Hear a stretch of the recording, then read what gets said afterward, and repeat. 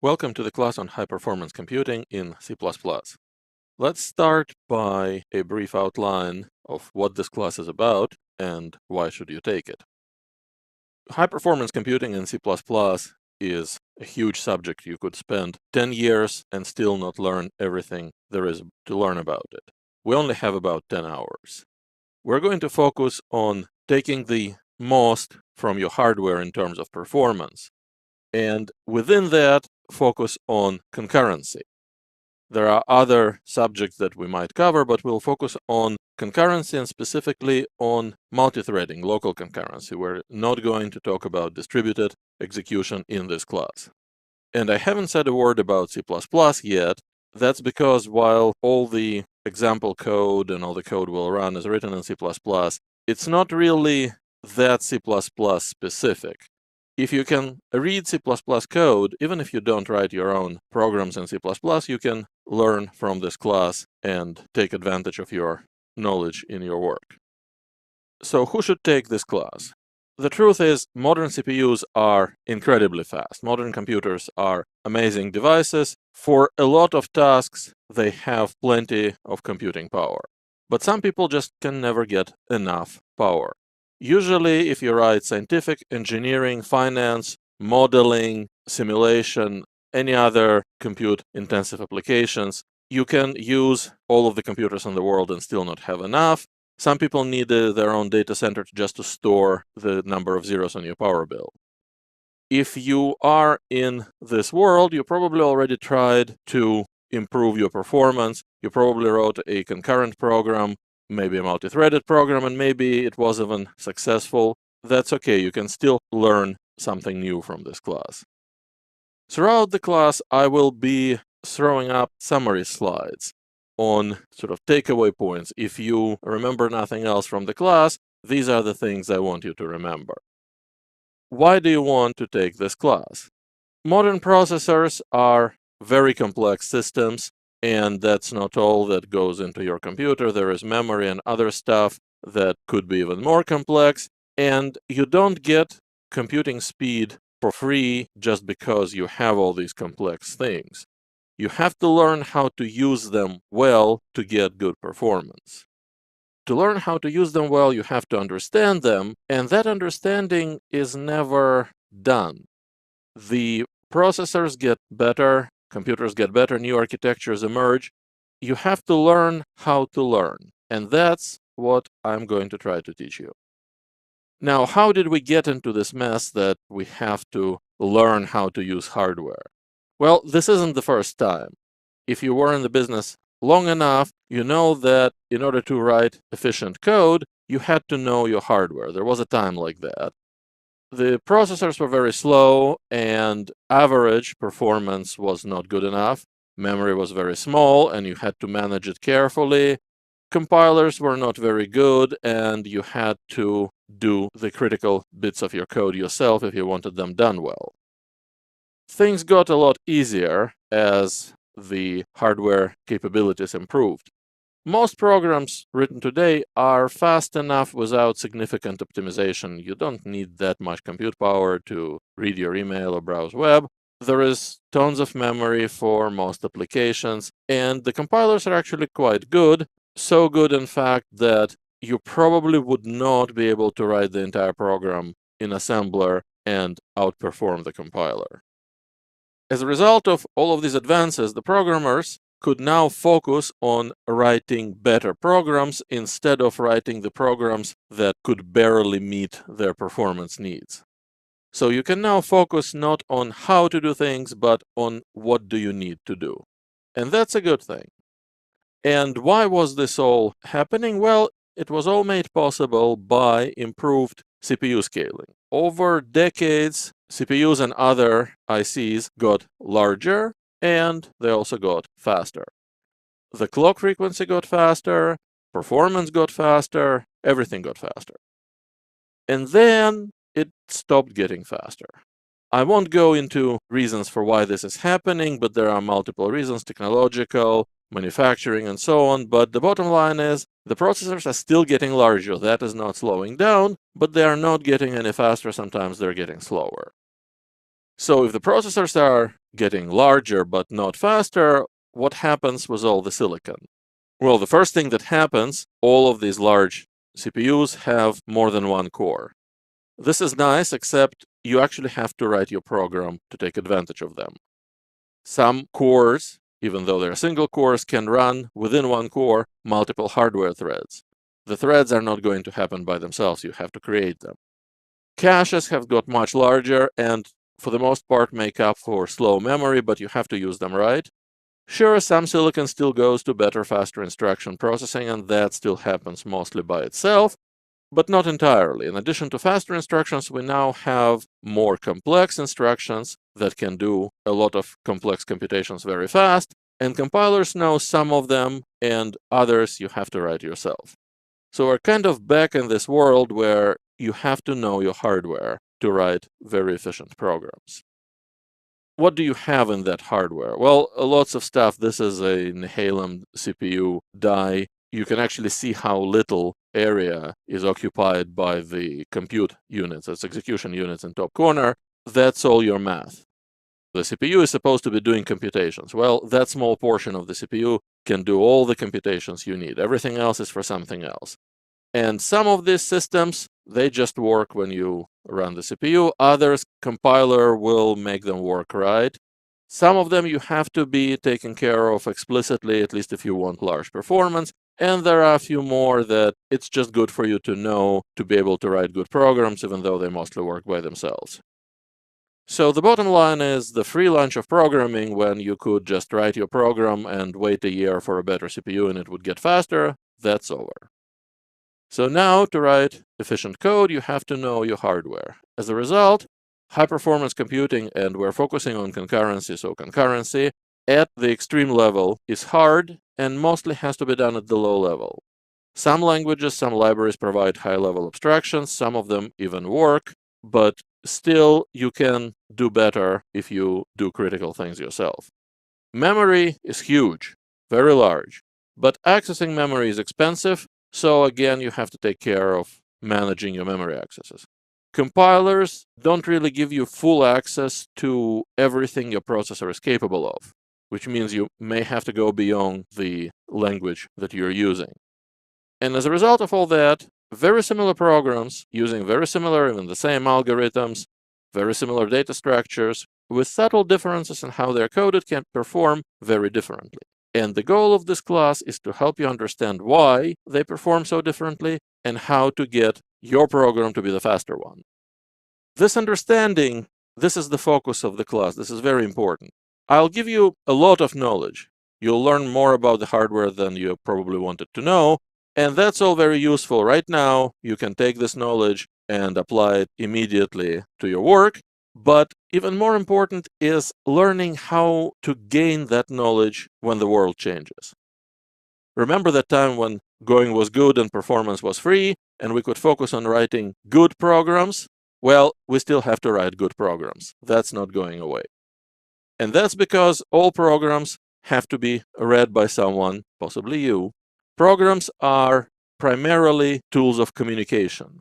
And it's not communication between you and compiler, it's communication between people writing and reading those programs. They still have to be well written.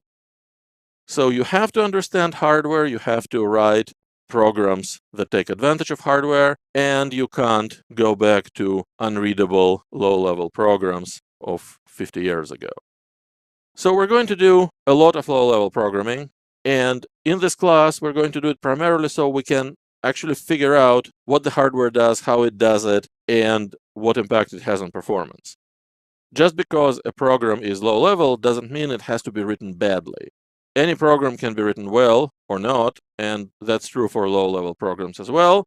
So you're going to learn about using all your computing resources, such as CPU, memory, caches, more efficiently. Some of the big sections of this class will teach you how to work with CPUs interacting with memory. It's a very complex system. There are very fast cores that have a series of caches that progressively getting slower. There is a lot of magic CPU has to do in order to maintain all those caches. And underneath it all sits memory that could be hundreds of times slower than the CPUs. And in order for you to have good performance, you have to somehow avoid being affected by this slowness of the memory. So we'll spend quite a bit of time studying that.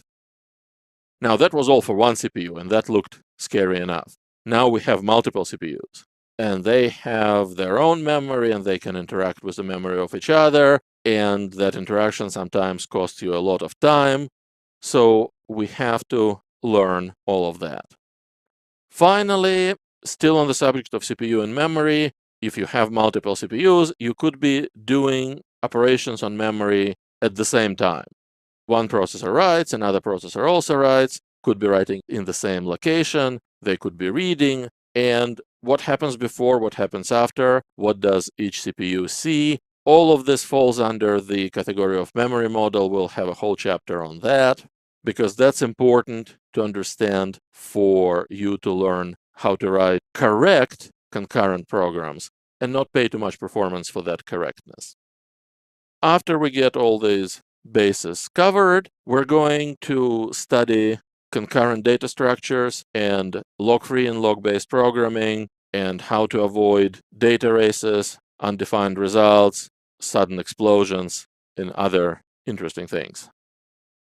Throughout it all, we'll pay great focus to getting good data about performance.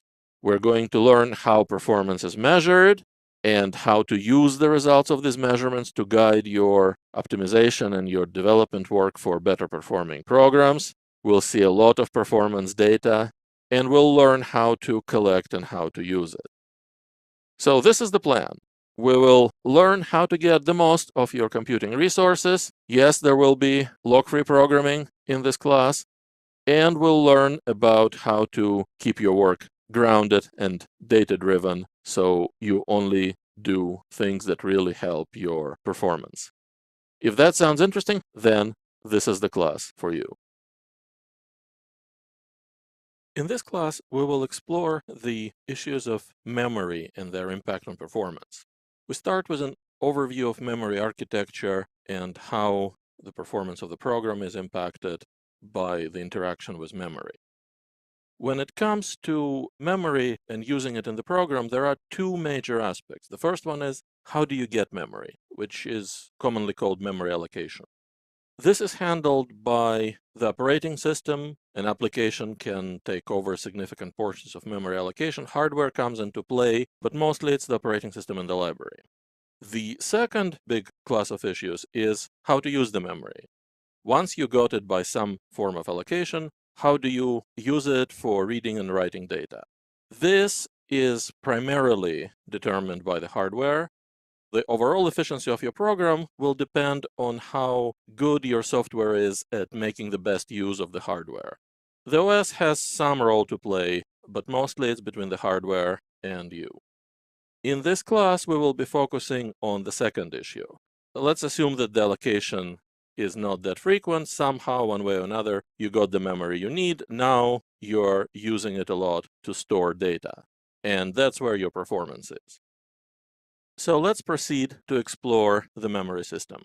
Conceptually, memory is very simple. You have the processor, you have memory, the processor reads and writes data into memory. That's all there is. That's all there is in theory, logically, at a very high view. In practice, the memory system is a lot more complex.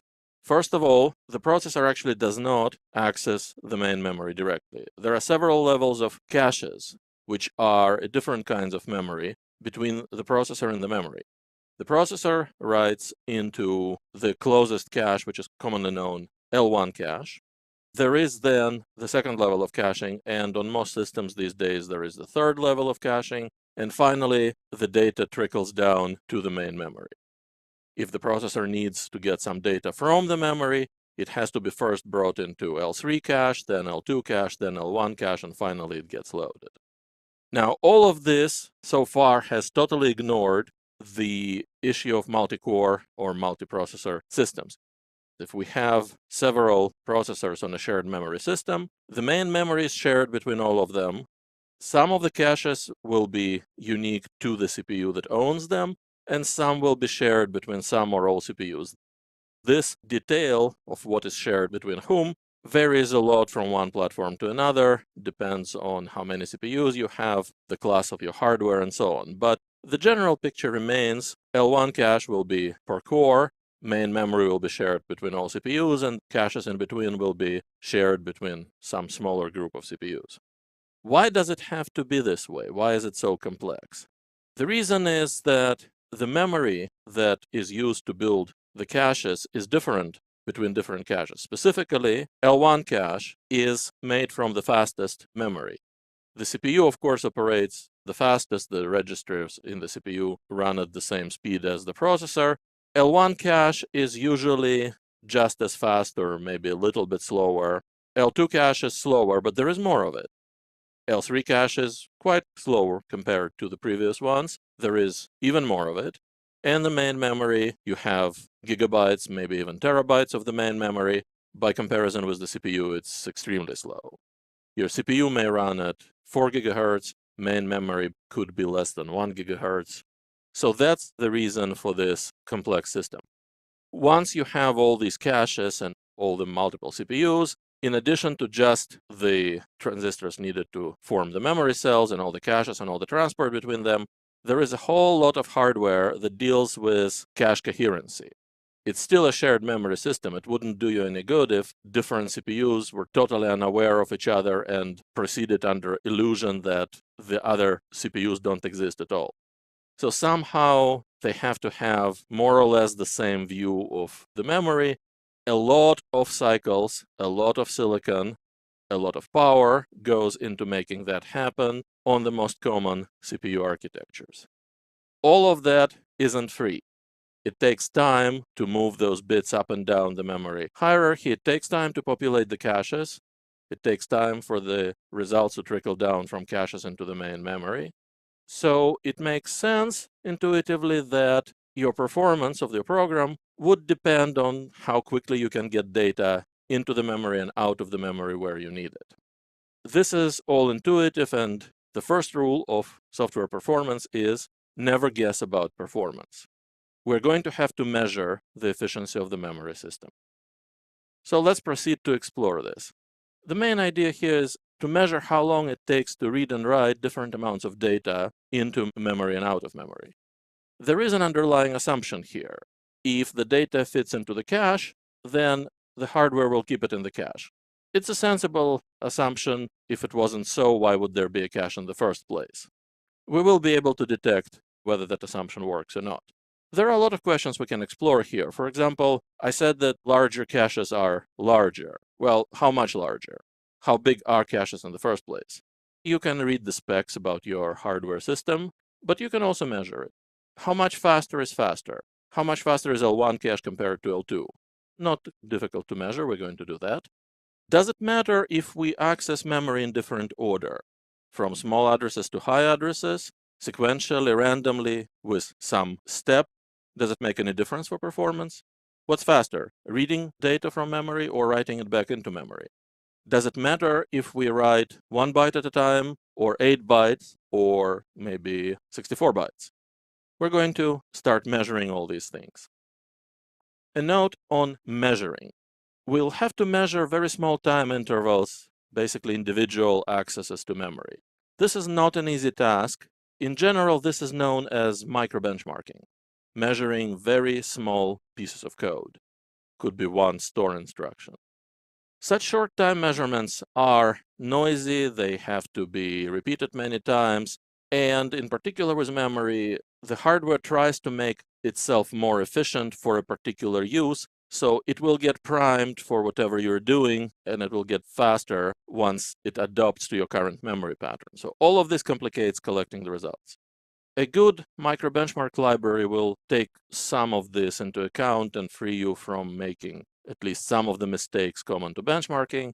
We will be using a Google benchmark library. You can download it from this location.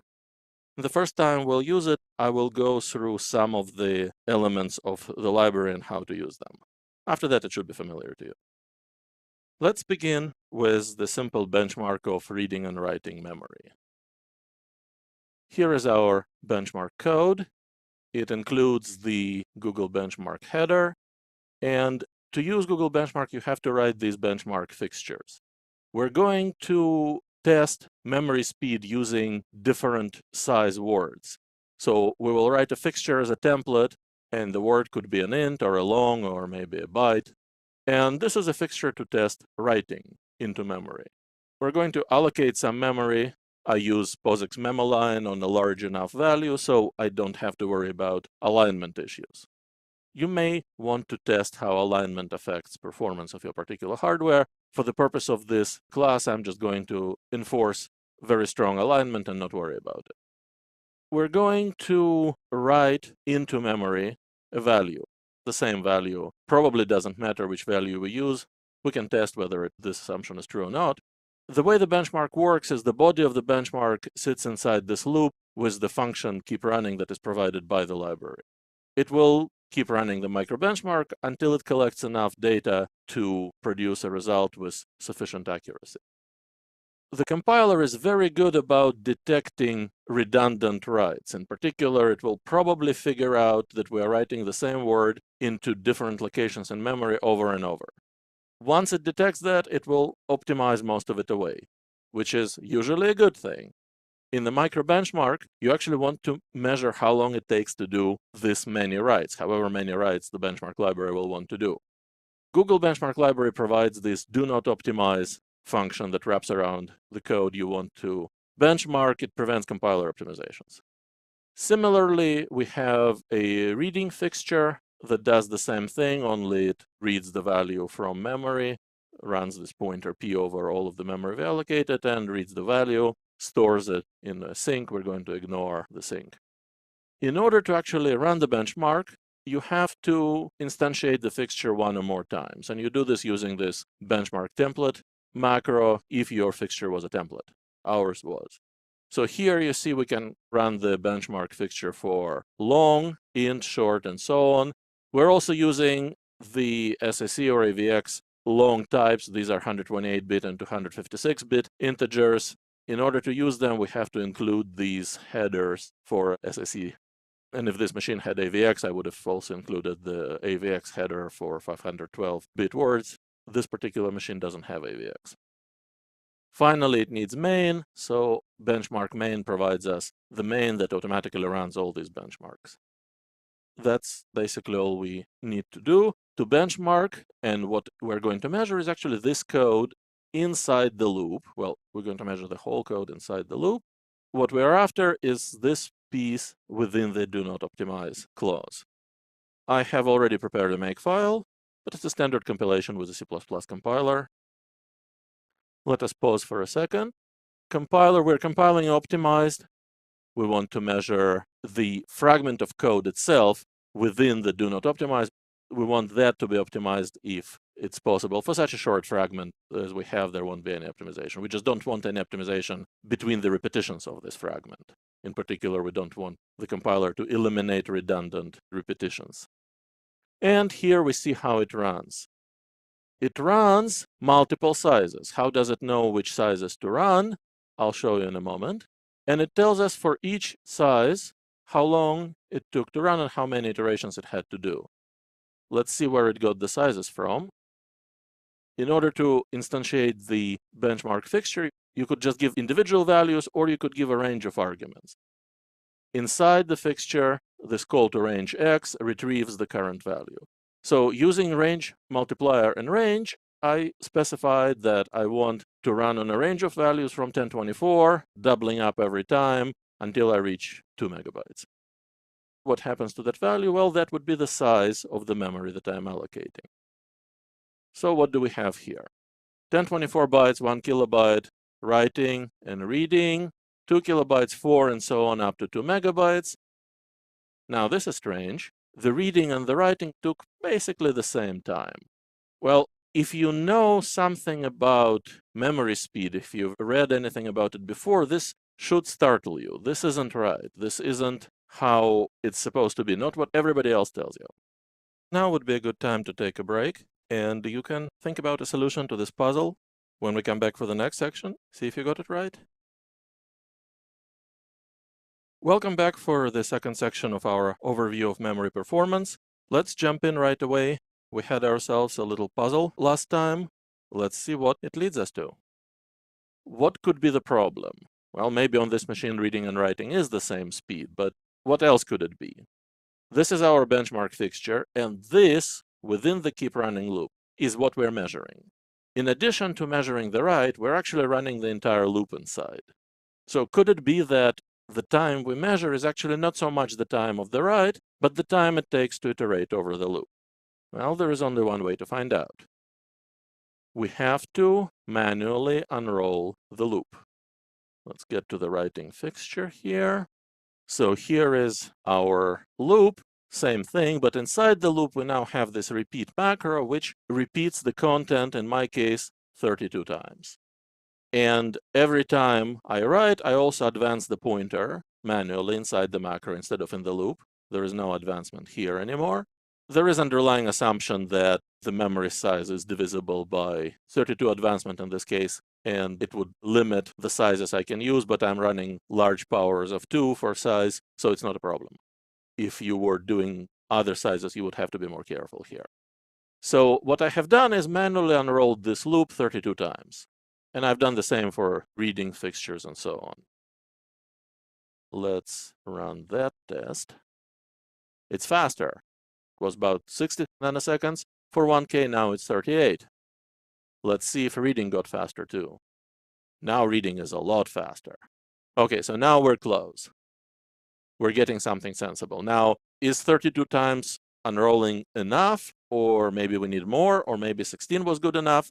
What you would do is change the unrolling, try 16, try 64, and see if these numbers change. In my case, 32 provides enough unrolling. The loop overhead is now insignificant. So here are the numbers in nanoseconds, how long it took to write 1 kilobyte, 2 kilobytes, and so on, and to read the same. Of course, this is for this much memory, so for 2 megabytes. 2 megabytes, 74,000 nanoseconds. If you want to know per byte or per word, you have to divide by size.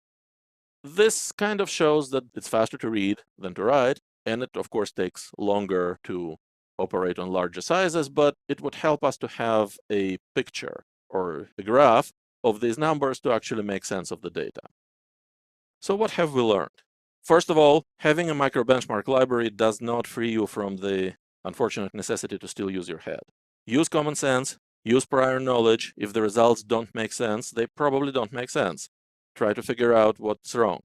In particular, having been burned once, consider benchmarking overhead.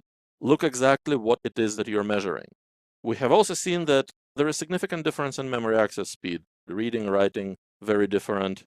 The numbers are different. There's a big difference in those numbers. We'll see a graph in a moment, but we've seen the numbers. And here is our first plot. In this case, I was using 128-bit words, so this is an SIC2 type. Reading and writing of the specified size in kilobytes, 1 all the way to 32 megabytes, and I converted the values into bandwidths, megabytes per second. You can see that reading is significantly faster than writing. You can also see that bandwidth for both reading and writing drops down quite a lot when we start operating on large ranges. It's a lot faster per megabyte. Of course, it's a lot faster to write 1 kilobyte than to 32 megabytes, but this is per megabyte, so already normalized on size. A lot faster to write the same kilobyte over and over than to write 32 megabytes and then go ahead and write the same 32 megabytes again and again. From this plot, we can actually figure out the hierarchy of caches. There are 3 steps here corresponding to the 3 caches. The first step occurs at 32K. L1 cache on this machine is 32 kilobytes. As long as we write up to 32 kilobytes of data, it all fits in L1 cache. It doesn't ever have to leave it. So we're just writing into L1 cache over and over. L2 cache on this machine is 256 kilobytes. So if we write more than 32K but less than 256K, it will fit into L2 cache. It will miss L1 cache. Such an event, by the way, is called a cache miss, and it will fit into L2 cache. Larger memory ranges still would miss L2 but fit into L3 all the way up to 4 megabytes on this machine, and beyond that, we're hitting the main memory. There is something interesting going on here. After we miss the cache, we don't have a sharp drop. We have these slopes. It kind of gets slower, slower. Eventually, it plateaus out at a new speed. So what's going on here? And the same is for writing. This is what's called prefetch. Prefetch is a function of the hardware. And what it does is it figures out that you're about to access the memory that is outside the cache. How did it figure it out? Well, we were accessing the memory sequentially. We started from byte 0 and went all the way to 1 megabyte or 8 megabytes or whatever we were using. Not hard to predict that after byte 10,000, there will be a byte 10,001. The hardware notices this repeated memory access pattern and starts prefetching the data that you haven't accessed yet, pulling them into a closer cache. So let's say we're writing 1 megabyte of data. While we're still on the first half of it, the hardware is already pulling the data that is close to the point we're writing, but further ahead. We haven't touched that data yet. The hardware is already pulling that data from L3 cache into L2 cache. So by the time we get to that data, it will be mostly in L2 cache and accessing it will be faster. Now, it doesn't make L2 cache larger, so you still have some penalty because the data actually cannot fit into L2 cache. In order for the prefetch to pull something in, it has to also pull something out. That takes time. But the time penalty you get for exceeding L2 cache isn't immediately as bad as going all the way down to L3 cache or from L3 to main memory. Only if you are accessing a lot more data than fits into the cache, basically prefetch cannot keep up. And then you're using just the main memory at its speed. If you're accessing a little more data than L3 cache, prefetch keeps up pretty well, so you're paying a bit of a penalty, but not too much. What have we learned so far? We have learned that the closer caches to the CPU, the faster they are. We have seen that they're quite a lot faster. They're also, unfortunately, quite a lot smaller. It doesn't take much to jump to conclusion here that a program will run a lot faster if all of its data can fit into a cache. Unfortunately, not all programs can operate on such a small size of data. We have also learned that prefetch actually works. If the hardware can figure out your memory access pattern and you're not exceeding cache size too much, the prefetch will make your program a lot faster. You may have noticed that in the plot, I have had a lot more data than I'm showing here. 1K, 2K, 4K, I had a lot more points. I also went to higher values, but that's easy. But how did I put more points in the middle? In addition to the range, you can actually specify the values yourself directly, and that's what I had to do. So instead of saying range, you can just say arg and put the number. Arg, another number. Yeah, it's repetitive. That's why I'm using the macro. So I put all these args into a macro, and I'm using this macro at the end of all of the template fixtures. This time, I can run with these arguments for all the different word sizes. And I'm going to run just the writing portion. I can separately run the reading portion. So I'm going to benchmark how long does it take to write all these different sizes of memory, writing one char, 1 byte at a time, short, 2 bytes at a time, 4 bytes at a time, and all the way up to 256 bits.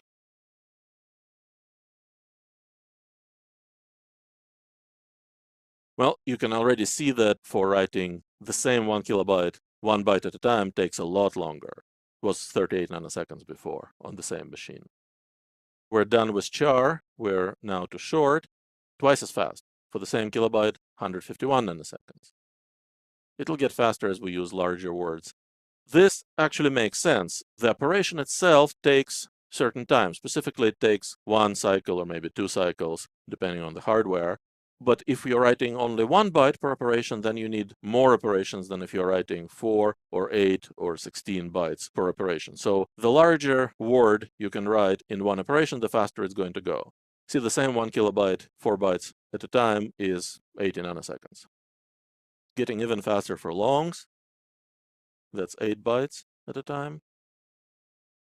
Now we're into SIMD instructions, 128 bits, 16 bytes at a time. Remember how long it was for a long, 38 nanoseconds for 1 kilobyte. 19 if we can write 2 longs at once. Now that's interesting. The same 19 for 256. This particular result will not be repeated on every piece of hardware. This is a relatively old processor. Using 32-byte SSE instructions does not appear to run any faster. This is not universal. Newer processors will be faster at 256-bit instructions and even faster at 512. What is this void type? Well, what I did was actually specialized the void fixture to run the library version of memory copy. I'm just calling libc, using memfill in this case for write, to see how fast the system library can do it. Well, it's a little slower than SSE, but it's faster than longs. Whatever they're doing inside is pretty good. This is in general true if you need something that a system library provides, like copying some bytes from one place to another. Call memcopy, it will be pretty close to optimal. Putting all this scrolling data together in one big chart, this is what we see. Again, this is for the particular machine. You can see that writing is a lot faster if you write more bytes per operation up to a point. On this machine, 128 into 56-bit operations don't buy you any additional advantage. Going from long to 16-byte SSE instructions does buy you quite a lot, almost doubles your memory bandwidth. We can still see the cache size jumps, and they're all in the same places, so that doesn't change. But the speed of memory transfer changes quite a bit. What else have we learned from this exercise? Of course, that reading and writing more bytes per operation makes it faster. This is a case where you really should be using longer words. So here are our takeaway points from this section of the class on memory and its effect on performance. Let's take a break. See you in the next section. Let us continue our exploration of memory architecture in the next section, which deals with memory access patterns and their impact on performance. Earlier, we have seen this graph where the steps in memory bandwidth clearly indicate the 3 levels of caches and their sizes and their speeds. I have also explained to you that the reason memory bandwidth doesn't just drop off after we exceed the size of a particular cache, but decays slowly, is the prefetch, the hardware pulling in memory that is about to be accessed into the faster cache because it anticipates the access. Now, the prefetch is clearly visible in the transition areas between, let's say, L2 and L3 cache. But does the prefetch just stop working after this transition area is over? Why would it? Why can't the hardware continue to predict that the next byte, the next word, is going to be accessed and keep pulling it until 2 or 3 cache? Well, in fact, it does. We just don't see it here. Is there any way for us to discover that the prefetch continues to work? The simplest way would be to turn off the prefetch. Can't quite do that directly, but there is a way to defeat it. In the process, we're going to learn something extremely valuable for performance optimization. The same thing, of course, will happen after we exceed the size of L1 cache. The prefetch probably works here. How would we detect that it does? Let's construct another benchmark where we're going to, again, write. We will keep using all the tricks that we have learned so far, in particular manual loop unrolling. We're going to write sequentially, and we're also going to write in a random order. So instead of just advancing the pointer, we're going to take random increments from 0 to n, where n is how many words we have in that memory range. The idea here is that we will try to defeat the prefetch. If the prefetch works by figuring out access patterns and predicting them, we're going to try to create an access pattern that the prefetch cannot predict. There is no way the hardware can guess what the next word would be, therefore it cannot pull it into the closer cache, therefore it would have to fetch it directly from the main memory. Let's run this. This is our sequential access. We didn't have to rerun it, but it's good to have both benchmarks in the same test. In case you change something and you don't know that you've changed it, you would see that the numbers for sequential access have changed. Wow, look at this. Sequential access, 38 nanoseconds for 1 kilobyte. Random access, 84,000 nanoseconds. And it keeps getting worse and worse. Is that seem too much to you? When something is too good to be true, let's re-examine it. Yes, we have defeated the prefetch, but we also inserted this rand call. And this isn't cheap. We're actually benchmarking the call to rand, not so much the memory write. If we don't want to do that, we have to get rid of the rand call, at least within the benchmark loop. Now, we still want random memory access, so the trick is we have to put the rand call outside of the benchmark loop. And here is how we're going to do it. we're going to pre-compute random indices. There are as many indices as there are words in our test memory range. And then when we run the benchmark, we're just going to use the next random number that is already pre-computed in our index buffer instead of actually generating the random number on the fly. Is this going to be faster? There is a slight noise in every benchmark. The previous one for sequential access was 38 or 39 nanoseconds. This one is 40. If we run it again, maybe 38 again. Random access, much faster. At least for small sizes, it is much faster. It's the same 38, 39, 40 nanoseconds for smallest size, but it's almost 10 times slower for 16 megabytes. Now, that's still not as bad as benchmarking the RAND, but we have seen that what you benchmark matters and has to be examined very closely. What do we benchmark? In sequential access, we just benchmarked writing into a pointer that was being incremented. In the random access, we have this index. Well, computing index probably takes time. More importantly, storing the index takes up some of the cache space. So in order to be fair, we would have to measure sequential access using the same index technique. It just wouldn't be a random index. Well, we can do that. Here is yet another benchmark fixture. We'll call it no rand. It's exact copy of the rand fixture, only instead of storing a random number, we will store consecutive numbers into the index. Otherwise, we're using the same memory access, so we will now see if there is any overhead for indexing. We're now running sequential access using index, and random access was the same index but random. We can see the overhead of the index, not much really at small sizes, basically the same within noise. A little bit of overhead at larger sizes. This is probably because index occupies the cache, so effectively we have less of it to use. And random access does run slower than both indexed and non-indexed sequential access, especially at large sizes. Let's put it all together in the graph. Again, we will need more points in the graph than the simple range of numbers doubling up every time provides. We're going to need manually specified points to have a nice accurate curve. We can do this with this manual arg. And this is how our data looks like when plotted. I went to a larger machine that actually supports effectively 256-bit words. It is faster on 256-bit words. I wanted to get to larger memory sizes to show the differences better. So I went to 64 megabytes ranges, and it is a newer processor. It supports 32-byte SSE instructions. Let's look at the differences. This is memory bandwidth. The overall number is also a little higher. The newer processor, faster memory bandwidth. At small sizes, when we are inside L1 cache, doesn't really matter. Indexed access has a lot of noise in the measurements. These numbers are not entirely reproducible, but the trend is about the same. So these sharp spikes go up and down, depending on basically the mood of the hardware. Just varies a lot. Still, 32 kilobytes is L1 cache, 256 kilobytes the second jump for L2 cache. Why does the jump start to occur before the size of L3 cache?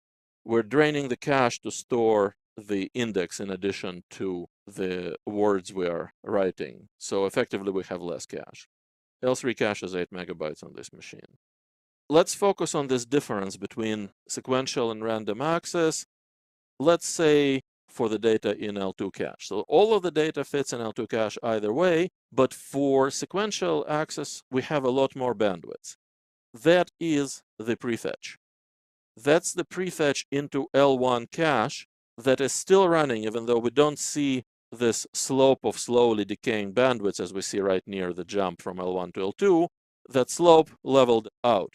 But the prefetch is still running, and the prefetch gives you this continuous speed up over the raw speed of L2 cache. So the random access line gives you the bandwidth that L2 cache is actually capable of.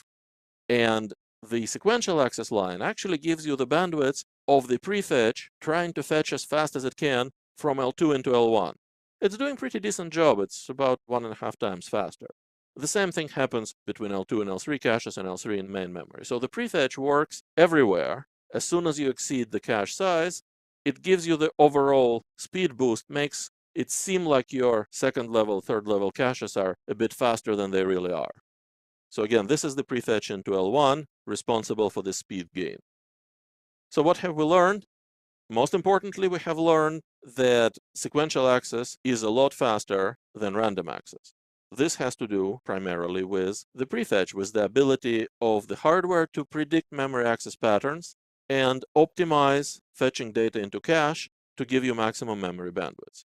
By making your access pattern unpredictable, you defeat that portion of the hardware and you get the actual cache speed, which isn't nearly as fast as the higher level cache. We have measured so far the memory speed in bandwidth. How much is 10 megabyte per second? Well, that's a little hard to say. Let's convert it to nanoseconds per individual operation. So again, if it's 64-byte integers we're reading and writing, that's nanoseconds per operation, per writing or reading 64 bytes at a time.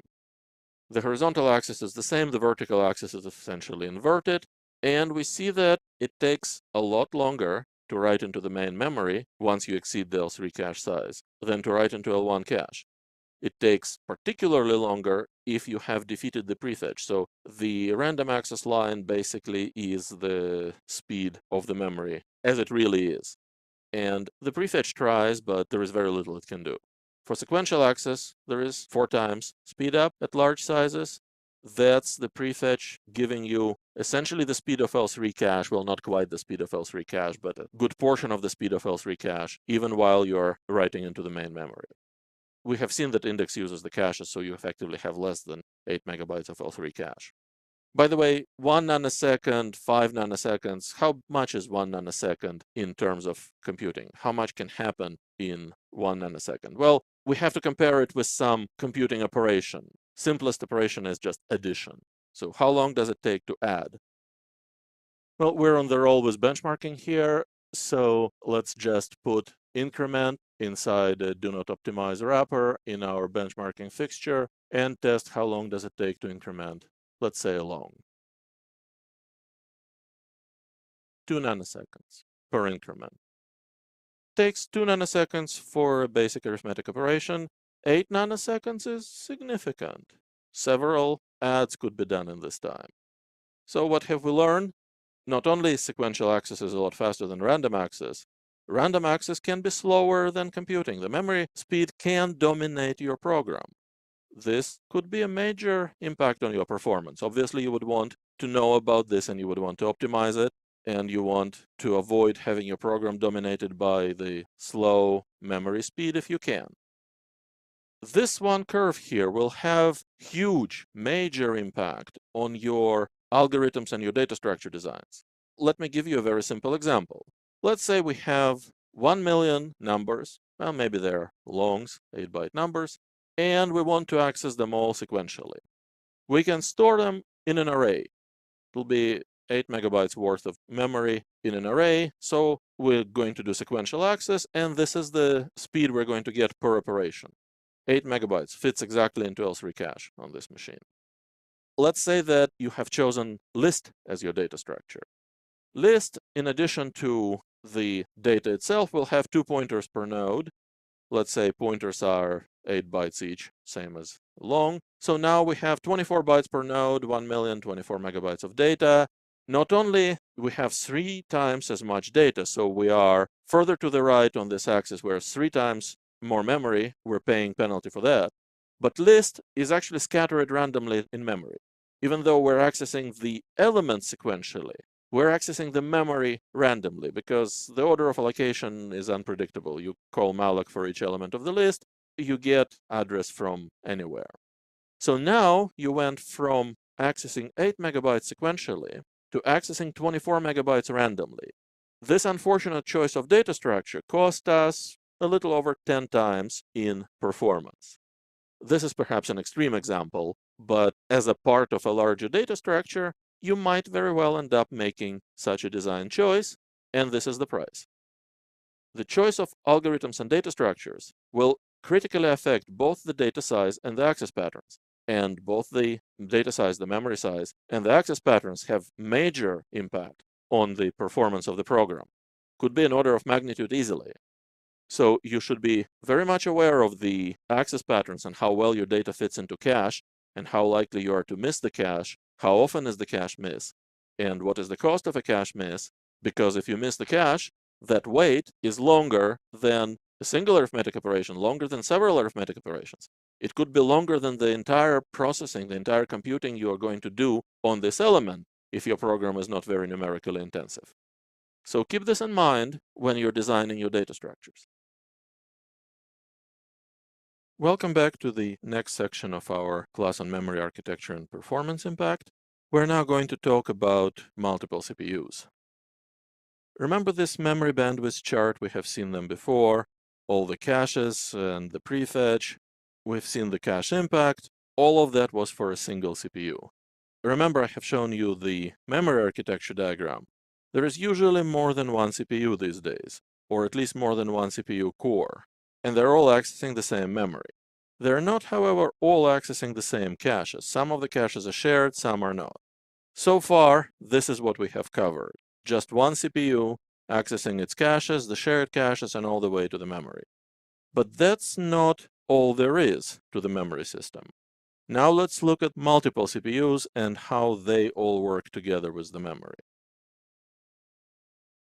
We can use the same Google benchmark library, and this is our memory writing fixture that we have already seen before.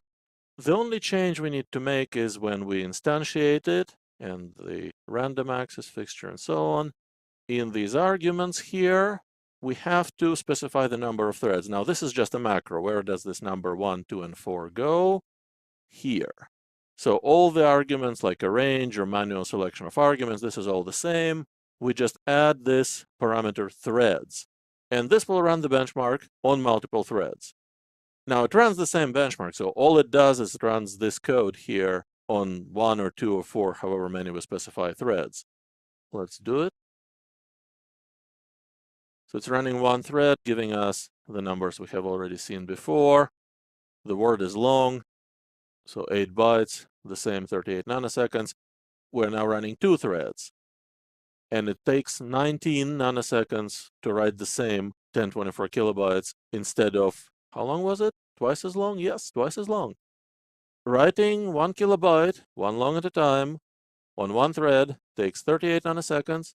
On 2 threads, it's twice as fast. Now, this is good. That's what we expect. 2 threads writing the memory should be twice as fast.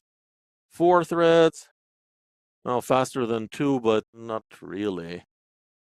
For 1 kilobyte, it's actually the same. For 2 kilobytes, it's a little faster.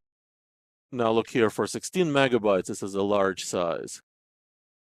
1 thread, just a little bit faster on 2 threads, and the same speed, even a little slower on 4 threads. It looks like we're not getting much speed up from threads. What's going on here? To get more data, I don't know if I would call this better data, but at least more of it, I had to go to a server class machine and run the same benchmark. On this machine that I was using to demo this program, really, even 2 threads don't give you much speed up. Large server class machine, lots of memory, multiple CPUs, 64 of them. A little better. So look what we're getting here. This is the memory bandwidth per thread. Let's start with small sizes for where L1 cache is. We're getting the same bandwidth for 1 thread. For 2 threads, we're getting a lot of noise in the bandwidth for 4 threads, but the peak values are about the same. Within L2 cache, that's the first step right here. Again, same bandwidth for 1 and 2 threads, less of it for 4 threads. Similar for L3 cache, except the drop shifts. So 8 megabytes of L3 cache for 1 thread, we have the drop at around 8 megabytes. It's for 2 threads, it's like we have less cache, and for 4 threads, even less. And the main memory speed, once we go beyond all the caches, well, it's slower per thread for 2 threads than it is for 1, and even slower for 4. On this machine, L1 and L2 caches are per core. They're not shared with anybody. L3 cache is shared, and of course the main memory is shared. So we really do get less of an L3 cache per core when all the cores are trying to use it at once. That's why we have the step of L3 cache move to the left. Well, that's memory bandwidth per thread. Let's add up all the memory bandwidths together, total memory bandwidth. So it goes way up in the area where L1 cache is, so I cut it off for high number of threads. It just scales with the number of threads. So L1 cache is per core, so we get twice as much bandwidth for 2 threads than for 1, and again, twice as much for 4 threads. But look here, total bandwidth for 1 thread, total bandwidth of the main memory for 2 threads, more, not quite twice as much, but more. Total bandwidth of the main memory for 4 threads, exactly the same. 4 threads all writing together aren't giving us any more memory bandwidth than 2 threads. It gets better when the memory accesses are cached. 4 threads writing into L3 cache give us more aggregate memory bandwidth than 2 threads and more than 1 thread, although, as we've seen before, we effectively have less of an L3 cache because it's shared. What we have seen here is we have totally saturated the main memory bus with just 2 CPU cores writing at full speed. On this machine, it takes just 2. Depends on the hardware exactly how many. And we haven't actually had anything interesting going with concurrency here. These were just completely independent threads, could be independent processes. They don't know anything about each other. Each of them has its separate region of memory. There is no sharing, there is no locking, there is no interaction between these threads at all, except that they're using the memory controller. And they have completely saturated the memory bus. So the main memory is not fast enough to feed the data to all CPUs at once at the maximum speed. Well, that's one explanation. Another explanation would be that our CPU isn't fast enough, can't run at full speed.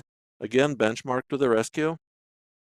On this same machine where we have seen even 2 threads give us barely any speed up, let's see if incrementing a number on 1 thread and 2 threads and so on makes any use of threads. Again, this is a very basic parallelism. There is no interesting interaction going on. Each thread has its own number and it increments it. We're just checking, making sure that we actually do run 2 threads at the same time. Maybe somehow we run just 1 thread at a time, and that would explain why we aren't getting any more memory bandwidth. Let's run. It's faster for 2 threads than for 1, but we're getting zeros here. It's too fast. Well, we can leave it at that, or we can actually try to find a way to get these numbers accurate even for such a small value. Well, the simplest thing to do is just put more of these operations. We keep the compiler from optimizing them. Don't do the loop here. Loop overhead will be larger than the operation itself. Just manually unroll it. Well, now that's better. Remember, this is 4 increments, so 2 nanoseconds is individual increment. Twice as fast on 2 threads, twice as fast again on 4 threads. Nothing more after that. Not surprising, this machine only has 4 cores. It would go faster if we had more. Okay, so threads do run in parallel at the same time, at least up to 4 threads on this machine. So we really do saturate memory bandwidth with somewhere between 2 and 4 CPU cores accessing memory at the same time. So we've seen that the memory is not fast enough to feed the data to all CPUs. Well, what can we do to improve performance of our multi-core programs? Just from the point of view of memory usage. Use less memory, of course. Easier said than done, but sometimes it's possible. And if you can use less memory, you will speed up the program. Remember from the memory bandwidth charts for multiple threads that the problem wasn't nearly as bad for cache accesses. And that's because caches, of course, are either not shared at all, they're per core, or if they are shared, they may be shared between fewer CPUs. On a large system, you may have L2 cache shared just between 2 cores and L3 cache between all of them, or maybe not even all of them. Try to keep your data in cache. Not only it's good in a single core program, it's even better in a multi-core program. How would it look like in your design? Well, let's think of how a cache-efficient memory access might look like. We have several CPUs. I just have room for 2 on the slides, accessing main memory. And they need to access all the data in the main memory over and over again. Let's say that we're accessing a lot of data, a lot more than the cache size. Doesn't really matter which cache for the purpose of this illustration. if it would be L1 cache and you could fit it into L1 cache, of course, you would get faster results than if you can only fit it into L2 cache, but whatever cache your data fits in. What can we do? Instead of sweeping through the whole memory range at once, we can do multiple sweeps over the cached region, then go to the next cache region, then the next, and so on. When we switch from one region to another, of course, there will be a lot of cache misses. But because we are accessing the same memory multiple times, the second round of accesses will be a lot faster. The data is already in cache. This all sounds very intuitive and very clear, but again, remember the first rule of performance. Even though it may seem intuitive, it isn't. You really have to benchmark or profile your program to see if memory accesses are really critical for your performance, and if changing the memory access pattern to stay longer on the same cache location actually benefits to you. In general, it will benefit more the multi-core programs. It may even make single-threaded programs slower because there is usually some overhead for shorter iteration and many iterations. So remember to benchmark. Remember to profile your programs. Never guess about performance. Rule number 1 of performance, never guess. This being said, there are things you can learn and in generally apply. Here are our takeaway points from this section. Several CPU cores, how many will vary, but not many, will completely saturate the memory bus if they go at full speed. You can help to remedy this situation by using less memory, by taking advantage of the fact that the caches are not shared between CPUs, or not shared quite as much. If you do nothing, beware. The total memory bandwidth you have seen is enough to feed just maybe 2 threads. So in the extreme case of a fully memory-bound program, your scaling could be limited to as low as 2x. You add more cores, you run more threads, and the program doesn't go any faster. Making your program cache efficient can break through this bottleneck, and you can take advantage of much larger aggregate bandwidths you get from the caches. We have concluded our class on memory exploration, but it is a much larger subject. We haven't fully covered it, of course. We have touched just the general and the basic parts of it. So if you're interested in understanding how memory access affects your performance, here is some independent study. If you're fresh out of college, you may know it as homework. You can explore a lot of interesting things about memory. We have seen how effective prefetch is for sequential access. What if it's sequential access with a stride? Is it still efficient? Would it recognize more complex stride if you access every third and every fifth word, let's say? What about reverse access? We have always been accessing memory from 0, 1, 2, 3, up to n. What about n, n-1, n-2 down to 0? Is it the same speed or not? What happens if we change the direction of memory access in mid-access? We go all the way from 0 to n, then all the way back, then all the way forward again. Would it be faster, slower, the same speed? There are a lot of interesting things you can learn this way about your hardware, about how memory works, and about how to write efficient programs. The general techniques you learn this way, they can be valuable to you. Go on, satisfy your curiosity, and come back. We'll see you in the next class. The question of measurement of time for the purposes of measurement of performance of our programs is essential for any work on high-performance computing. You cannot quantify what you cannot measure. In this chapter, we will dedicate some time to exploring how we can measure performance of C++ programs and what are the different options here. Before we can start to talk about performance, we should remember the first rule of performance, which is never guess about performance, always measure it. Performance is often counterintuitive. Even assumptions based on solid prior experience often turned out to be incorrect. There is, however, the second rule of performance, which is your measurements must be relevant. What do you mean by relevant? You could say, well, it's relevant to your application, it's relevant to your environment. Remember that performance should always be measured, but also measured correctly. Now, there are several ways to measure the performance. You can measure the performance of the entire program or parts of it. If you want to measure parts, it usually requires that the program be instrumented. That instrumentation can be done by hand, by inserting timers into the parts of a program which you want to measure, or there are some tools that at compile time or at link time will automatically instrument the program by taking measurements of functions or loops or some other groups of instructions and sections of code. Profiler tools, some of them do exactly that. They instrument the entire program and then build the performance profile. Some don't need compile time implementation, use only link time implementation or instrumentation or no instrumentation at all. On the other hand, there are micro benchmarks which measure performance of small code fragments in separation. So you take just your small code fragment, put it in a micro benchmarking framework, and it runs it over and over, measuring the time, gathering the statistics.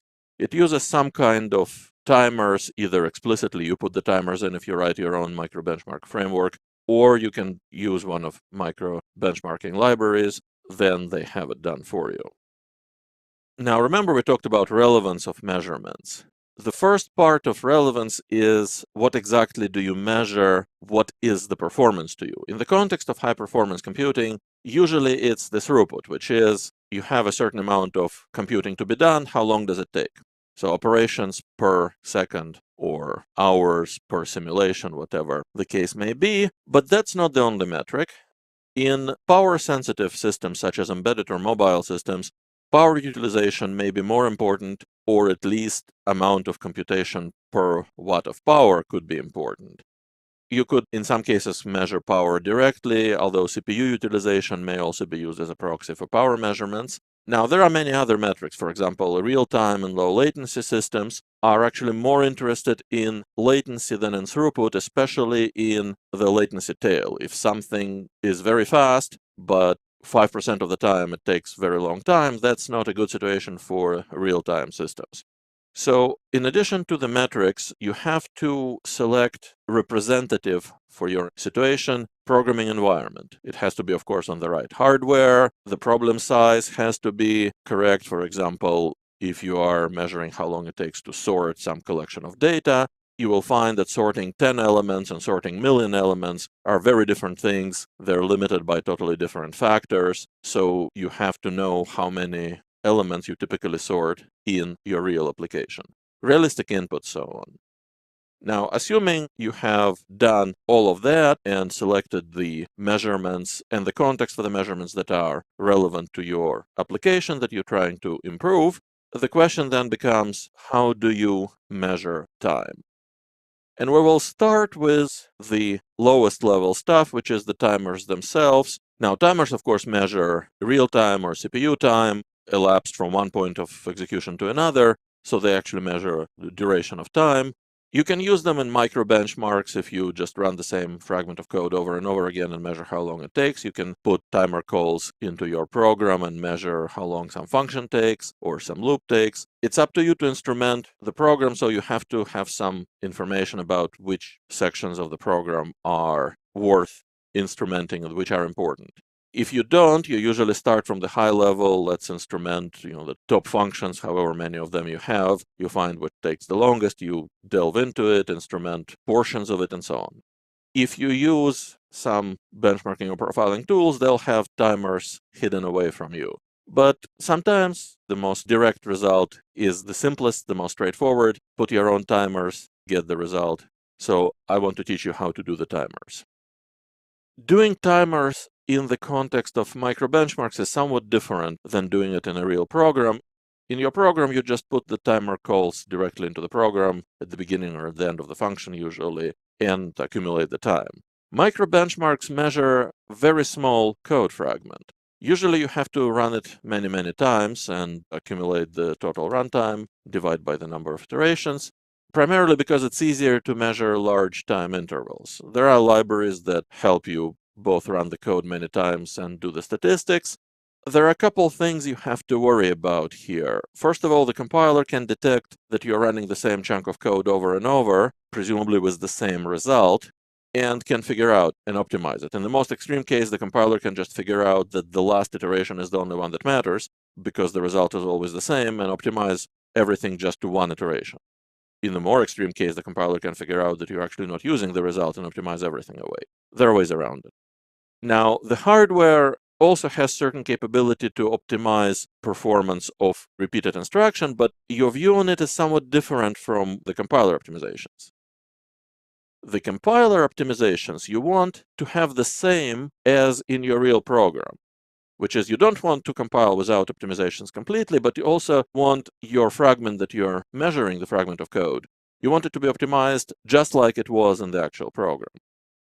Now, the hardware can often optimize predictable computations. It's not that it figures out that you don't need something. It still has to do the instructions. But things like prefetch, memory prefetch, branch prediction, and caches are all operating basically in the assumption that whatever happened before is going to continue happening in the near future. This can work both for you and against you in micro-benchmarks. Now, you can discover that your micro-benchmarks are too predictable, and so your measurements are not entirely accurate. On the other hand, you may discover that in your real program, the hardware is in some sense primed for the execution of your code because you already operated on that memory before in some other portion of the code, whereas in the micro-benchmark, you're starting from cold memory, which is why micro-benchmarks usually also prime the execution by doing a couple iterations that are not counted. The timers we're going to be using are the hardware high-resolution timers, and on Linux you get to them through the clock get time system call. We'll see the code in a moment, but you have to choose which clock to use. There are several clocks running. In particular, there is a real-time clock. That's just the actual what's called wall time. There is the process CPU time. That's the time for the entire process. There is also CPU time per thread, the thread that makes the call. If you measure the process CPU time in a multi-threaded program, then no matter which thread you're calling from, you will get the entire CPU time for the whole process for the duration that you're measuring, not for the thread that calls. The thread CPU time will measure only for that thread. The timers have a resolution, which is typically 1 nanosecond, and there is another system call that tells you what that resolution is. On x86, it's usually 1 nanosecond. It does not mean that you can measure a 1 nanosecond interval. What it means is that if you make calls to this timer, you could get, like let's say you make them on different threads, you could get values that are 1 nanosecond apart. But if you make 2 subsequent calls right away to the timer, you will never get 1 nanosecond, at least not on any current CPUs. The timer itself takes somewhere between 50 nanoseconds and 150 nanoseconds. So it means you can't use it to measure performance of just one instruction, unless, of course, you repeat that instruction over and over, because typical instructions are 1-2 nanoseconds. Sticking these timer calls into your program, you have to be judicious about it. They're not free if you stick them every 50 nanoseconds of your own code. They will severely distort the runtime that you're trying to measure. These timers are reliable, easy to use. Let's take a look at the code for the timers. As I said, the timer itself is right here. That's it. That's the timer. You need some header files to use them. All your programs must be linked with this library, the librt. Since we're doing our work in C++, we should package these timers in a C++ manner. So here is one way. A timer class, so I have the timer class here. As I said, there are at least 3 clocks. There may be more on particular operating system. This class, you specify which clock you want to use. The use of all clocks is exactly the same. You call the clock get time with the clock. It's really just an integer. This is what's called time spec. It's a struct. It has 2 fields in it. Well, let's look at this one here. For example, it has seconds. So the one field is seconds, and the other field, it has nanoseconds. What this function does, it puts the number of seconds into the seconds, and whatever is left from the whole second, it converts to nanosecond, puts into the nanoseconds. If you want to compute duration between 2 different time values, between 2 different time specs, this is how you have to do it. You subtract the seconds, and then you subtract the nanoseconds, convert everything. Well, let's say we want the result in seconds as a double. Multiplied by 10 to minus 1, convert it all to seconds, return as a double. So the construction captures the time at the moment when the object was constructed, and then you can call time anytime, and it'll tell you how long it has been in seconds since the object was constructed. This is, by the way, how you get the resolution of the timer. As I said, it will typically return 1 nanosecond. Don't be fooled. Doesn't mean that you can get 1 nanosecond measurements accurately. You can't. We'll see some benchmarking in a moment. You will be repeating these 3 clocks over and over in your program, so let's just wrap them up in derived classes. Here is high-resolution real timer, derived from high-resolution timer. All it does, it passes clock monotonic to the constructor. Everything else it inherits. Here is high-resolution CPU timer. This is the process-wide CPU clock. And here is, of course, high-resolution thread timer, thread-specific clock. Now, this just returns the time since the object was constructed. You may want to accumulate the time you spent in a certain function over multiple calls to this function. For that, you just write another object that has, let's say, start timer and stop timer calls, and it adds to some value that it accumulates the difference, let's say in this case in seconds, it's a double. This way you can accumulate the total real time or CPU time spent in some function or some loop or some other portion of the code. Now, if you happen to write such code, remember that code is never correct until it's tested. How would you test timers? Well, you trust the hardware that timers themselves are accurate. So it's the question of how do you test your own code? You can measure how long the time call takes. Here is how we can have some idea that, at least we're not returning total garbage.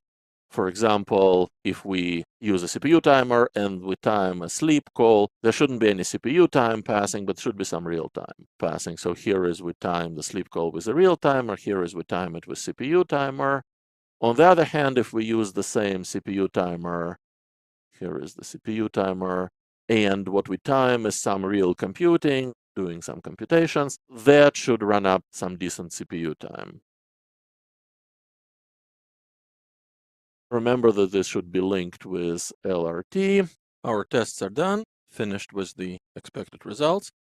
So let's have a short break, and then I will show you another timer which has a certain aura of mystery around it. Now I'm going to reveal for you the secrets of the TSC timer. x86 has another interesting timer, which I probably wouldn't talk about if there wasn't so many misconceptions about this timer. You may discover it on your own and start using it, and I want to show you what it really is, and if you need to use it, I want to show you how to use it. Mainly, I want you to know the accurate information about this timer because you can read a lot about it. It sounds kind of like magic. That's the TSC, timestamp counter. It's basically a hardware counter on the processor that measures the number of clock cycles elapsed since some time in the past. Ultimately, the way to get it is by using an assembly instruction, rdtsc. There may be an intrinsic provided by your compiler. It has very high resolution. It's 1 cycle. It's low overhead, lower than the high-resolution timers, about 15 nanoseconds per call. It has pretty high variation, probably mostly due to caching both instruction and data. It has some other problems. High variation is a good reason to be cautious around it, but it has serious other issues. Now, the reason you might be using TSC is primarily if you want to try to measure a very short duration.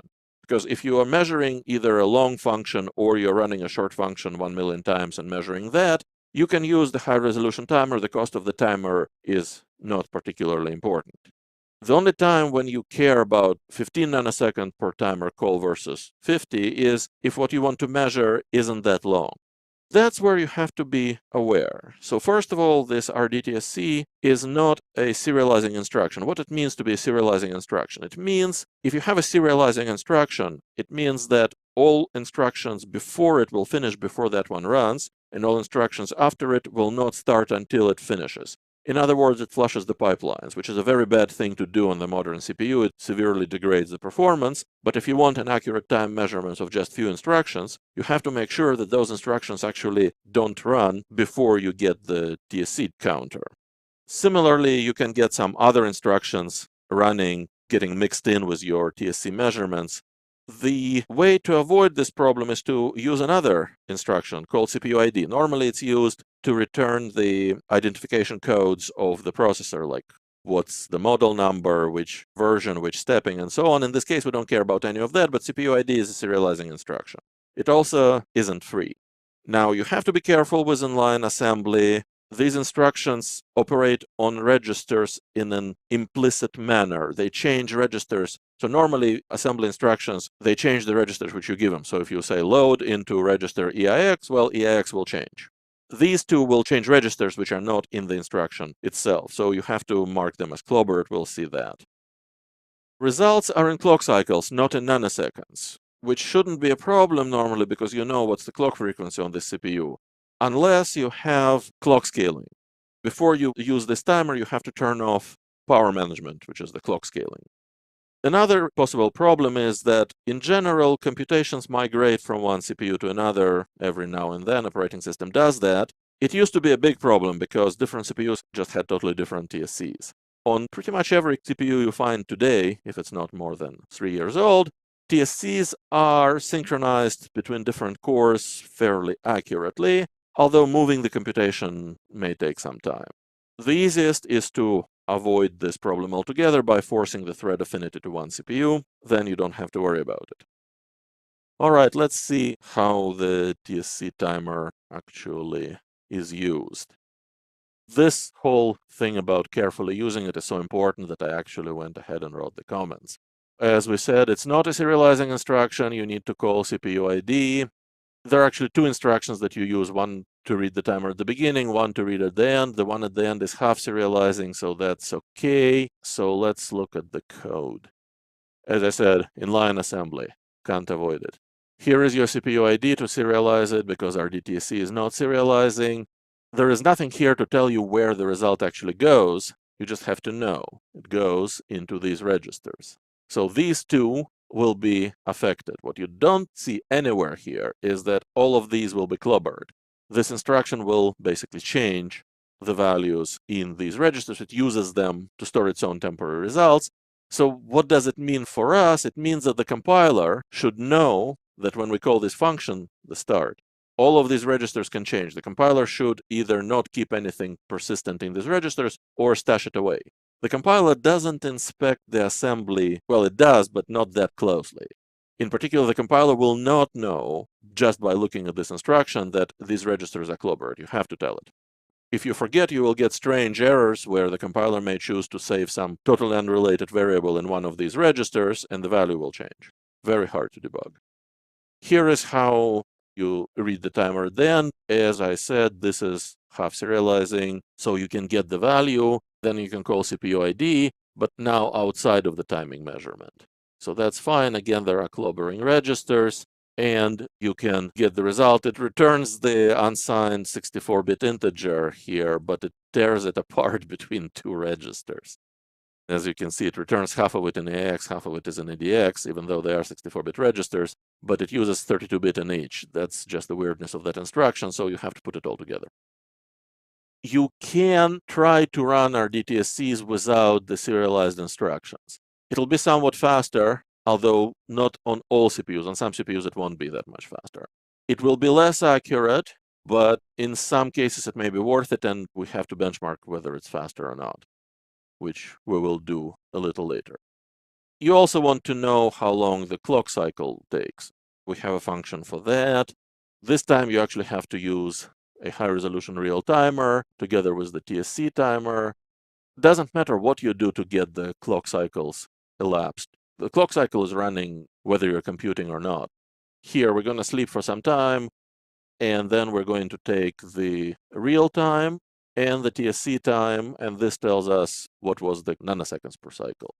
That's pretty much it for the TSC timer. We'll see how they're all used and how they relate to each other performance-wise in a second. Let's run some benchmarks and see basically how long the different timer calls take. We can do some measurements on our timers. Primarily what we want is to measure basically what's the shortest duration that we can measure. We make two calls to the timer and we see what's the difference. Now, there will be statistical variation between these measurements, so we're going to accumulate over several attempts and get the average. In case of our TSC timers, the same thing is done with start and stop. And before we start any measurements, we're going to detect how long the clock cycle is and report that. So we can convert everything from clock cycles to nanoseconds. Okay, what do we see? The clock cycle on this machine, 0.3 nanoseconds. We spent 1 second waiting, and we had 3.4 billion cycles. The TSC timers, the fast timer on this machine, the fast one, remember, it's somewhat of a misnomer. It's the one that doesn't call CPU IDs. Actually isn't any faster than the accurate one. So on this processor, we would always use the accurate TSC timer. Why not? The real timer here is actually pretty fast. It's faster than the 50 nanoseconds I promised you. On this processor, it's 27. The CPU timers are both a lot slower. They're over 100 nanoseconds each. So that's, again, the duration between two subsequent calls to the timer. So if you make two calls at the beginning of the function and the end of the function to get these times, you will never get less than 100-something nanoseconds, even if your function does nothing at all. So timing very short functions using the CPU time is just a waste of effort. You will never get accurate measurements. If you can get real time from somewhat shorter functions, or TSC, which is also real time, you can get from a bit shorter functions. But still, you have to be mindful that it takes about 15 nanoseconds per call, so you don't want to instrument very short functions even with this timer. Well, now you have all the timers that you can use, and then let's go talk about how to not use them quite so often, use some higher level tools. Let's have a short break, put the tricky TSC timer aside, and then I'm going to show you some of those tools. Let's very quickly review some of the profiling and benchmarking tools that are available to you. This is not going to be exclusive, but it will get you started. So while we're still on the subject of measuring very short times, this issue mostly comes up in doing micro benchmarks. You could write your own, similarly to how we just benchmark those timers, just run something for 1,000 times or 1,000,000 times, measure how long it takes. Or you could use one of these micro benchmarking libraries. They do the measurements for you, they do the repetitions for you, they don't handle the optimization issues. The code that you put into its measurement fixture, you still have to worry about the compiler optimizing it. So you have to take care to basically trick the compiler into not optimizing away the result. There are different ways of doing it, and as we go through other chapters of this class, you will see many examples of it. In this class, we're going to be using the Google Benchmark library, which you can download from GitHub. A very similar function-wise library is Nonios. In my opinion, no particular reason to prefer one over the other. They're very similar in functionality and quality. Use whichever one you like more. Stepping up from micro benchmarks, we can talk about measuring real code, measuring whole functions, or entire programs. And this is where we get to profiling and benchmarking large volumes of code. These days, the most common and the most accurate and the best way of doing it is using profiling tools which operate on hardware counters. What are the hardware counters? All modern CPUs have several counter registers that count certain events while the program executes. They just count them in real time. It's just basically an additional amount of silicon on the transistor that is dedicated to these events and counters, so it doesn't cost you anything extra. There are events such as instruction being executed. That's an event, could be counted. CPU cycle, that's an event. You can count those. A cache miss or a cache hit, that's an event. Instruction cache or data cache. Branch predictions correct, branch predictions incorrect. Pipeline stalls. There are probably hundreds on a modern CPU of these different events. What exactly you have depends a lot on the CPU, and when I say depends a lot, I really mean depends a lot. Two CPUs from the same model, like two, for example, Ivy Bridge CPUs from slightly different revisions could have slightly different events available. There are hundreds of events, but there aren't nearly that many counters. You can find 8 counters on recent CPUs, 4 on slightly older CPUs. When you set up a profiler run, you select 8 or 4 or however many counters. You have that many events to be monitored. All counters can monitor all events. There are very few restrictions. Some events just don't go well together, but never mind that. Special case, you probably will never run into it. For the most part, you can select any group of events, just limited by how many counters you have. I told you that counting is free, meaning it doesn't slow down your program.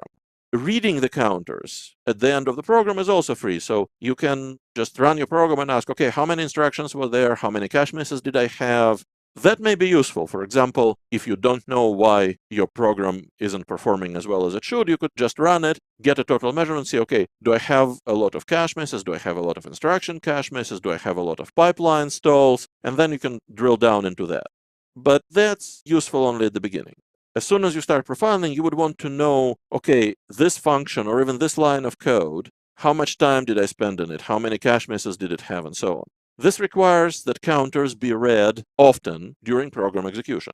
That's not free.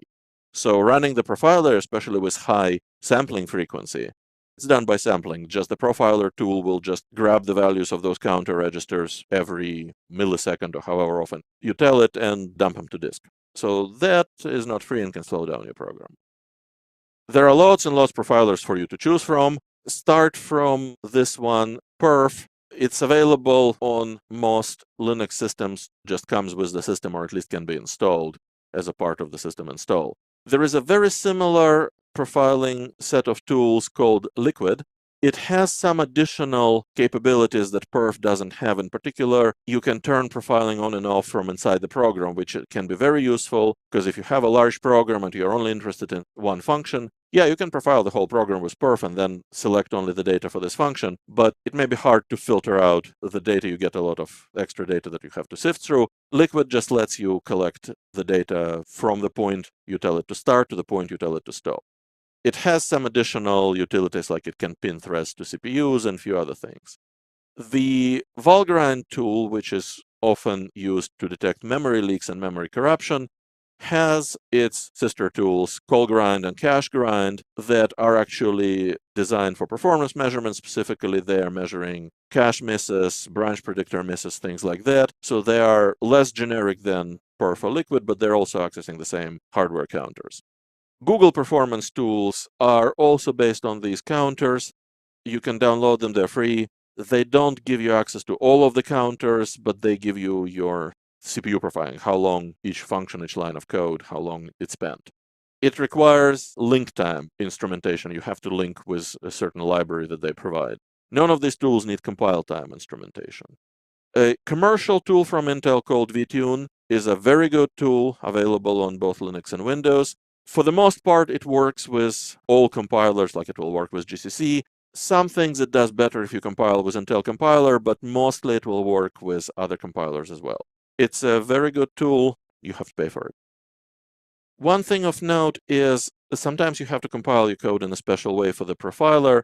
Now, first of all, you want to compile as close as possible to the real program.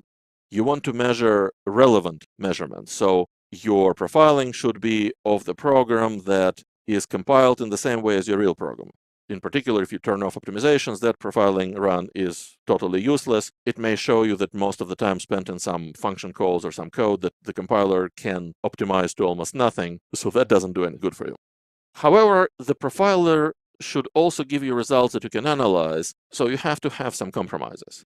For example, very often you want debug symbols so you can annotate back to the source, and that requires that you compile both with debug and optimizations. If you have never seen it before, it may seem a bit strange, but actually the debug flag, even though by default it turns off optimization, doesn't actually have to. It just changes the default optimization, doesn't actually turn it off. So you can set optimization level explicitly and still turn on the debug flag. And all the debug flag really does is it keeps the debugging symbols so you can find out which line of source code corresponds to which instruction of the code. Optimization, of course, moves the instructions around, so the correspondence will be only approximate. Now, some profilers need additional options that they use to properly establish call chains. You should read documentation on this profiler. And some profilers have libraries that you must link in. Most commonly, you would replace the malloc library with the special version of malloc that came with the profiler, so you can profile memory-related things. I can quickly show you an example profiling run, for example, using the same timer benchmarks that we have. It's not going to be terribly interesting, but it'll give you an idea of how it looks like. So the program ran, printed its normal output. Here is what the profiler had to say. wasn't heavily CPU using because it was mostly sleeping. You can see there were this many cycles. We didn't use much memory. The pipeline wasn't utilized very well in this code, which is not surprising considering we haven't actually done any computations. That's basically how you start your real program. You look at these results, pipeline stalls, page faults. You can ask for cache misses. This is just what we get by default. You can choose which events to measure. And then you drill down into the problem parts of the profile. This is all I wanted to show you about timers and profilers in general. We will become much more familiar with specifically micro-benchmarking tools as we study in detail performance aspects of threads, locks, and lock-free concurrency. But for now, to become more familiar with these tools, take some piece of code that doesn't have quite the performance you want and run a profiler on it, see if it gives you any surprising results. And throughout other chapters of this class, hopefully I can give you some suggestions for how to improve that performance. In this lesson, we will begin considering the subject of threads, and we start with an overview. First of all, what is a thread? The classic definition is a thread is a sequence of instructions executed independently. This has immediately several implications. First of all, thread must have enough of a state to be executed independently. Typically, a sequence of instructions which is executed has a program counter or its equivalent, the current position in the sequence. It has a stack, it has registers, and other parts of the state, which is all very similar to what a process has. Why isn't a thread a process? Well, it sort of is. Threads are often called lightweight processes, which suggests the difference. The threads are smaller, they have less state. The big difference, which is not always there, however, is usually threads all share the same memory space and processes don't. Now, threads always share the same memory space, but processes may or may not. Most of the time they don't, but it's possible on some operating systems to have processes share memory space. So the differences are mainly quantitative. Threads will have smaller state, processes has additional state, signal handlers, and so on. Parent-child process information, processes, threads don't know who the parent is usually. Access restrictions and so on, that's all per process. Threads just inherit it on the process. And that touches on the latest difference. Threads are usually contained, if you will, within a process. A process has multiple threads, and they're all part of this process. So the state of the process, the state that isn't part of the thread, applies to all of the threads. On some operating systems, the difference is more pronounced than others. In early versions of Linux, threads really were processes. Before we start actually getting our hands on some threads, let's talk about several different kinds of threads that exist. First of all, there are hardware threads, which are independent execution streams. All threads are that, but these are maintained by the hardware. SMT or hyper-threaded processors have that kind of thread, where one single CPU core, which has the SMT capability, can execute several hardware threads, which means that core has enough hardware to maintain states of several threads, usually one real threads, if you will, and one hyper thread. So it has enough registers, enough other hardware to maintain the state of two threads. Could be more than two. There are, of course, processes like Intel's processes, which have a state for maybe 80 threads for the Xeon Phi. The next kind is the system thread or kernel thread. That's the view of the thread as it's seen by the kernel, by the operating system. They're essentially lightweight processes managed by the operating system. This has nothing to do with kernel access level. This is not privilege. This is about who manages these instruction streams. So kernel threads can do system work, they can do user work, and in fact, all of your program work as a user ends up running on one of these threads or more. User threads is what you actually work with. It's an abstraction which is presented to the programmer by the operating system. Why an abstraction? Because it may not actually correspond to reality. So As a user, you see an instruction sequence executed independently. How it's actually executed, well, you don't know. Could be executed as the sequence, in which case the abstraction is very thin. Could be executed as multiple sequences, could be executed as a part of a larger sequence, and you're just not allowed to peek into that larger sequence. That's why it's an abstraction. Very close to it is the abstraction created by one part of your own program to other parts of the program. That's threads created by the application itself. They're also called fibers. An example would be an application that time slices its own execution and creates this way an abstraction of several sequences of instructions, several sequences of code, whereas in fact the entire application, of course, runs as one process. So in this case, it's a creation of an illusion or an abstraction of threads without an operating system support. Usually, of course, it will be a part of an application managing these threads for the rest of an application, or it will be the library that you use to create these fibers and manage them for the entire application. From the point of view of the rest of the program, doesn't really matter. You see some abstraction, you see some calls you make to start a thread, to terminate a thread, to lock, unlock locks, and so on. So user threads is mostly what you're dealing with. Now, how is user thread different from the kernel thread? Kernel thread is what's really happening in the operating system. This is what OS is actually executing. User thread is an abstraction given to the program, which means user threads do not have to map exactly onto the kernel threads. You think that when you make a call, create thread, you get a new thread started. This may or may not be true. It will behave as if you got a new thread started. Now, why wouldn't it be true?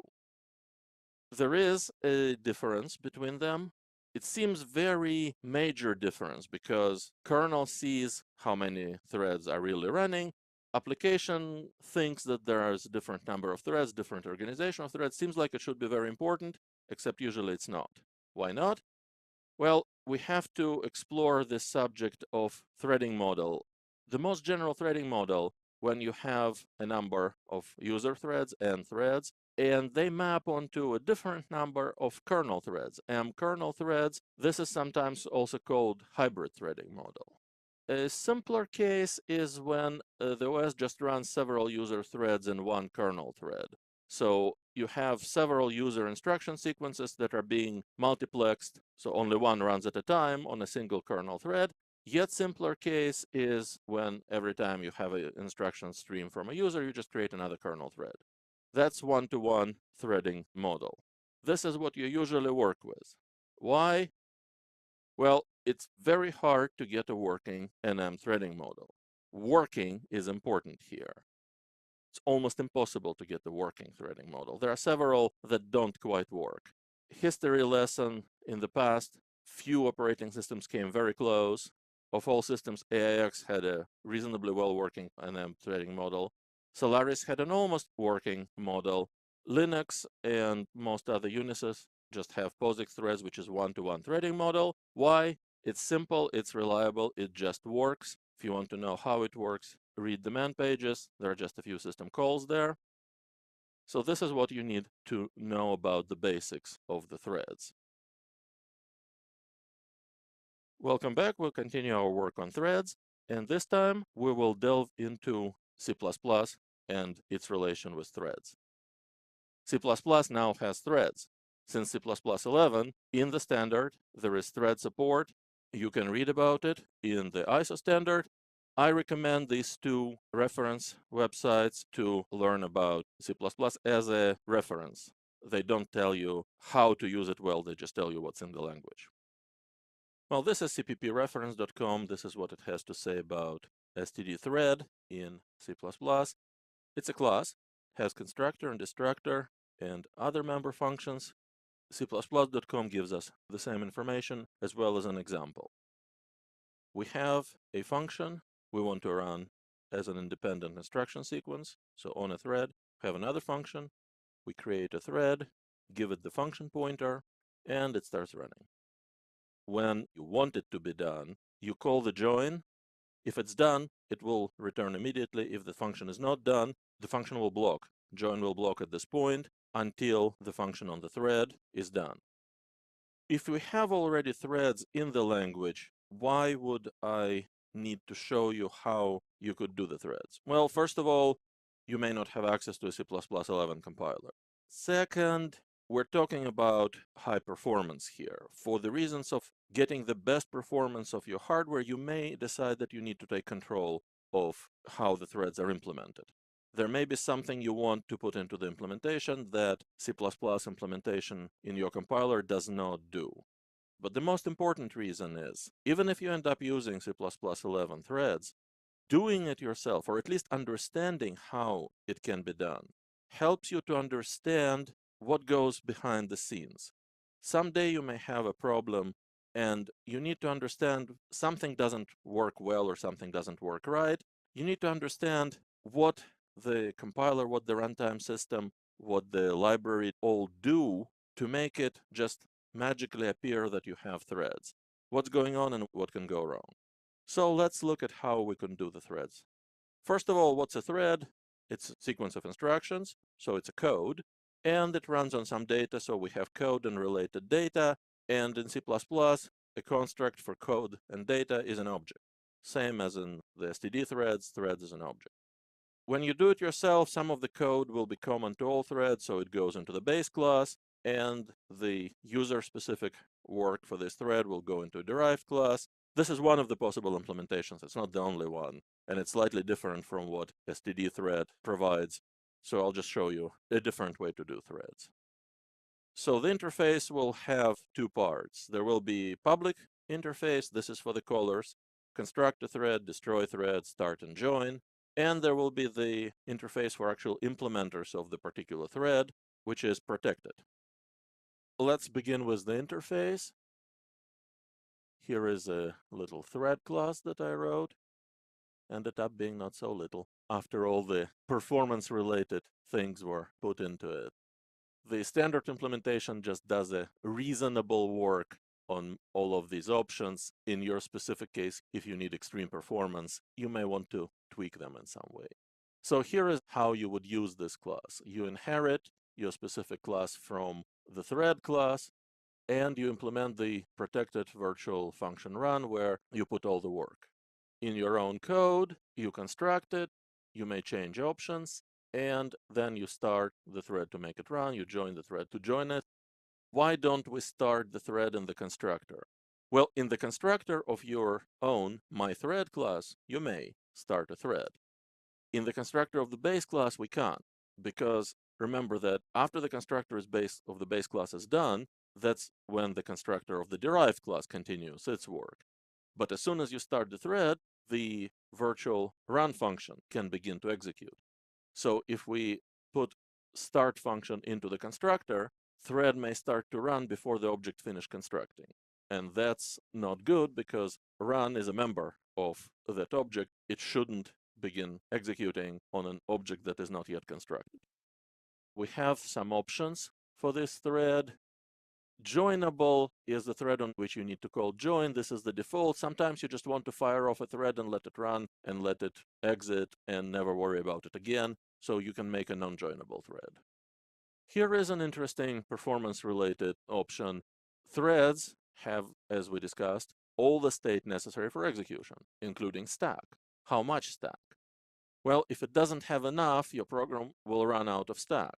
If it has a lot, you're using a lot of memory if you create many threads. So if you create a lot of threads, you may want to optimize the stack size. Stack offsets, they affect performance. If you have a lot of threads, you may want to have the stacks of them spaced differently to avoid basically trashing the cache. This is something you may want to experiment with on your specific hardware. There is really no good way to fine-tune this option other than empirically. Guard regions around the stack, this just protects from thread overwriting the stack, exceeding the stack size.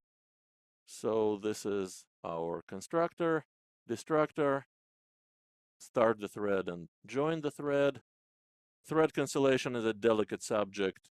Usually it's best to avoid it. The behavior is seldom defined if you actually cancel threads, but here is where the actual work is done. pure virtual declared in the base class, which means derived classes must provide a concrete implementation of this function, and that's where the work will be. The virtual function as a member function has access to whatever data you put into the derived class, so that's how we communicate data into the thread. The code wouldn't be much good if we didn't test its correctness. So in this class, we're using the Google test framework for testing. If you were to do your own implementation of the threads, you would need a good deal more tests to have good coverage than what I have here. But here is your basic test for the threads. You can start the threads, join a thread, expect that it ran, check the thread ID, and so on. This isn't exhaustive test coverage, but this is an example of how the tests would be set up. Let's take a moment to explore the control flow in a thread because it's a little different from the way classes are executed normally, so it's important to understand this. The object is constructed on what's sometimes called the main thread or the master thread. Basically, this is the thread which you have when you start running this code. The derived class is constructed with the construction begins, of course, with the base class. Then the main thread calls start. At this point, the main thread continues doing other work. The call to start returns almost immediately, but the member function run starts running on another thread. And this will continue until the main thread calls join, at which point the main thread may block if run isn't done yet. And after join returns, the destructor can be called, derived class, and then the base class. So this is the control flow. What do we do now that we have threads? Well, conceptually very simple. You have task. That's some code to run and some data to run it on.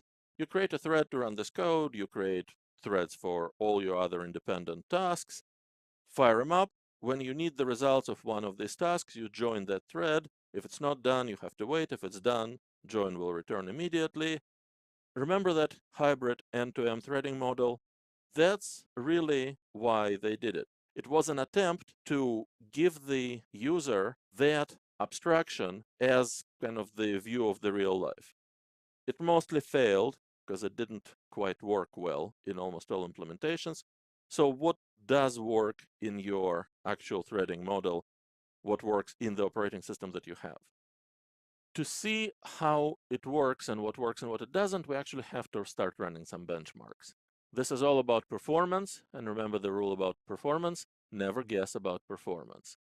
If I'm telling you that it doesn't work to just create a bunch of threads, one for each task, the first thing you should ask me, why not? And what would happen if you did it anyway? That's what I'm going to do. I'm going to create a bunch of thread objects. Here they are, all derived from the base thread class, and they take some data in the derived class. Specifically, what do they do? Well, they take a pointer to this array here, and they simply increment elements of the array within their own range. So I have this big array, and I want to just increment every element many times, but I'm going to do it on several threads, so I'll partition the array between the threads. These are totally independent tasks. There is no synchronization, there is no logs here, there is no interaction between the threads, so this is a very simple case of concurrency. I just basically need to increment these elements in the array, and I'm using as many threads as I have to do it, and let's see how well it works on one or more threads. This is the number of threads, so I'll do it on threads 2 and so on, and a lot of threads.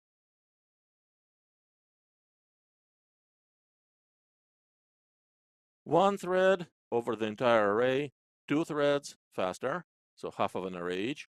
4 threads, even faster. 8 threads, slower. 512 threads, really slow. The simple attempt of partitioning and giving each thread just a task to do evidently did not work beyond a very simple number of threads. So if you have just 2 tasks or 4 tasks, yeah, go ahead, create 4 threads and be done with it.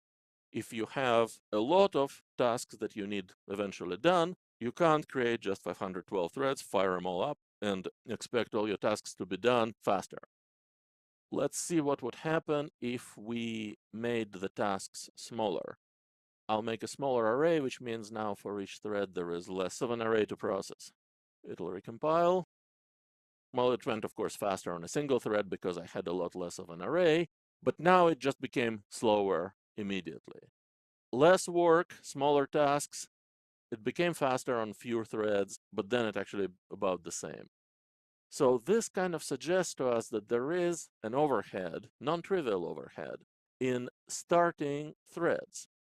If that's our hypothesis, we have to prove it. We have to, again, measure the performance impact of starting and stopping threads. Well, that's easy to do. We have the benchmark.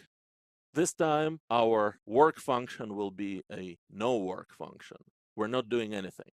Going to just start thread, have it do absolutely nothing, and immediately return. And I'm going to benchmark now 3 different ways of doing threads. This is the raw access to pthreads. On this Linux machine, this is what the threads are. Create a thread, join a thread. This is the same thing wrapped inside my thread class. And so here I'm going to construct it. This time I put start colon the constructor, join colon the destructor, and the run does absolutely nothing. Again, no work. And this is the C++11 thread here. I have another function that also does no work. And this is how you create a C++11 thread. It starts immediately, but you have to join it. So this now measures how long it takes to start and join a thread.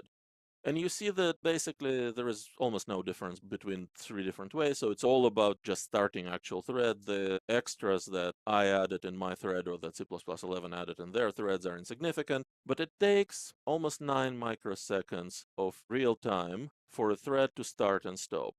And there is more CPU time being used, of course, because the thread actually is running and there is some work going on the thread, even if you haven't asked it to do any work, just initializing the thread that is running. If a task that you have takes less than, on this system, 9 microseconds to do, it's not worth starting a thread for. So that's why when you have a lot of tasks, you can't just fire off a bunch of threads because your tasks are small enough. The overhead of creating those threads overwhelms everything else. So threads are fairly expensive to start and join, which means your application must somehow reuse existing threads instead of starting new ones all the time. I said application, but I omitted a very important possible exception. You may have a library that does it for you. From the point of view of operating system versus program, doesn't make any difference. It's all part of the program. From your point of view, it makes all the difference in the world. You don't have to write it.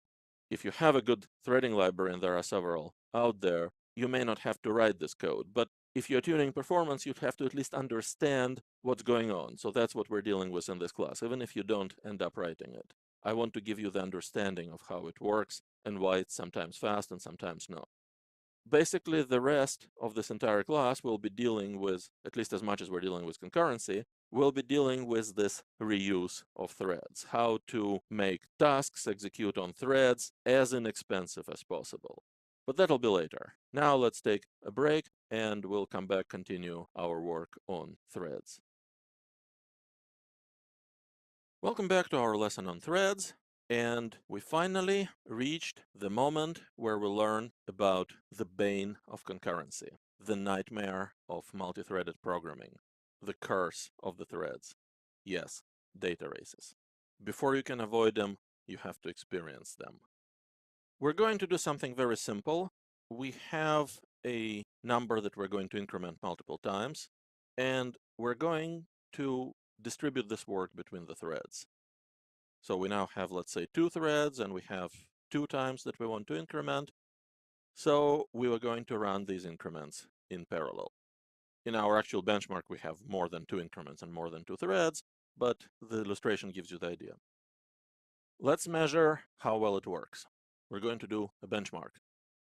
This is just how many times we want to increment, but we're going to start here certain number of threads, and we can control how many threads from the benchmark fixture argument, 1, 2, 4, so on. Well, we already saw on this machine not to create more than 4 threads. It's not going to run any faster. So we fire up all the threads, and each of them will do its share of the increments. But totally we want to increment it this many times, but we divide the work between all threads. And all of our threads, here is the work, they're all incrementing this number. Volatile, very important for benchmarks. The compiler is pretty smart about these things. It sees that I'm incrementing the same number over and over. It'll figure out some optimization. I don't want it to figure out any optimization. I actually want to have this many increments. So I declare it volatile. Compiles, that's good. Runs, that's even better. Our n increments on one thread takes this much time. On two threads, each one doing half as many increments, takes half as much time. The same CPU time, but half of the real time. 4 threads, again, only half of the real time of 2 threads, the same CPU time. Our multi-threaded summation really works.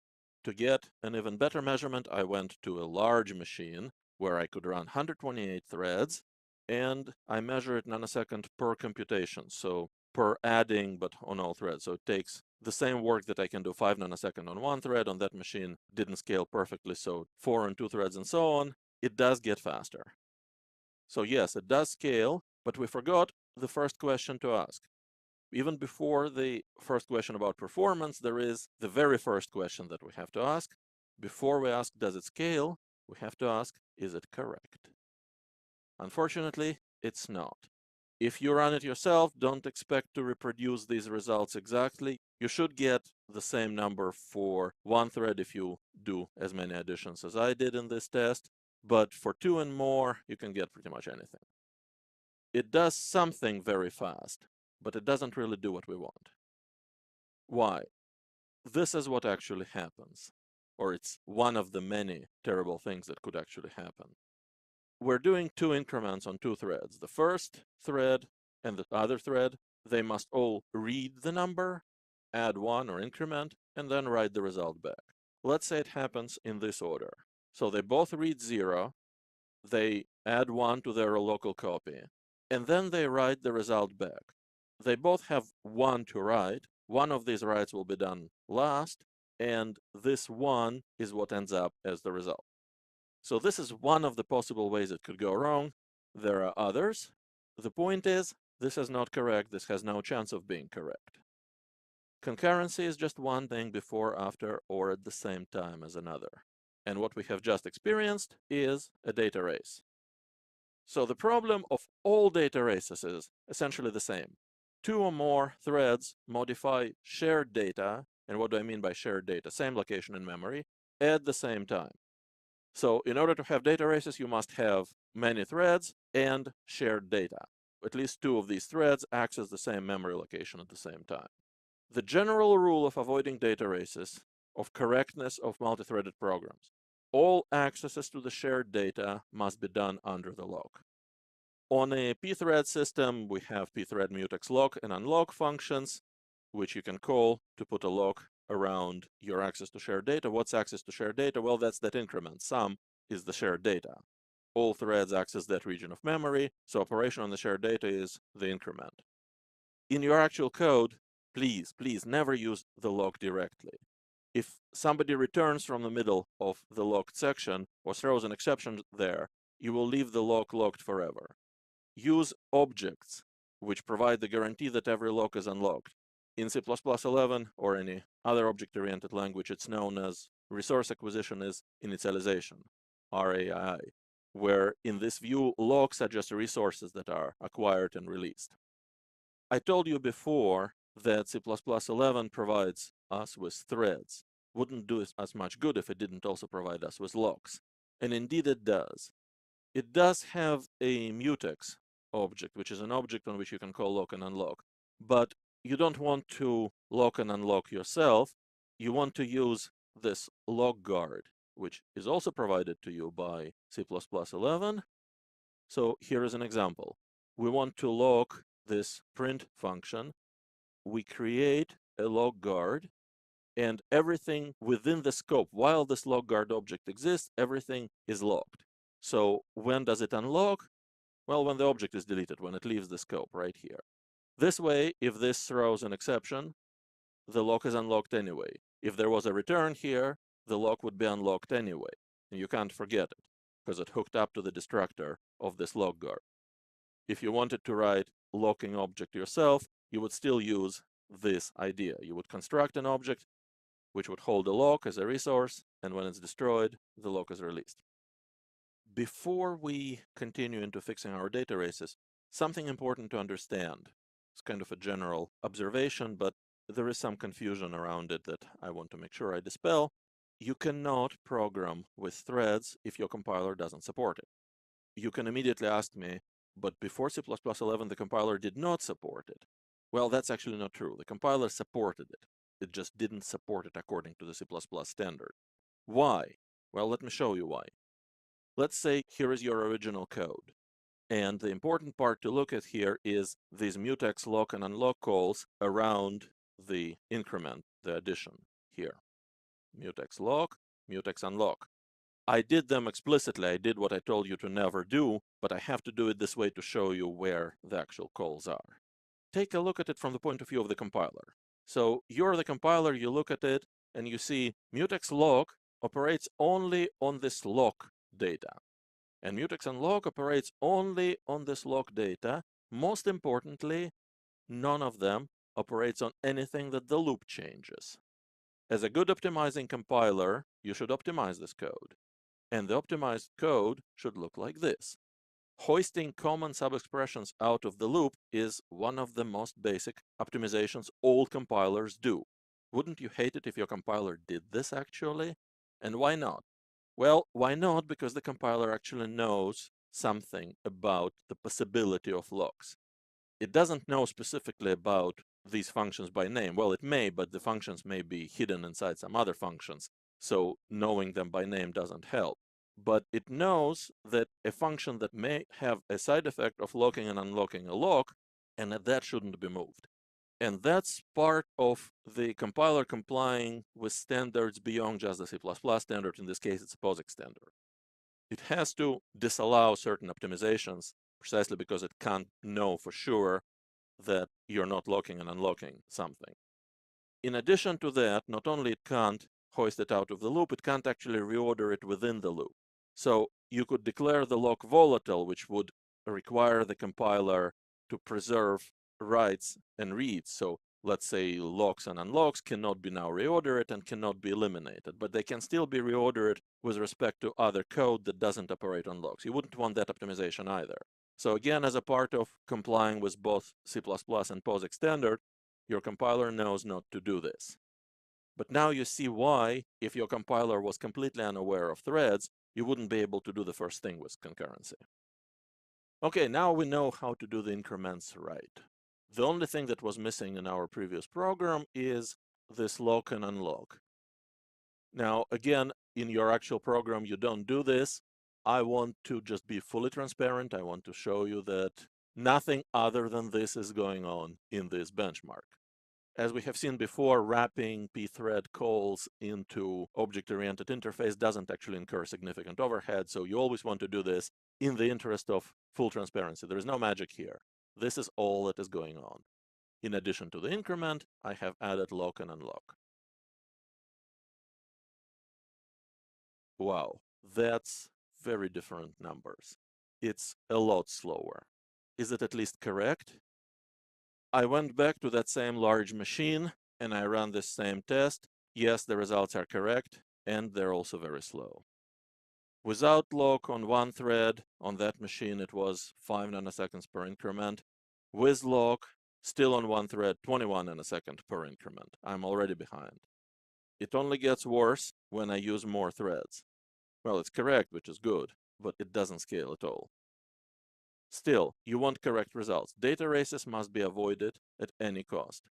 The rest of this whole course is actually about having your cake and eating it too. Getting correct results and getting them fast. Everything else from this point forward will be essentially about how to solve this problem that we have just seen. Data races must be avoided in order to have correct results. Data races are very expensive to avoid in a concurrent program. So from now on, everything will be about that, ultimately. Won't be a straight path. There will be a lot of interesting detours, but it will all be about how to get correct results quickly. That's what performance is. Before I leave you with that, A bit of independent study. I've shown you C++11 style object-oriented locking. You can put this lock guard object into a scope and protect the access to shared data. This is what some people call magic style locking. Instead of creating the lock guard in the scope, you have this construct. Locked of this mutex, and here is your code. The question, how is it done? Try to figure it out by yourself. You have time before the next lesson.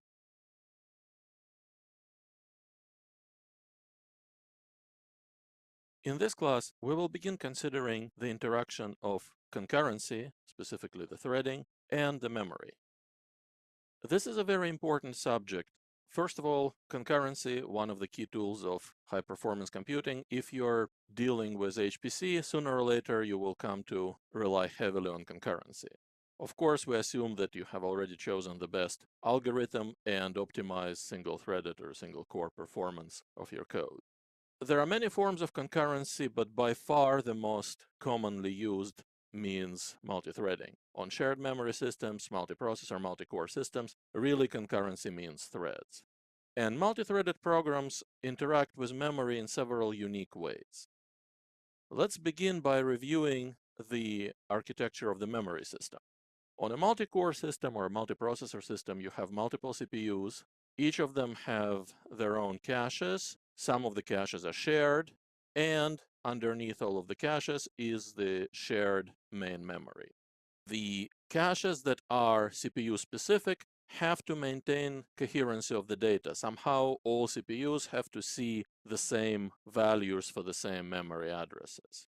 The caches and the memory that are shared between CPU have their own set of problems. They have to do arbitration, which is when two CPUs access the same location at the same time, something has to happen, somebody has to go first, and that's the arbitration.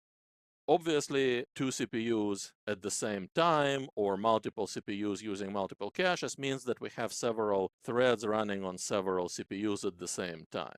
So that's why when you have multithreading and a shared memory system, you have this unique set of issues. The first one is actually very simple. We'll just go through with it to make sure we cover it.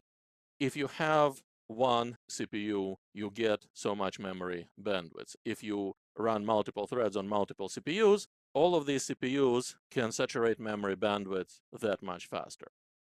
This is the plot I obtained on a multi-core system that shows the aggregate memory bandwidth between several CPUs. And in this plot, you can see that once you hit the main memory, outside of all caches, that's this area on the right, when you go from one thread to two, you'll pretty much double your memory bandwidth. When you go from 2 thread to 4, the memory bandwidth has been saturated. That has very little to do with concurrency itself. It's just multiple threads, which is what you have in concurrent programs, are more likely to suffer from memory bandwidth constraints. Okay, that's good to know, but that's not really the interesting part. The really complex part of memory and concurrency interaction comes when we start dealing with data races. Throughout this class, we will be considering this model problem, concurrent accumulation. Accumulation just means summation, although it doesn't have to be addition, could be multiplication, just a general form of accumulation. In this case, we'll be using summation. So we have a value, and we're going to be adding to this value on several threads, NT of threads. Each thread will do n over NT additions.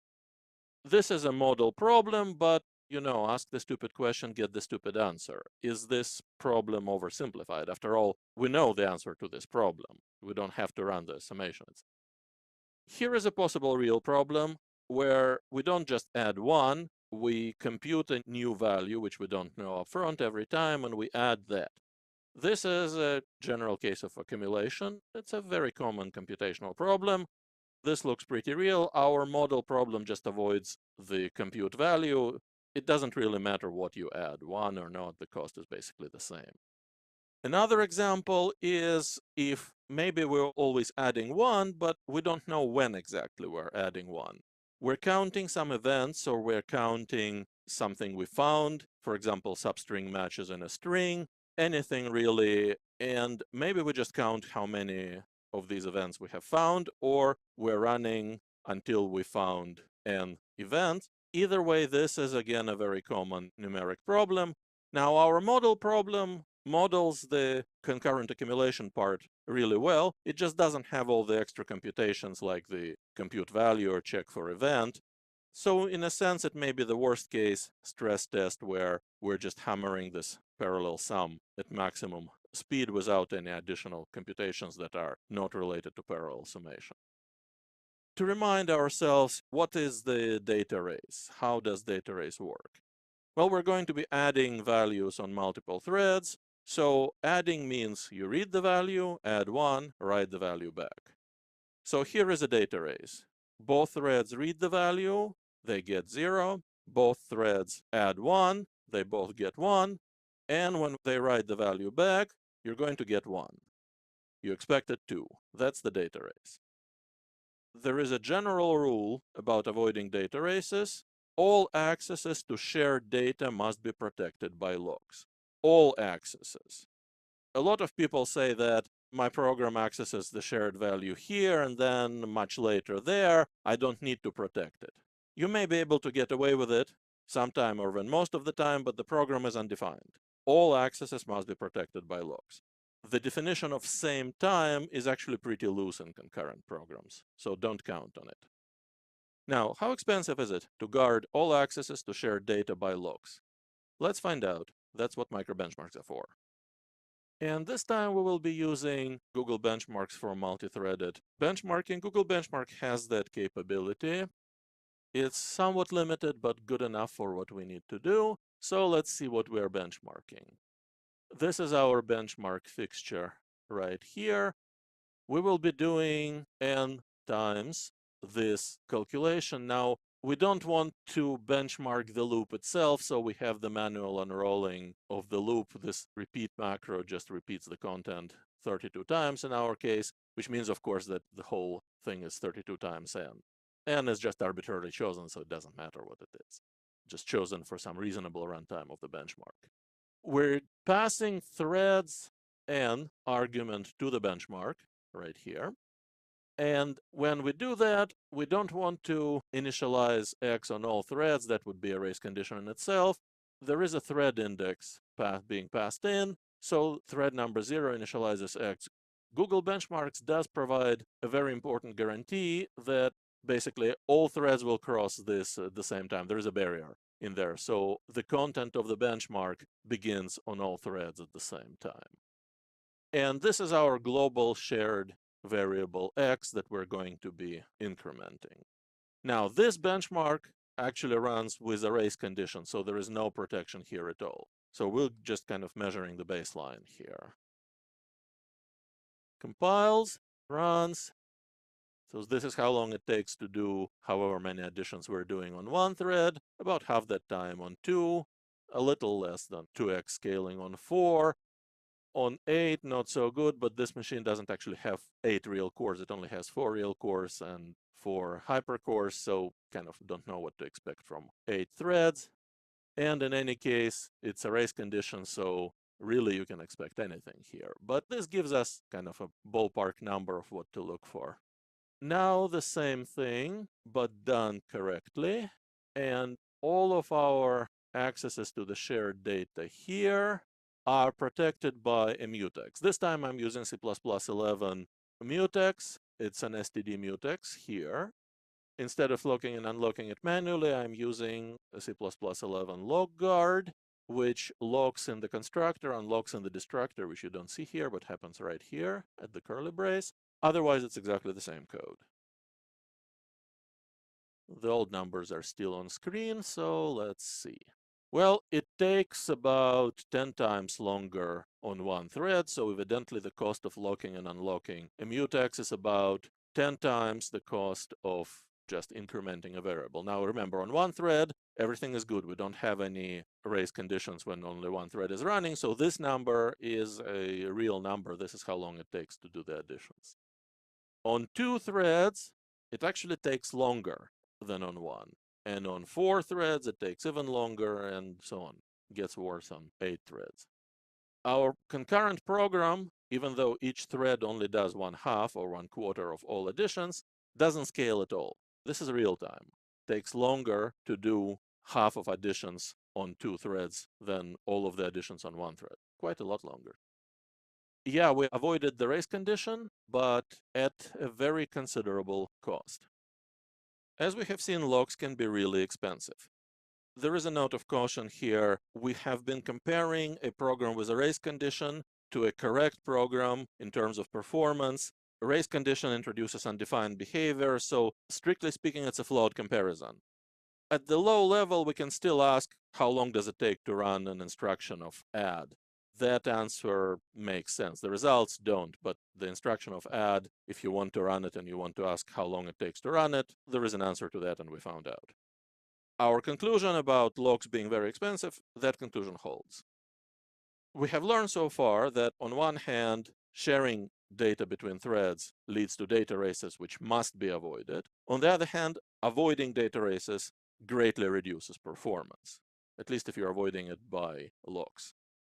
So we now have a bit of a contradiction on hand. All accesses to shared data must be done under the lock. That's the main rule of avoiding data races. The rest of the class, not just this class, but basically everything forward, pretty much is about teaching you how to break this rule. In general, we have 3 options. Option 1, you have less shared data. Remember, race conditions only happen if you have shared data. If you don't have shared data, you don't have data races, you don't have to avoid them, you don't have the cost of avoiding data races. Option 2, well, we have tried std mutex and we discovered that it's pretty slow. It's not the only lock in the world. Maybe we can invent a faster lock. Option 3, maybe we can break the rule about guarding shared data accesses under locks and still have a correct program. Well, let's start with the first option. For our multi-threaded accumulation, we actually do have a very simple way of avoiding data sharing, at least most of the data sharing.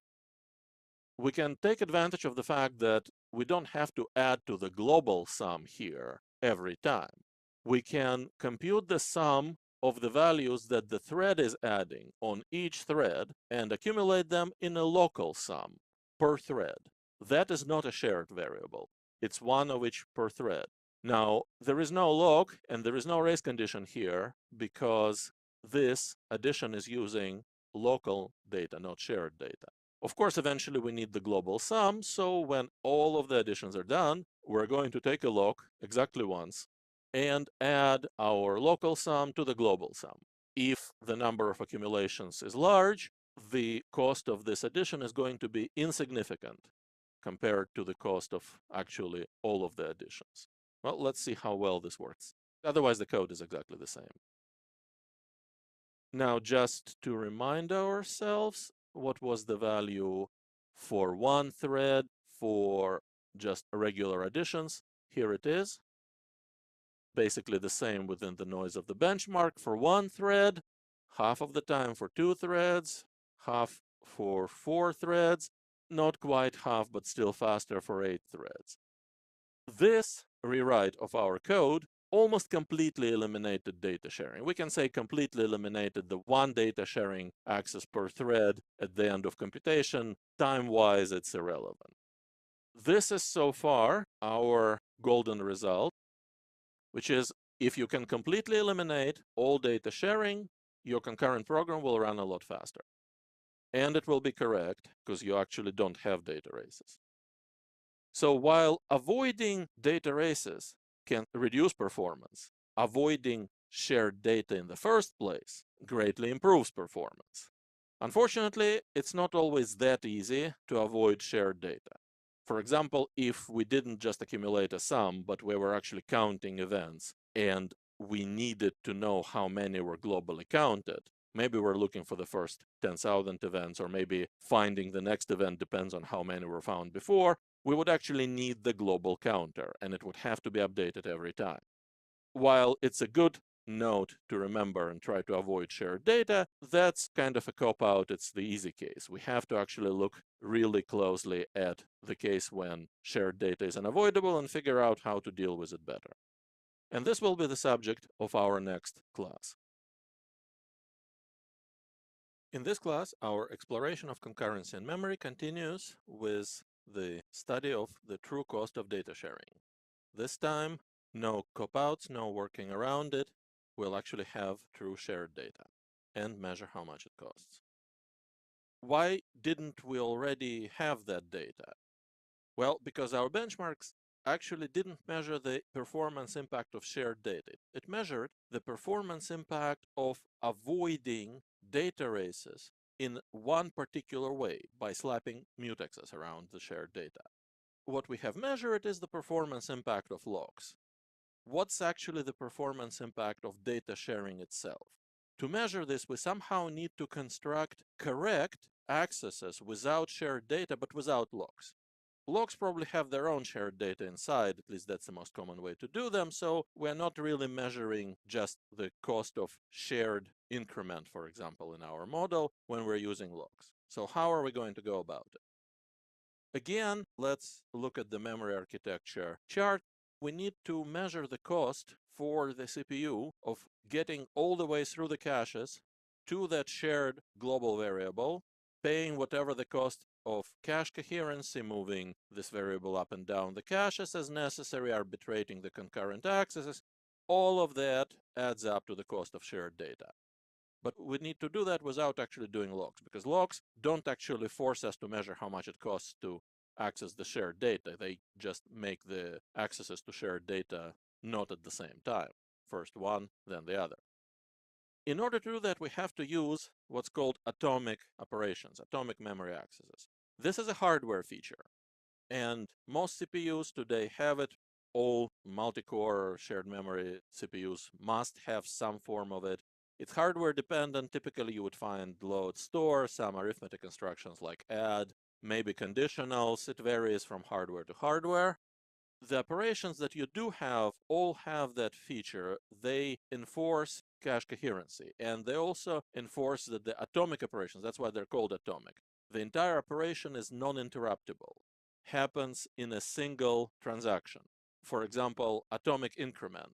If one CPU increments x from 1 to 2, and that CPU really got x when x was 1, then no other CPU will see 1. If other CPU tries to do atomic increment, it either happens before, and so that CPU did 0 to 1, or it'll happen after, and that CPU will see 2 to 3 increment. So the entire increment, which is reading, adding, and writing, happens as a single, non-interruptible atomic transaction. How are we going to go about getting our hands on those atomic transactions? Well, if you have access to a C++11 compiler and you can use it, your life is really easy. You can wrap stdatomic template around not quite any data, but we're doing integer addition, so any integer will do. There are other things you can put inside atomic. We're not concerned with that right now. We'll deal with that later. In order to create an atomic integer, all you need to do is say stdatomic of long, let's say, starts with 0, and this is of course pseudocode. This isn't like really C++.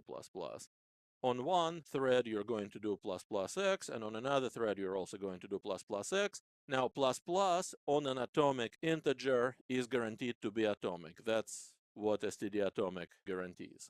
If you do this, somehow run ++x on one thread and ++x on another thread, you're guaranteed to have 2. This atomic uses some hardware instructions, whatever compiler has to emit in order to guarantee this, it'll do, but it guarantees avoiding races. If you don't have C++11, but you have older C++ compilers, there is no portable way to do it. Here is how you do it on GCC or any other compiler that supports inline assembler on x86. This is x86 specific. This is the atomic instruction itself. Lock, xadd, q just for the quad word, 8 bytes. So this is the atomic add instruction. The rest is GCC syntax for wrapping inline assembler into a function. So if you call this function, it does atomic increment.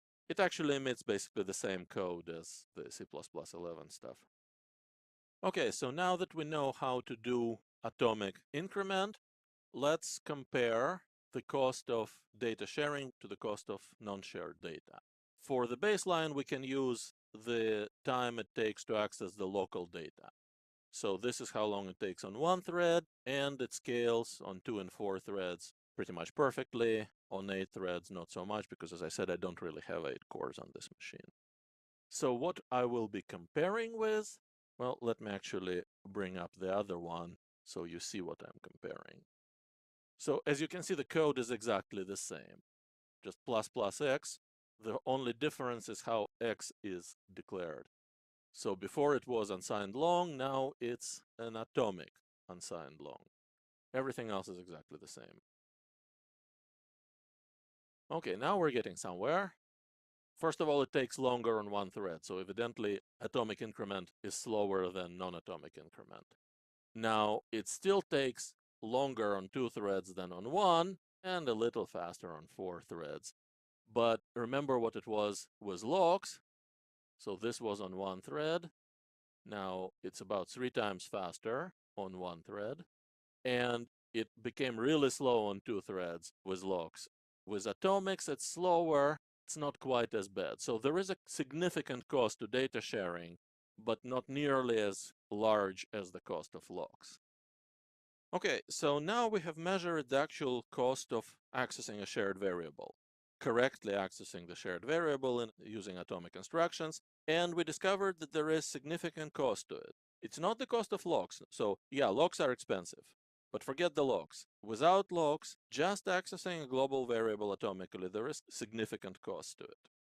So this is it for the cost of data sharing, but there is actually a lot more to data sharing that we're going to learn in the next class. Let's continue the research in our concurrency and memory interactions with some more in-depth exploration of data sharing and its cost. I have to tell you the truth, if you haven't noticed it already, our benchmark of data sharing was correct in what we measured, but it wasn't really accurate in the sense that what we did was we compared atomic increment of a shared variable and a non-atomic increment of a local variable. We also tried non-atomic increment of a shared variable, but who knows what's going on there? It's undefined behavior. You should be skeptical to your benchmarks. You shouldn't assume that basically other things you vary, that they don't matter. So what if it's not the data sharing that costs? What if atomic increment is just an expensive operation in and of itself? We can find that out with another benchmark. So what we should do is we should compare the exact same operation on shared and non-shared data. Since only atomic increment works on both, it has to be atomic increment. Back to the benchmarks we go. Here we still have on screen our atomic increments. Now we're going to make one slight change. You can actually have multiple fixtures and benchmarks, so this time I put both of them in just to show you how you can do it so you can compare two things together, just have the baseline. So atomic benchmark fixture does the atomic increment. How do we know that this is atomic? Well, because X is atomic on a global shared variable. Another one, atomic 1, does also atomic increment on a local variable. This will be 1 per thread, so there is no sharing here.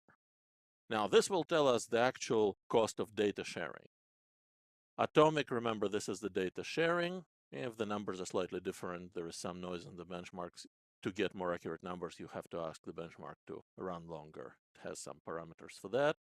But that's not what we're looking here. This is what we're after. 1 thread, shared variable, 1 thread, local variable. In this case, for 1 thread doesn't make any difference. So there is some noise here, but 2 threads, shared variable, 2 threads, local variable. For 2 threads, it's twice as fast. Makes sense. There is absolutely no interaction between these 2 threads. They just each have to do half as much work. These results for atomic accesses to local variables make sense. Every time you double the number of threads, it runs twice as fast because you have half as much work to do on each thread. So from 2 to 4, same thing.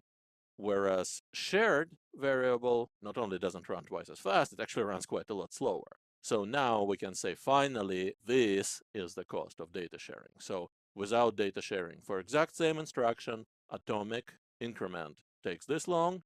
With data sharing, same instruction takes that long. So we have learned that accessing shared data is indeed really much slower.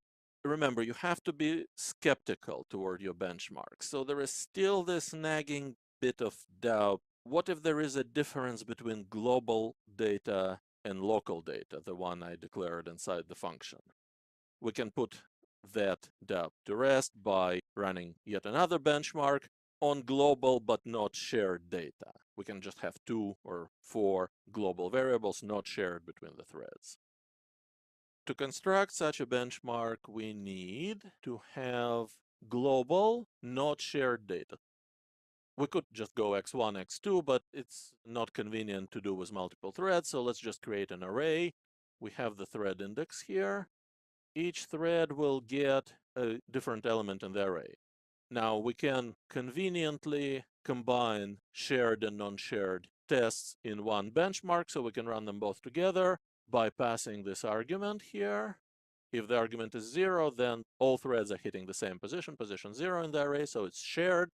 If the argument is 1, then thread index starts with 0, so they're using elements number 0, 1, 2, 3, and so on. This way, in one fixture, we will easily test accesses to global shared versus global not shared data. This is not quite what we expected. These are still on screen, our tests for one thread is all the same time, but global shared versus local not shared. And here, global shared versus global not shared. Basically, there is pretty much no difference between shared and non-shared when we're dealing with global data. Unless there is something special about adjacent data. Well, let's be thorough in our benchmarking and consider the case of not adjacent global data. We actually have it pretty much ready to go. Remember that we're multiplying thread index by this multiplier. We were using just 0 and 1 to make shared and not shared. But if we pass larger numbers, and I'm going to try 2 and some large number like 8, then we will be using elements of the array that are not adjacent. So the first element is always 0. The second is 1 times this argument, so could be 8, and then it's 16, and so on. So we're still using that global array. We're just spacing apart the non-shared variables. This time we have more to run. This is our shared accesses. Offset 0, so they're all hitting the same element 0. We have already seen offset 1, no change. Pretty much the same for offset 2, which is accessing every other element in the array. But significant difference at offset 8. Same value for one thread we expected, that's still hitting element 0 of the array. But for 2 threads, it's basically twice as fast, which is the same as what we saw when we were using thread local variables, the ones on the stack in each thread. Again, twice as fast for 4 threads. Now, clearly something happened between 0, 1, 2 that behave more or less the same. All behave as if we were doing shared data access, and this number 8, which behaves very differently, but we can't draw conclusions from just one number. So this is the exact same benchmark. We're accessing elements of this array separated by thread index times this offset. But we're now going to always run just 2 threads. 2 threads gave us clear enough difference between shared and non-shared, and we'll scan the range of values of the offset between what first thread and the second thread accesses from 0. This is sharing. This is our 8. Now, this is 8th element of the array, so 0th element and 8th element. And we'll go, let's say, to 20. 0th and 20th element, far enough apart. About the same time for 2 threads accessing shared and adjacent data. Here is where it changes. We got lucky with 8 last time. After 8, really nothing changes, so something happens between accessing elements 0 and 7 versus accessing elements 0 and 8. Perhaps it would help to see a graph of this. Here is our offset. I converted array elements to bytes. And the time relative to the time it takes to access truly shared element, both threads accessing element 0 of the array. when we talk about offsets, remember that each variable takes 8 bytes. So 64 bytes from the beginning of the first variable, the one thread 0 accesses, to the beginning of the second variable, the one thread 1 accesses.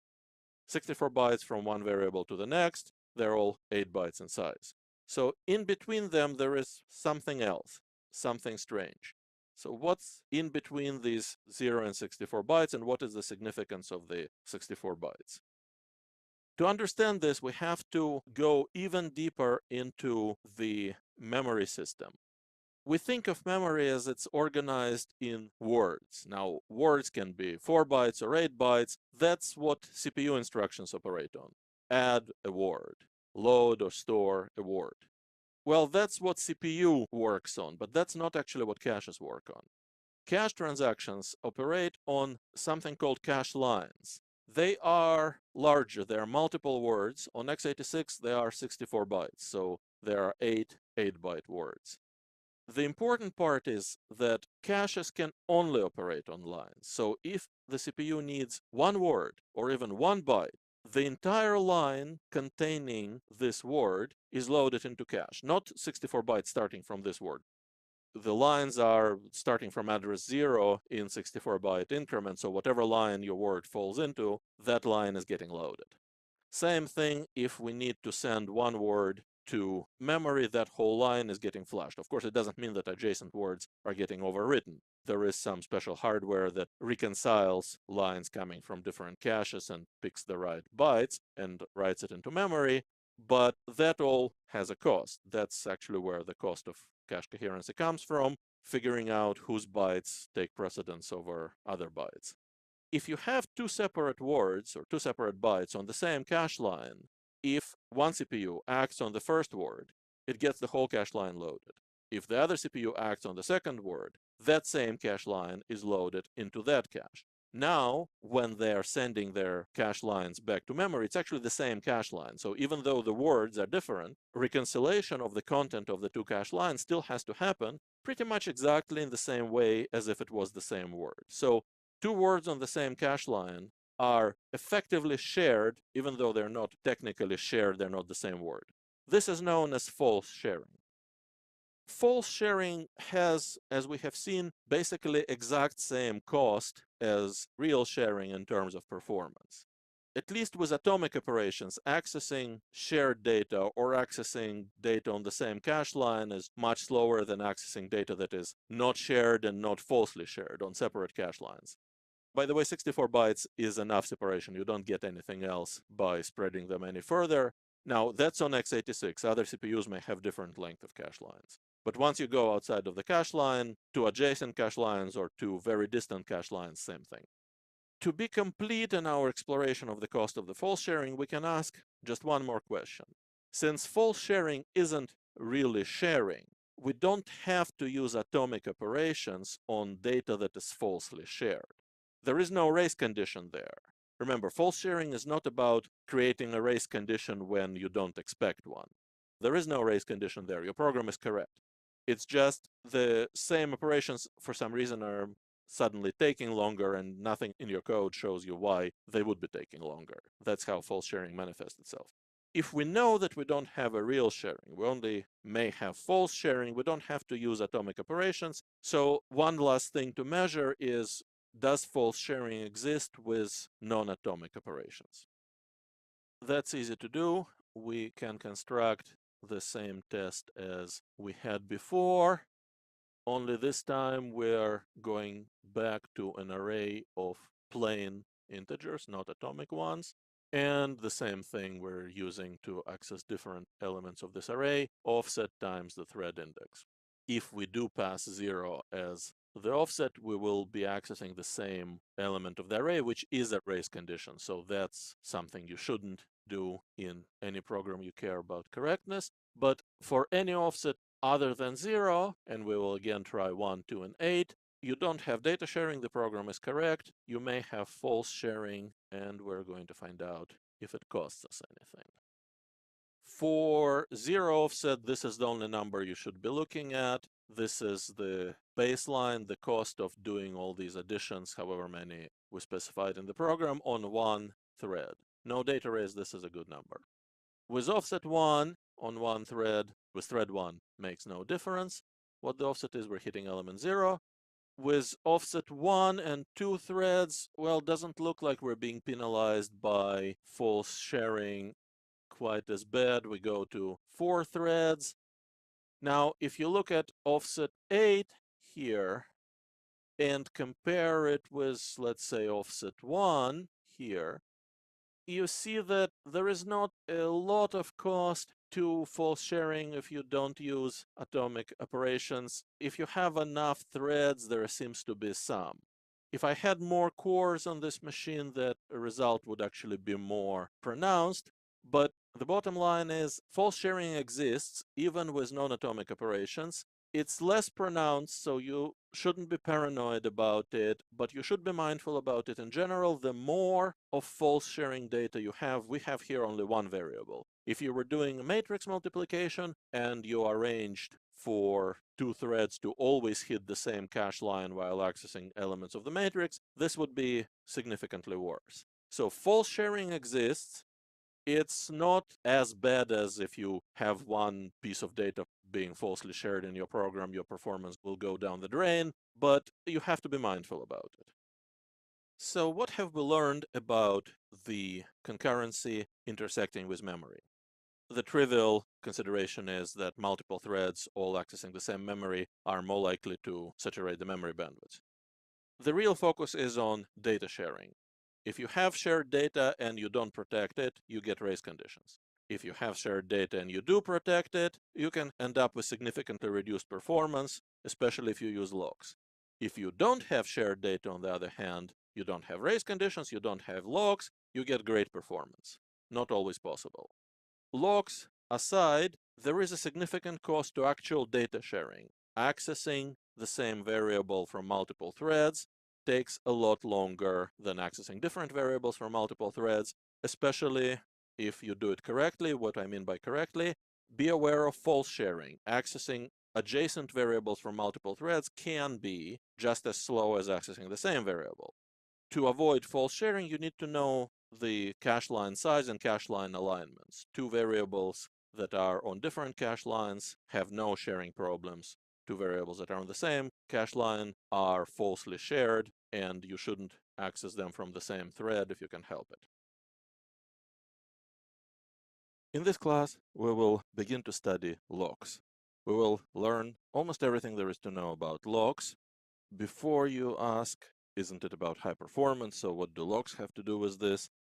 Everybody else is using locks, so can't possibly be the special high performance stuff. There is quite a lot of difference between locks and other locks. Some of them are very high performing, and in any case, before you can do better, you have to learn what you start from. So you have to learn how the locks work before you can improve on it. So let's start with the most common type of lock. Anybody who did any concurrent programming used this, the mutexes. Now, the purpose of any lock is avoiding data races, avoiding undefined behavior when multiple threads are accessing the same piece of data at the same time. Note that the definition of the same time is very loose. It doesn't have to be at the same clocked wall time. If 2 threads access the same data, there has to be some kind of synchronization, and locks are the simplest one. Otherwise, the program is undefined. Locks are just a particular implementation of synchronization. There are other ways. The key to not having undefined behavior with data races is that all shared data must be accessed in a way that 2 threads, or more than 2 threads, cannot access it at the same time in an unsafe manner. There are 2 parts to it: same time, which, as I said, is pretty loose, and unsafe manner. Locks attack the first option. They prevent accesses at the same time. We will come back to the second possibility later. The advantage of locks is they are common, well understood, easy to use, so let's look at what they are. The most common lock is the mutex. If you work on any Unix system, you have seen it. There is one in pthreads library. It's a pthread mutex, and there are 2 functions to lock and unlock it. In C++, prior to C++11, there was nothing at all about threads in the standard, so in practice, the compiler would combine C++ standard with POSIX standard usually, and the pthread mutex is what you would use. C++11 gives us a C++ standard mutex, and along with it, a couple utilities to go with it, in particular, the lockguard class. Here is the documentation for the C++11 mutex. I'm using c++.com. cppreference.com is another useful site for this. Mutex is what they call a lockable object. What this really means is it has two member functions, lock here and unlock. That's all it takes to be a basic lockable object. A lockable object also has try-lock. It doesn't have to be derived from any common base, it just has to have these three member functions, and then any other C++ function or class that works on lockable or basic lockable objects will work on your own class if you define these three member functions. What this does is locks and unlocks the mutex. We'll see an example in our own code, but they have an example here. So lock the mutex, do some computation. In particular, if you're actually printing something, you always want to lock it. Otherwise, multiple threads printing at the same time. At best, it will come out all interleaved and jumbled, could actually crash. And then when we're done, we unlock the mutex. As I said, you don't want to use lock and unlock directly in this manner if you can help it. The reason is, what if we have a return here, somewhere between these statements, let's say after this here? We would forget to unlock. And the solution to this is to use the lockguard, which is also part of the standard. Works on any basic lockable type, so needs lock and unlock member functions. Here it is. It's a template, works on any type you give it as long as it has lock and unlock. You need to give it your mutex, or in general, the object of this type. When lockguard is constructed, at this point it calls lock. You don't see the call to unlock because it's hidden in the destructor of the lockguard object. So normally it would happen right here. If you have return or throw an exception, or if you were inside the loop and did a break, the object would still have to be destroyed. You're basically jumping to the end of the scope and exiting the scope. No matter how you do it, at the end of the scope, destructor of this lockguard fires, and you cannot forget to unlock the mutex. You should do the same with your own locks as well. So the advantage is, as I said, you cannot forget to unlock, you cannot accidentally bypass the call to unlock, and you can always write your own class if your mutex does not have the lockable interface. For example, pthread mutex, unless you wrap it in a class, cannot have lock and unlock member functions. It's not a class. It's some standard pthread mutex t-type. It's a struct of some sort, C compatible. Then you just write your own guard class that locks in the constructor, unlocks in the destructor. So what exactly do the locks do? Let's say we have some shared data that is protected by the lock, and we want to access it from two threads. Both threads hum along, they do their own computation on non-shared data, then they come to the point where they want to access shared data. They do it correctly, they lock the lock first. So let's say thread 1 gets there first, it locks the lock. Now it has exclusive access to the shared data. It will continue working on the shared data until it calls unlock, and then it'll go do something else. The portion of the code between lock and unlock is called critical section. Thread 2 also wants to work on the shared data. It calls lock later, and at this point, lock is already taken, so thread 2 blocks. It has to wait until unlock is done on thread 1. At this point, only thread 2 can enter its own critical section. Could be the same code running on two threads, could be different code working on the same shared data. And thread 2 continues the critical section until it calls to unlock, and then it go work on something else. So you can see that the critical section never runs on two threads at the same time. This way we avoid the race condition and then define behavior. Not just mutexes, all locks work like this. This class is all about performance, so how much does it cost to have a lock? There are essentially two aspects to the cost. First of all, any kind of lock will make part of your program, specifically the critical section, run on one thread at a time. This, of course, reduces your speed up. Remember Amdahl's law, the speed up basically depends on the single-threaded portion of your program, P here.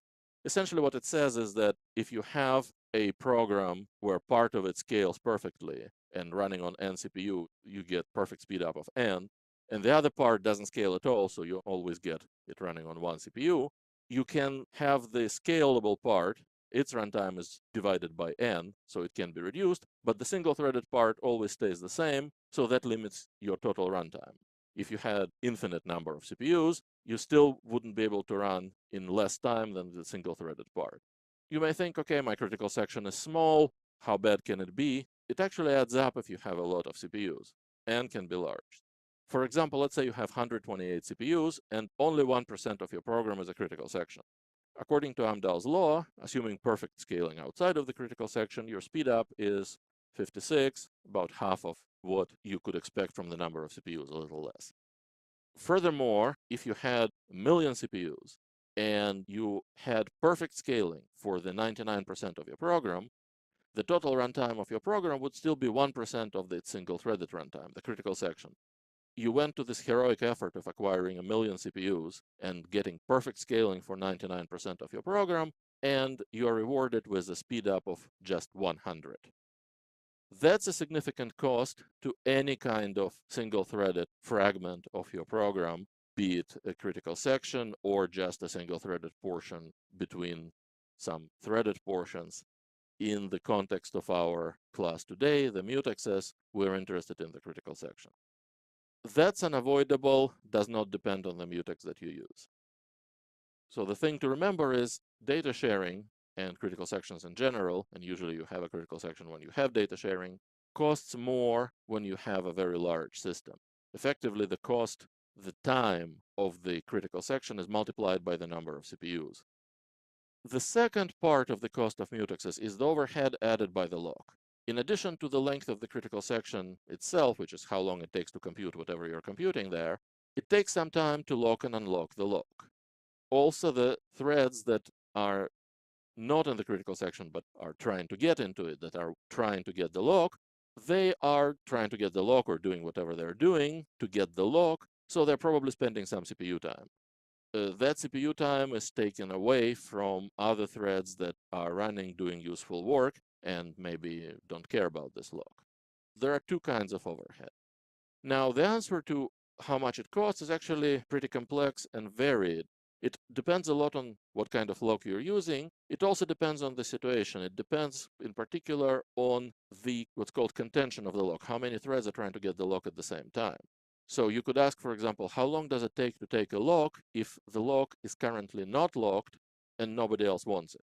So we have just one thread, and that thread, just in case, is trying to take a lock. By sheer luck, nobody else happens to be near that critical section at the same time, but we don't know that, so we still have to take a lock. So how long does it take to take a lock when basically you're the only thread accessing it? You could ask another one. How long does it take to take a lock after you have been waiting? So you waited however long you have to wait. Now some other thread unlocked the lock. How long would it take for your thread to actually get that lock? These numbers could be very different. It depends on the implementation of the lock. In general, so the cost of the lock depends on how many threads are waiting. We could measure each step individually. For example, we could take a lock and measure how long it takes to lock it. We could lock it and measure how long it takes to lock it after we unlock it, and all these steps. The problem with such low-level measurements, it's hard to relate them to practice because the actual time in a real program that is added by the locks isn't like a simple sum or some other simple function of these individual times. They combine in strange ways. It depends on how long you wait, how many threads are waiting, how much CPU time is used by the locks and by other things that are going on at the same time. Even if you knew all these individual timings, you really wouldn't be able to conclude anything. So what's more useful in practice is the kind of overall throughput. I have a critical section, all my threads must get through it, it's protected by the lock. How long does it take to perform the computation protected by the lock on a given number of threads? Of course, it depends on how long it takes to do the computation, so basically the question is how much do we add to the cost of computation? Now that we can measure by writing a micro benchmark with some code operating on some shared data and wrapped in different kinds of locks. Let's have a short break now, and then we can see the code, run it, and do our measurements. Welcome back. Let's start right where we left off and run some measurements for the cost of the locks. Let's begin with our basic mutex and its benchmark. This is how we're going to construct the benchmark. We have a value, our computation will be very simple increment of the value, and we have a mutex. For a baseline, we're going to increment on one thread with no concurrency, so no locks. We're going to measure how long it takes to increment x. That's our baseline, and then we're going to run the lock version of our benchmark on 1, 2, 4, so on threads, and inside, here's what we do. We acquire the mutex using the lock guard, we increment x, and in the destructor of the lock guard, we release the mutex. Compile and run this. The baseline, it takes 2 nanoseconds on this machine to increment a 64-bit integer. Incrementing the same 64-bit integer on one thread, but taking a lock, for no reason in this case, adds another 20 nanoseconds. So just locking and unlocking costs a lot more than simple integer increment. Now that makes sense. There's probably more computation than just adding 1 to an integer when you do lock and unlock. It gets worse on 2 threads now. We have lock contention and so on. Doesn't get a lot worse with more threads on this machine. Goes up to 200 nanoseconds because I only have 4 real cores. So at this point, each thread runs on its own CPU. After that, they have to share the CPU, so you don't actually get all 16 threads hammering at the same lock at the same time. Still adds up some time. Now, this is all real time. The interesting thing is that the CPU time for one thread, it's the same as the real time, but then you can see that it goes up. It goes up more than the real time. So the threads that are not computing, that are waiting, are actually using considerable CPU time, at least to get, we don't know where exactly, but at least to get a lock, to lock and unlock. While they're waiting, well, maybe they're also using CPU time. That depends on how the lock is implemented. There is something interesting about this code that I want to highlight to you, and that is, look at the placement of the shared data, x, and the mutex. They're declared right next to each other, which for most compilers would mean that they're laid out in memory right next to each other. That's a special case. In general, you don't get that unless you try. Well, does it matter? Let's remember something from the previous class. We did talk about false sharing before. False sharing has to do with the fact that while the CPU operates on individual words, like 64-bit words, caches operate on the whole 64-byte on lines, on x86 64 bytes, but usually they're bigger than individual word. What does it mean that cache operates on a line? It means that if I want to fetch 1 byte from memory to the cache and then to the CPU, I actually can't do that. Caches fetch the whole 64-byte line. We talked about it in the context of false sharing. If two CPUs operate on different, not shared, bytes, which happen to be on the same cache line, that cache line starts bouncing from one CPU to another, which makes it look like the data is shared, degrades performance. There is a flip side to that. If one CPU operates on 2 words that are on the same cache line, after you work on the first word, the cache line is already there. So the sharing of the second word is almost free, at least much cheaper. In our case, we have the data and the mutex occupying the same cache line. So does that somehow affect our measurement? Well, let's see. So what we need to do is put them in different places. For example, this may be more like real life. We still have the mutex here as a global variable. Well, okay, that's not like real life. Mutex wouldn't be as a global variable, but it's some memory that is different from data. And data is here. I'm actually getting it from the heap. In this code, you may notice that delete is missing, so I'm actually leaking this memory. Well, for this benchmark, I don't care. In any actual program, you would, of course, clean it up. Other than that, it's the same code. So I allocate the piece of data, I create a reference to this data so I can use exact same code like ++x, and it has the same log guard and the same ++x, so it's exact same other than data is in different places. Let's see if that made any difference. Not for one thread when there is no actual sharing, so it doesn't matter whether they're on the same cache line or not. Well, it made some difference. So for 2 threads, the time went from 62 nanoseconds to 91 when I prevented the sharing of the cache line between the data and the log. And it's a little larger after that. It's 195 versus 139.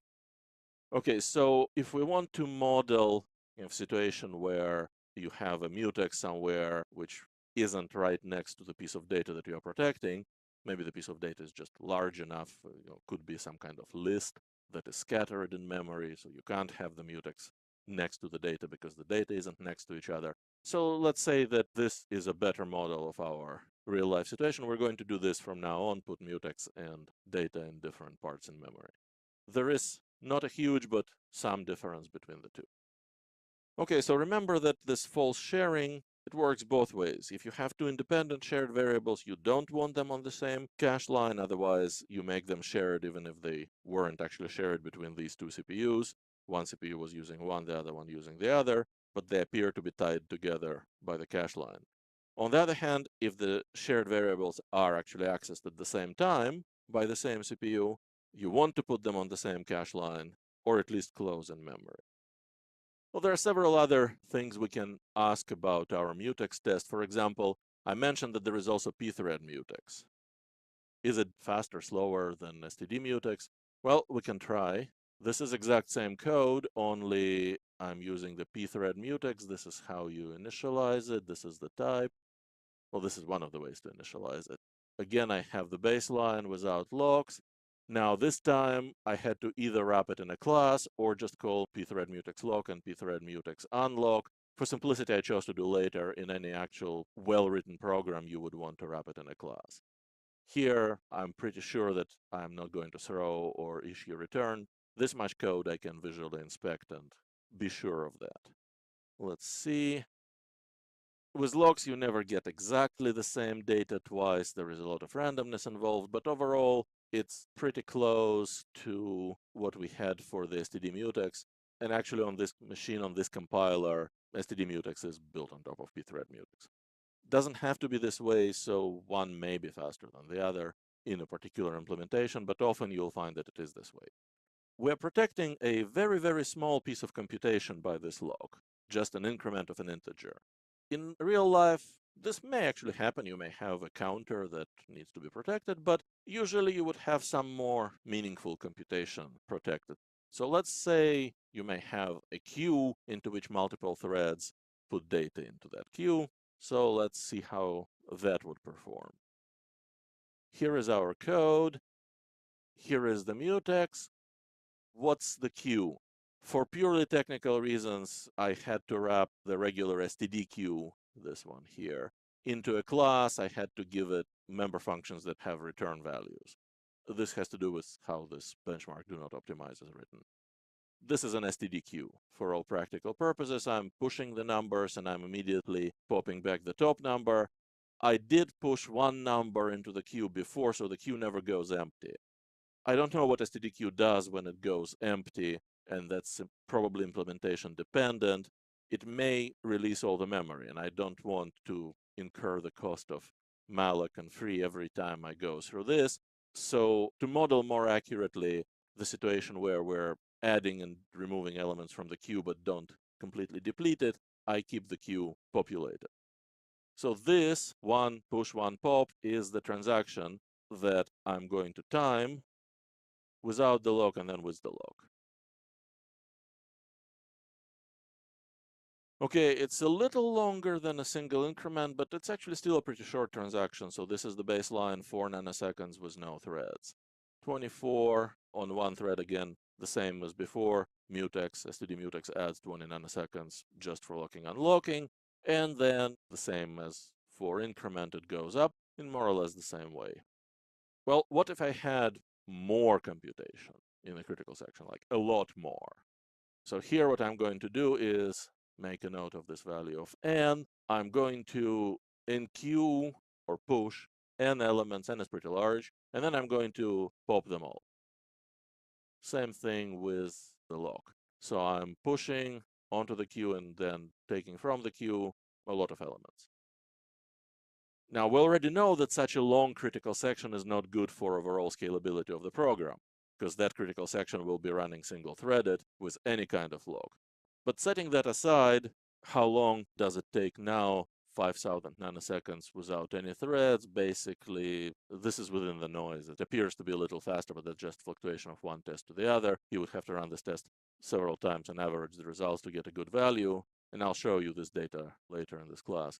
It goes up a little bit as we go to more threads.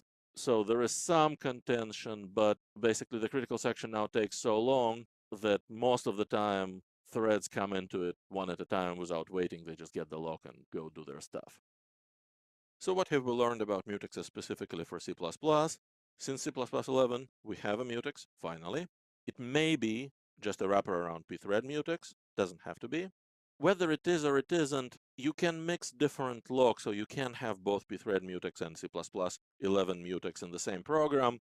Obviously, one critical section has to be protected by a particular lock that all threads use for that critical section, otherwise it doesn't work. But different pieces of shared data can be protected by different locks. You are entering a danger territory here. As soon as you have several different locks, you may end up in a deadlock where each thread holds one of these locks and then wants to get some other one, and nobody can get anything. We will talk about that in great detail later. This comes to the end for our lesson on mutexes, not locks, just mutexes. There are other locks that we'll go to next. Mutexes are simple, not inexpensive, but how important it is that they are not inexpensive depends on how long is the critical section. In particular, if you have long critical section, you don't care. If you have short critical section, you're more sensitive to overhead. Of course, if you have long critical section, your scalability of the program is shot anyway. We'll continue next with other locks. Welcome back to our classes on locks. Now that we've dealt with the boring mutex, we can get to the really good stuff, other locks. And we continue with Spinlocks. The motivation here is to find a cheaper lock. As I said before, mutexes provide simple protection for shared data, but it's not particularly cheap. Mutex is actually a rather complex entity. It has to do a lot of stuff. So what happens when a thread is waiting on a mutex? It could be suspended. It goes to sleep, which means it's not constantly checking for the mutex. But when the mutex is unlocked, that thread must wake up, so somebody else must do it. The kernel does it, the scheduler. So we must have a list of threads waiting on this mutex, somehow attached to the mutex. To know which one thread to wake, we may need their priorities, we may need to know how long they wait, and so on. There is quite a lot of data associated with all of that that is hanging off the mutex and need to be handled. If you have a long critical section, that's what you need. But if you have a short critical section, let's say one operation like that increment we've seen, it doesn't really pay off to have all that machinery to protect such a short computation, because basically all the threads will get through it quick enough, no matter what we do with the lock, as long as we somehow prevent them from all getting at that integer all at once. If we just can stagger their accesses in time, it'll be very quick, 2 nanoseconds per increment, and then the thread unlocks the mutex, so next thread goes in. Not worth doing anything in that time. Well, we can try a simple lock. Let's say we had a Boolean, and the meaning of this Boolean L is if it's false, then the lock is unlocked. So L means locked. True, it means locked. False, it means unlocked. So if we want to lock it, we just write true into L. If we want to unlock it, we write false into L. And if some thread wants to write true into L, but L is already true, it means that the lock is already locked. We have to keep reading L until we get false. Now, of course, in order for it to be an actual working lock, all of these operations have to be atomic. You have to both read the current value and write the new value into L at the same time without the possibility of interruption. We have atomics now in C++, starting from C++11. There were ways to get them before using inline assembly, for example. So let's do this. Let's see the simplest lock in action. Such lock, by the way, is called spinlock, and the reason it's called spinlock because you're spinning on that Boolean. Well, in C++, we have, in particular, something called atomic flag. An atomic flag has really just two operations, well, two that matter for us at this moment, test and set. It guarantees to be atomic. What it does is it sets the value of the flag to true, no matter what it was before, and it tests it and it returns true if it was true already, and it returns false if it wasn't true. Now it is true. And then there is clear, which sets it back to false. So all we need to do to lock is wait for the value to become false. As long as it's true, we're going to just spin on it. And to unlock, we're going to set it back to false. Now we don't have to wait for anything because we already got the lock. Nobody else is changing it. So we have our unsigned long value that we will be incrementing. It's somewhere in memory. We have our global Spinlock object. Note that I wrote it to be interface compatible with the std mutex. It has lock and unlock, which means in C++11 terms, it's basic lockable. Here is our baseline, just an increment with no locks running on one thread. Here is our actual measurement using lock guard of the Spinlock type. Used to be std mutex, now it's Spinlock. As long as it has lock and unlock, doesn't matter. Here is the lock guard on that Spinlock S. In the constructor, we lock. In the destructor, we unlock. Within the critical section, we increment. And again, we're going to run it on one. This is just our baseline, runs on one thread. The lock 1, 1, 2, 4, and so on. Compile and build and run. Well, that's pretty bad, actually. For comparison, let's run the mutex benchmark again. We don't have to build it. We already did. This is the one where the data and the mutex are not close to each other. Same thing, if there is no contention, takes 20 nanoseconds to lock this thing. But after that, the Spinlock, this is the Spinlock. The Spinlock behaves a lot worse than the mutex. Didn't I promise that this will be a faster lock? And in particular, look at the CPU time. CPU time is like 10 times worse. Well, real time is also 10 times worse. So it's spending a lot of time on all the threads. Now, the fact that it's spending more time by itself isn't surprising. It's busy trying to get that value of true out of the Boolean. But the fact that it performs worse than the mutex, that's not what I promised you. There is actually a reason for that. And I know what it is, so I'm just going to show you. So let me show you the fixed version. This is the Spinlock class. It has the same flag test and set, and the same clear and unlock, but this is what was missing. This is new. In this case, I count to 8, and then I call this library function called noneSleep. noneSleep puts the program calling threads specifically to sleep for the specified time, and the time is in nanoseconds. Well, this would be seconds. That's 0. So I'm asking to sleep for 1 nanosecond. It probably can't sleep for 1 nanosecond just because it can't measure that short of a time interval. So it will sleep for as short time as this operating system and this hardware can provide. It'll be a few nanoseconds. I'll explain in a moment what it does, but let's see if it actually fixes anything. Same 2 nanoseconds for increment without lock, extra 20 for the lock. But now, again, let's compare this with mutex. Look at the real time. Well, we're doing pretty good. We're far ahead. It actually went down as we had more threads, 128 threads running on just 4 CPUs. I mean, that's abuse. It never peaked anywhere near what the mutex was, 47 seconds. Well, 100 seconds. Okay, it's kind of close. For 2 threads, it's roughly the same. This is within noise between 90 and 106. Then it went down, and at, let's say, 16 threads, it's 1/10 of what it was for the mutex. And the CPU time is actually decent too.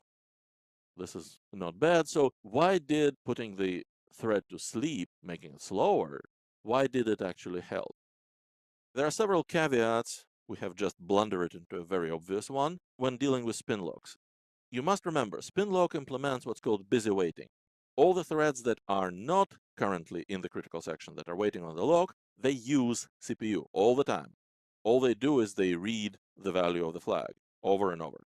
Obviously, if critical section is long, so the wait is long, this is going to be pretty bad because one thread is doing computing, all the other threads that are waiting on the lock are also doing computing, just the useless kind of computing. But it's even worse than that, because a thread that is 100% computing appears to the operating system scheduler as doing useful work. It doesn't know that it's just spinning on the lock. The OS will be reluctant to interrupt it. And that's one of the big problems we ran into. The threads that were waiting are more busy. They're even more computing than the threads that are actually in the critical section doing their own computing, because the thread that is waiting is doing a very simple computation, just reading the same value over and over again. It's 100% CPU load. Waiting threads don't get interrupted, don't yield the CPU easily. That's why when we had a lot of threads, they basically saturated the CPU. They crowded the poor one thread that was doing the useful computing and was the only one which actually had a chance to unlock the lock eventually. They kicked it right off the CPU and were all doing the useless wait. There is another problem here. Take a look at this while line. This is common to all spin locks. We're spinning for as long as lock is locked. When we finally get the lock, L will be false. Until then, for all our previous attempts to get it, it was true. All modern CPUs have this very important component called branch predictor. Branches are expensive in modern CPUs, so what the CPUs do is they predict what the outcome of the branch check will be, based on what it was last time and the time before that. And then they don't wait for result of the branch calculation to come back. They begin speculatively evaluating the predicted branch. So you come to something like if. The hardware remembers, okay, the last 10 times if was true. Let's begin evaluating the if clause. If this time it's false, well, that's too bad. We have to flush all the results from the true clause and go into else clause. But if the branch prediction was correct, then by the time we confirm that it was correct, we already have several instructions. Evaluated, great, speed up, great acceleration. Note that you have a branch misprediction every time immediately after the lock is acquired, because when the lock is acquired, the value of L is going to be different from what it was for all the previous checks. The branch predictor will remember, okay, tried L, true, tried L, true, tried it 10 times, true. Okay, probably L is always true. Tries it 11th time, prediction is true, and this time it's false. You go into the critical section, and you begin your computation with a branch misprediction. This is about as bad for the branch predictor as it gets. You have to introduce into the Spinlocks something to both yield the CPU to the thread that is actually doing real computing, as opposed to the busy waiting, and reset the branch predictor. There is more than one function that does it. There is actually a pause instruction on x86 that you can stick in using inline assembly or maybe compiler intrinsics. There is the nanosleep that I used. There is another function on Linux specifically called schedule yield, which yields the scheduler to another thread. There is no single best choice. It may depend on the hardware, it may depend on the operating system, it may depend on the context, how heavily you're hammering the lock, and so on. I found that nanosleep with the minimum time is a kind of safe choice. It may sometimes not be the best, but it's never the worst. As far as I know, by the time you listen to this class, you may have some hardware I have never seen before, so it may actually be the worst choice. But you know how to benchmark it now. You can find a better choice for your hardware. For a generic x86 machine, I use nanosleep, and it works okay. There are several other complexities. Don't just go and write your own Spinlock just yet. In this course and later chapters, we'll cover some of these complexities. There is more that you need to know before you can write a good one. Also, we can do several optimizations. We can probably get another 50% easily out of that Spinlock that I have shown you. In addition to that, there are many strategies for backing out of the lock. What it means backing out is you try to get the lock, you couldn't, you have to wait. So how long do you wait? How long until you try again? In our lock that I have shown you before, I was trying to get it 8 times, and then I called nanosleep for the minimal possible amount of time, and that was all I did. You could, first of all, why 8 times? I measured it 8, 16, 4, doesn't matter, 1 or 100, that's worse. On different hardware, there may be a difference. Then, if you couldn't get it for a long time, maybe you should wait longer. So there are all these different strategies. You can read about them online, or there are some books on this. It will depend on your hardware and on the workload. There isn't a single best solution here, but if you want a generic solution, we'll improve on this Spinlock later in the class, and it's pretty good. Let's continue our exploration of Spinlock. We did one using this atomic flag.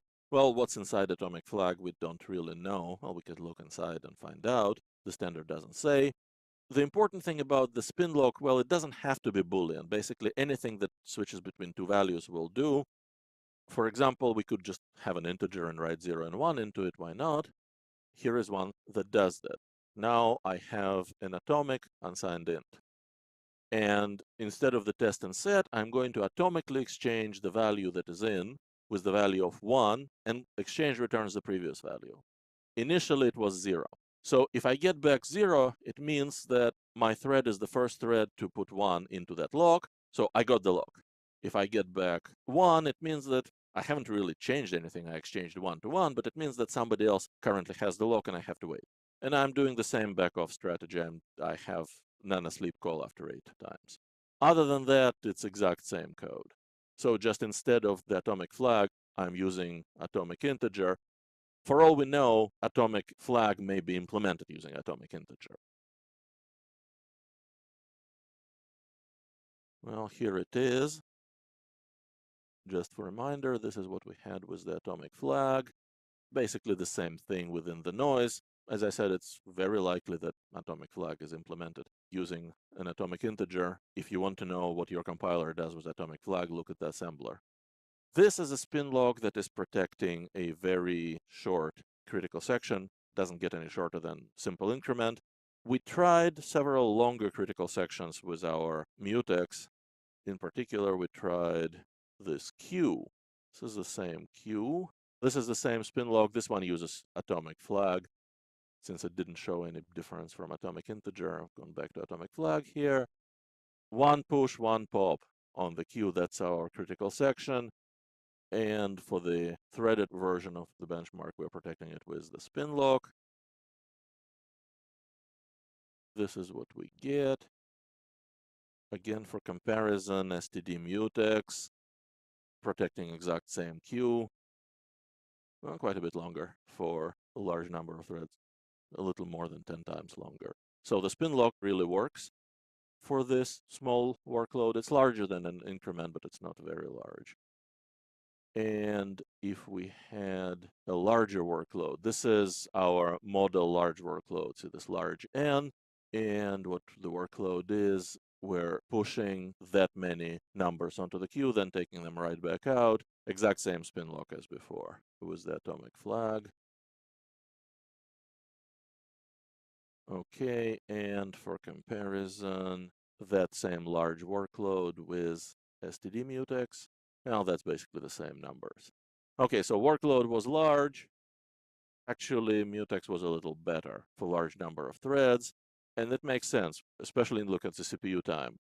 CPU time for the spin lock is significantly larger than for the mutex because for such long waits, the pthread mutex or STD mutex will put the waiting thread to sleep. Spin lock will just keep reading the integer or the boolean out of the atomic flag over and over again, uses more CPU time. Using that much CPU time has to eventually, for large number of threads, start costing you some real time, and it does. What have we learned about locks other than mutexes? Mutexes do have considerable overhead, which matters a lot if your critical section is short. Spin locks are a viable alternative. They're very simple. Write 1 into an integer, write 0 into an integer. Doesn't get much simpler than that. They have low overhead by themselves. Locking and unlocking is as cheap as it gets. Waiting, on the other hand, is not cheap at all if you have to wait a long time. If you don't have to wait a long time, if you have just one increment, well, one thread is doing an increment, the other thread is doing maybe 2 reads of L of the flag during that time. That's okay. If you have a waiting for a long time, spin lock isn't the right approach. All spin locks must pause somehow to both yield the scheduler from the waiting threads and reset the branch predictor. Otherwise, it's going to get really bad. For now, this is all on the spin locks. Don't go write your own spin lock just yet. There are several things I have to teach you before you can go and do that. But I can't teach them to you right now. It's a matter for several chapters in this course. For now, this is all we have to learn about a spin lock. Welcome back to our class on locks. There are even more locks for us to consider and some other ways to synchronize accesses to shared data, so let's cover what's left. We covered mutexes, we covered spin locks, but there's a lot more interesting things you can do with the spin lock. In a more general view, what spin lock does, it basically has a token. There is only one of these, and at most one thread can own this token. And in order to enter the critical section, the thread must have the token. You can pass the token from one thread to another, but you can't multiply them. For the case of Spinlock, that token is the value of flag equal to 0. At most, one thread will see flag equal to 0, everybody else will see 1. So if you got 0 from a flag, you have a token, you can go into the critical section. What this means is you don't have to have that flag as a token. You can have anything as long as there is only one of it. This lets you integrate Spinlocks into your existing data structures. So let's say you have a pointer to data and you will do some work on this data. In order to access data through this pointer P, you need the pointer P. P is the natural token to access this data. You can't possibly access the data if you don't have P. So if you were somehow to own P so nobody else can get it, then that thread that owns P would have exclusive, protected access to the shared data. And everybody else would have to mill around waiting for the token P to be released. We can modify our benchmark of a Spinlock. We actually have a pointer to data, and we have a Spinlock. That was our old Spinlock benchmark. We can modify it. We now don't have a dedicated Spinlock.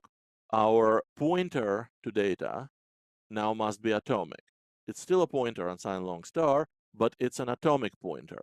Why does it have to be atomic? Well, the control variable of the Spinlock has to be atomic so we can do the atomic exchange on it. And since we're now going to use this P for double duty, both as a pointer to data and as the Spinlock, that one has to be atomic. So how are we going to take exclusive ownership of P? Well, that's very easy. We're going to atomically exchange whatever is currently in P with null. Null doesn't point to any data, so if one thread successfully does this, it now has stored in this P save the only copy of true P in existence in the entire program. Everybody else will see null. So instead of the spin lock, we have to create some pointer lock. It's basically spin lock on a pointer. I need a reference to the pointer P that I'm going to spin on, and I need to capture it as a reference. I don't want a copy of it. I want a reference to the original one because it's the one that is shared between all threads. And I need a place to save it. That one is per thread. Whichever thread currently owns the lock will save the true value. My function lock now returns that value of the pointer. That's the one you own. Everybody else sees 0. My function unlock has to just put it back. I can do it using exchange. I could also assign to it, but in this case, it was an exchange. We don't care about the return value. We actually know what the return value is. It's null. We're going to put the saved value back to unlock. Don't have to return anything. Otherwise, it's exact same thing, only now P is atomic, so we have to modify our code a little bit. To get the value of the pointer out of the atomic, we have to call load, and then it used to be X. Now, what was X now is star P, what the pointer points to. Okay, so we're going to increment that. And for our baseline, no locks, we're just going to load the pointer, capture it in a local variable, and increment. For the locked one, well, we're going to initialize it to 0 the same way. Then we create this PTR lock. Now, PTR lock isn't shared between threads. Each thread has its own PTR lock. What is shared is this atomic P, because all the PTR lock does is it grabs the P into exclusive ownership and puts it back. So here it is. We can't use a std lock guard because the lock function returns value now. It's not void anymore. In your actual program, you would write your own lock guard to work with that kind of lock. Here, for simplicity, I'm neglecting that, which means I should not neglect writing manually unlock at the end. Lock does two things. It takes the value out of P and returns to me, and it makes it exclusive to my thread by overwriting it with null. If I exit it from lock, I have the only copy of real P in existence in the entire program, and I'm not afraid to increment what P points to. Everybody else is staring at this null, waiting for it to change. When will it change? When I call unlock. Let's run.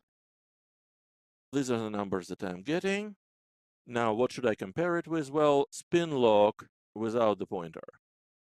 So this is the test where I had the same increment, but I had a separate spin lock. It's a little better for small number of threads anyway. So for 4 threads, it's still better. After that, when you have more threads than I have CPUs, it seems to be worse. in any case, it's a kind of close call. It's very close to the noise margin. I would have to run multiple tests and average to get more accurate values to see if this trick paid off or not. Now, for incrementing integer, you may not even have a pointer to the integer. You may just have integer somewhere in your program. For example, for the Q, well, we did have a pointer to the Q. So we can play the same game on the Q. We always had a pointer to the Q, only now it will be an atomic pointer to the Q, starts its life with being null. This Q lock is exactly the same as the pointer lock we had before, only it's hard-coded to work on the Q pointers. If you wanted to have something like this in your program, you would make it a template. Again, our workload is one push, one pop, and our lock protection scheme now looks like this. We create a Q lock from that shared atomic pointer Q. This is our critical section. We begin it by taking exclusive ownership of the entire Q. We replace the original, the shared atomic, by null, and we store the old value in our local variable QL, which is now the only true pointer to the Q in the entire program. Since it's the only true pointer to the entire Q, we can push and pop to our hard content. Nobody else can interfere with a Q. There can't be a race condition. When we're done, we'll unlock. We're going to run these measurements for the single push and pop and for the large workload that we have seen before. Instead of one push and pop, we're doing this many. Just to show you that I'm really doing it. Here we are. Otherwise, it's exact same code. Well, here it is with the Q lock, where the Q pointer does double duty as a spin lock. For comparison, separate spin lock. A little slower for smaller number of threads. Seems to be a little faster for the number of threads significantly exceeding the CPU. Okay, so there is something to it. Exactly how much you would have to benchmark carefully.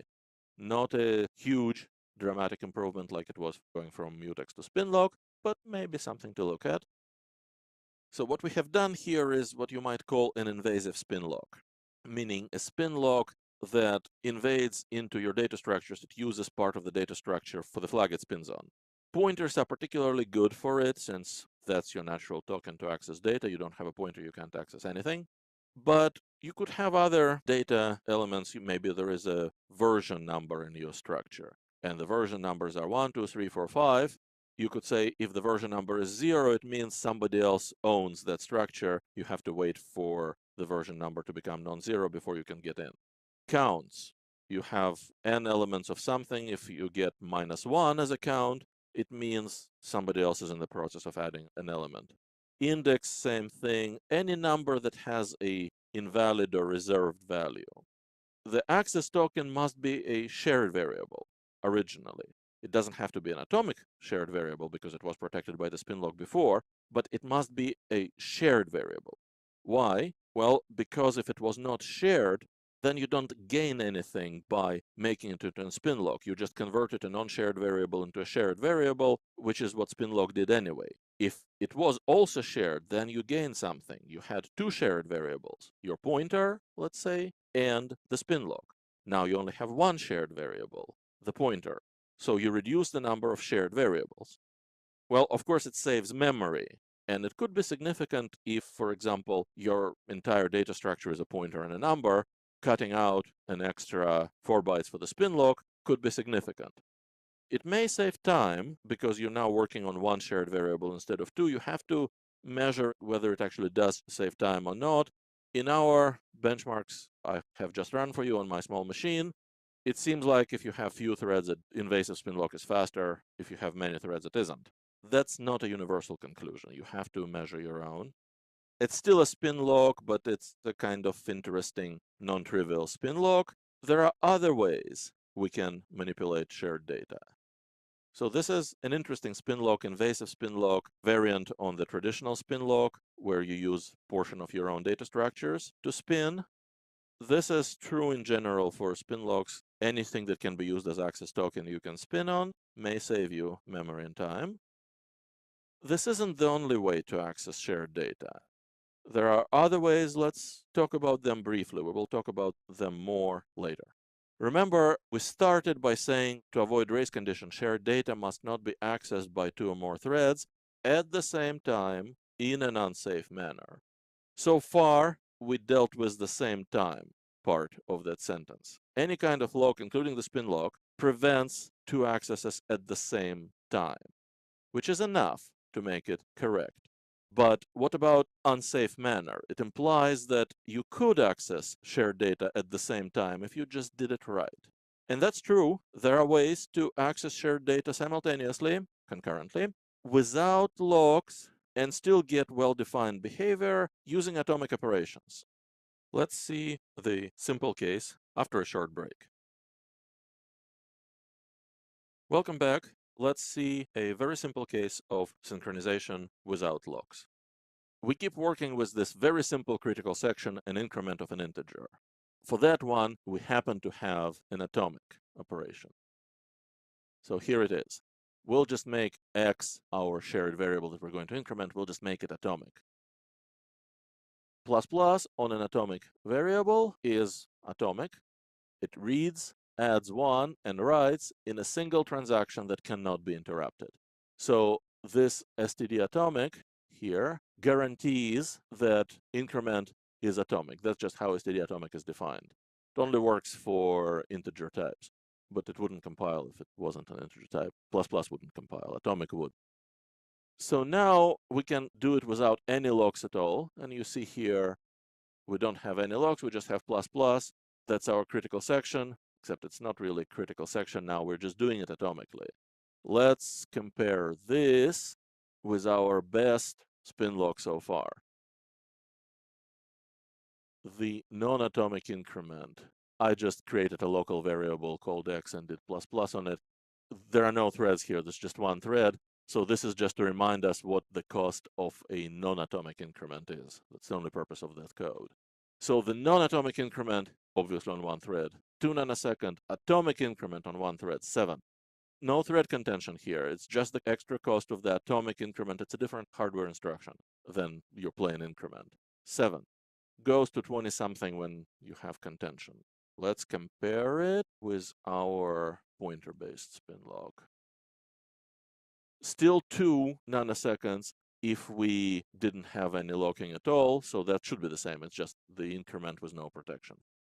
15 nanoseconds on one thread to spin on the pointer. So to take the exclusive ownership of the pointer atomically with an exchange and to add 1 and release the exclusive ownership of the pointer, 15 nanoseconds versus 7 nanoseconds to just do atomic increment. The difference continues and gets significantly more as we go up in the number of threads. So atomic access here, for example, let's look at some large number of threads. Atomic access, especially for large number of threads, is significantly faster than our best so far spin lock. Now, our best so far spin lock isn't really the best spin lock yet, so we can narrow down this difference, but it still shows you that if you can get away with not using locks, there is great potential for optimization. Just about anything other than the simple increment, even our next example, pushing into the queue, is a lot harder to do without locks. There is a whole large area called lock-free programming, and we'll return to it, but this is a matter for another day. There are a few other things we need to learn first. But this is just to whet your appetite. If you can pull it off, you can get a lot better performance than from locks. I did mention several times that the cost of the lock overhead is more noticeable when you go to more CPUs. The cost of any single-threaded computation is more noticeable when you have more CPUs. So what would happen if I did have more CPUs? I actually went to a large machine and ran the same benchmarks. So let's see the results. Increment, that's our increment of a 64-bit integer, measuring real time versus the number of threads, how long it takes to increment, with the mutex, the top line, versus spin lock, the squares, versus the pointer lock, these crosses here. So spin lock is better, significantly better than mutex. Pointer lock isn't its official name, it's just how I'm calling spin lock, spinning on a pointer.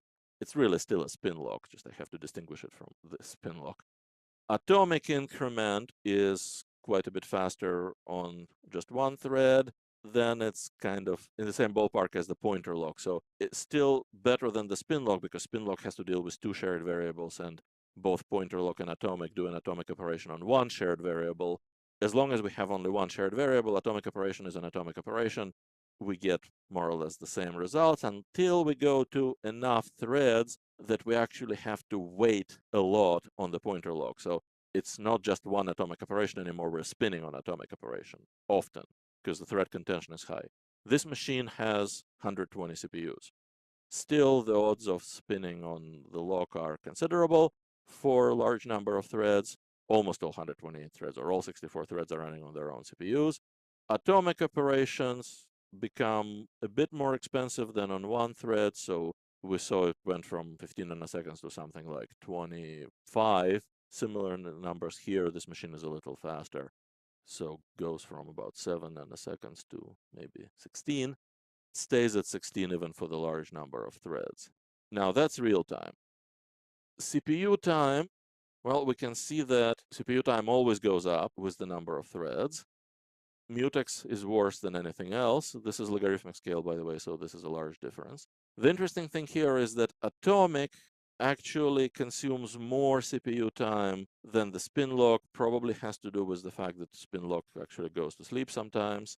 In atomic, the hardware will just keep trying to do this atomic operation until it succeeds, but it still ends up being faster in real time. For a large number of threads, eventually the cost of spin lock adds up and overwhelms the cost of atomic. Usually you're interested for high performance in real time, just how long you have to wait, how fast can you do the computations. On the other hand, if your concern is, for example, the power, if you are in a low power multi-core system, then the CPU time is a reflection of how many computations are done, so how much power is consumed. So this may be of interest to you in some cases. Okay, this is our shortest critical section, the increment. For the Q, one in Q, 1DQ, we don't have a lock-free version of it, at least not yet. Mutex is considerably slower in real time until we get to the large number of threads. Here, the costs basically evens out when you have a large number of threads. This just shows you that your results do depend on how many CPUs you have, how many threads you have. On some systems, there won't be much advantage between Spinlock and Mutex. On the other hand, on the system that I was using live before you, there was.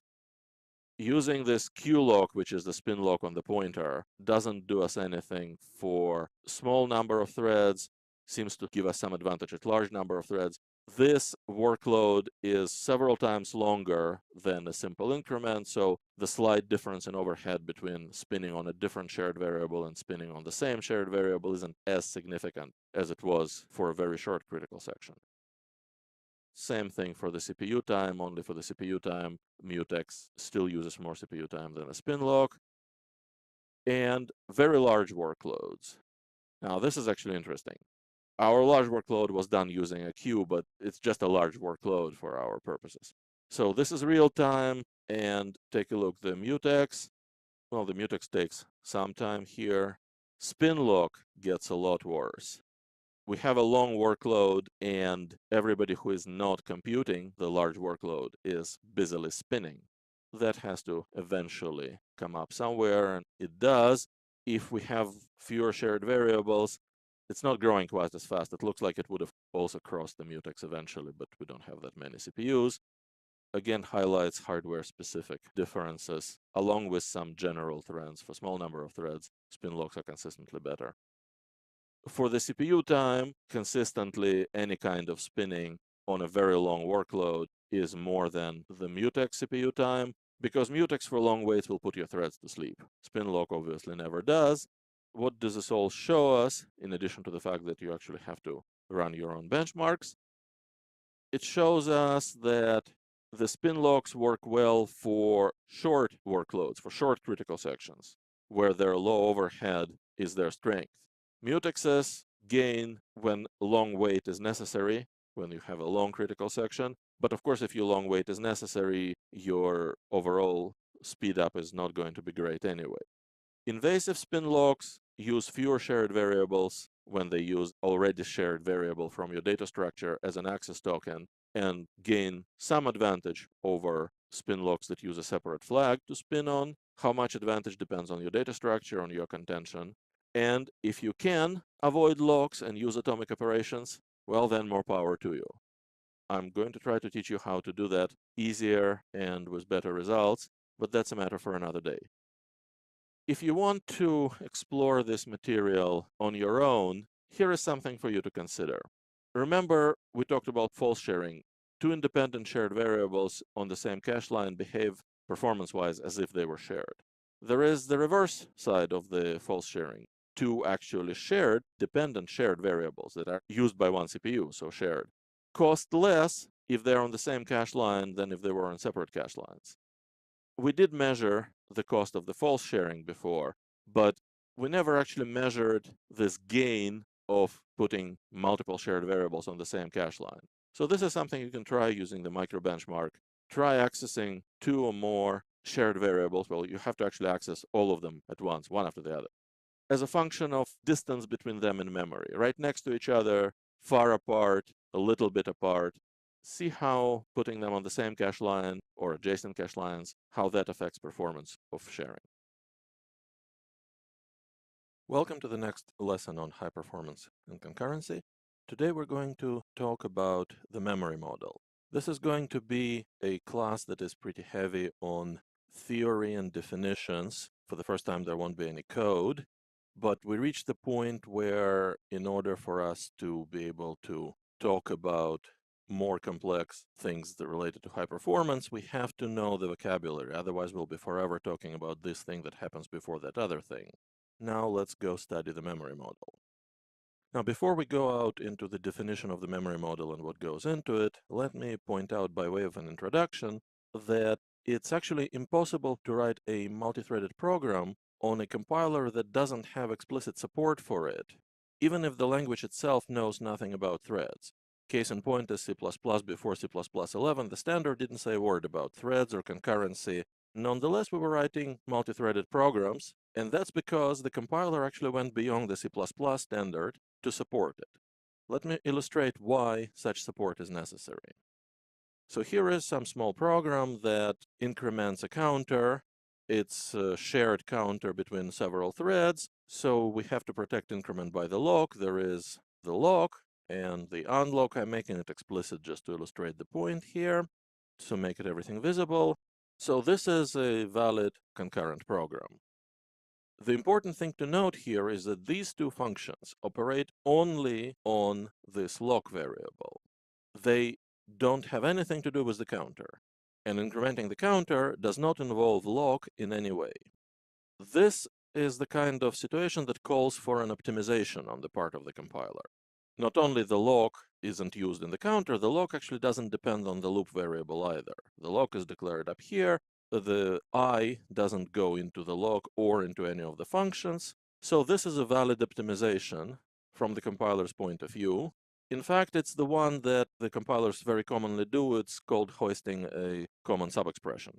We had a common subexpression lock and unlock inside the loop. Now, compiler realized that it doesn't depend on the loop and pulled it out, evaluated only once in front of the loop. Needless to say, this would be very bad if it actually happened. Now, you could point out that lock may actually have side effects. For example, lock could be volatile, and maybe it is actually declared volatile inside. It wouldn't be invalid. It may or may not be, but let's say it is. Then the compiler operates under restrictions. Volatile reads and writes cannot be reordered with respect to each other, and the number cannot be changed. If the program says read the same volatile variable 3 times, you have to read it 3 times. That's the definition of volatile in C++. So now the compiler cannot hoist the common subexpression out of the loop. Well, it can, but it can't change the number of the calls. However, nothing says about reads and writes of volatile variables with respect to non-volatile variables. So this is a perfectly valid optimization. Pull up everything operating on the lock, do it once at the beginning of the loop, and then forget about the lock. Nothing in C++ standard prevents this from happening. You could go one further and pull up all of this out of the loop as long as you do it n times. Nonetheless, the original program was a valid program and it worked. So there must be something going on beyond the C++ standard. In this case, it's a POSIX standard, and most compilers that support threads in C++ written to the combination of both C++ and POSIX. But the point is, a multi-threaded program requires support from the compiler at least to recognize the transformations that would be valid in a single-threaded program and are not valid in a multi-threaded program. These restrictions need to come from somewhere. In this case, it comes from a POSIX standard, but in general, concurrency has to have some guarantees from the compiler, otherwise you can't write any correct concurrent programs. So now we can come to memory model. We already know that the compiler must provide certain guarantees. The same is true for the operating system. The same is true for the hardware. Those guarantees may be strict or loose. Those guarantees may take a form of don't do this, but you have to know what you can and cannot do. The set of these guarantees essentially is what forms the memory model. A more formal way is to say that memory model describes the interaction of threads through memory. This is actually a very useful definition for our purposes, because all the way through this class up until now, we were talking about threads and memory, shared data, and so on, but threads interacting with memory. This definition shows you why this interaction with memory is so important. It has its own name, and it's one of the central concepts for concurrency. The guarantees of the memory model are necessary for understanding and proving correctness, but also for efficiency. In addition to saying what's guaranteed to be true, what restrictions are available, memory model also defines what can be optimized without breaking correctness. Interaction of threads through memory, there is a lot of things bundled into that one sentence. So what's in it? A big set is ordering guarantees. What are the guarantees given for relative order of memory reads and writes, other operations? Usually these guarantees are not kind of uniform. These guarantees say, well, for the most part, very little is guaranteed, but there are some synchronization points, and then more is guaranteed. So what are the synchronization points? How to trigger them, and what exactly do they do? Another part of memory model, to some extent, it's another view of looking at the memory model, is what's called a consistency model. Consistency model is a more general term than memory model because people can talk about consistency models for data on disk, consistency models for databases, and so on.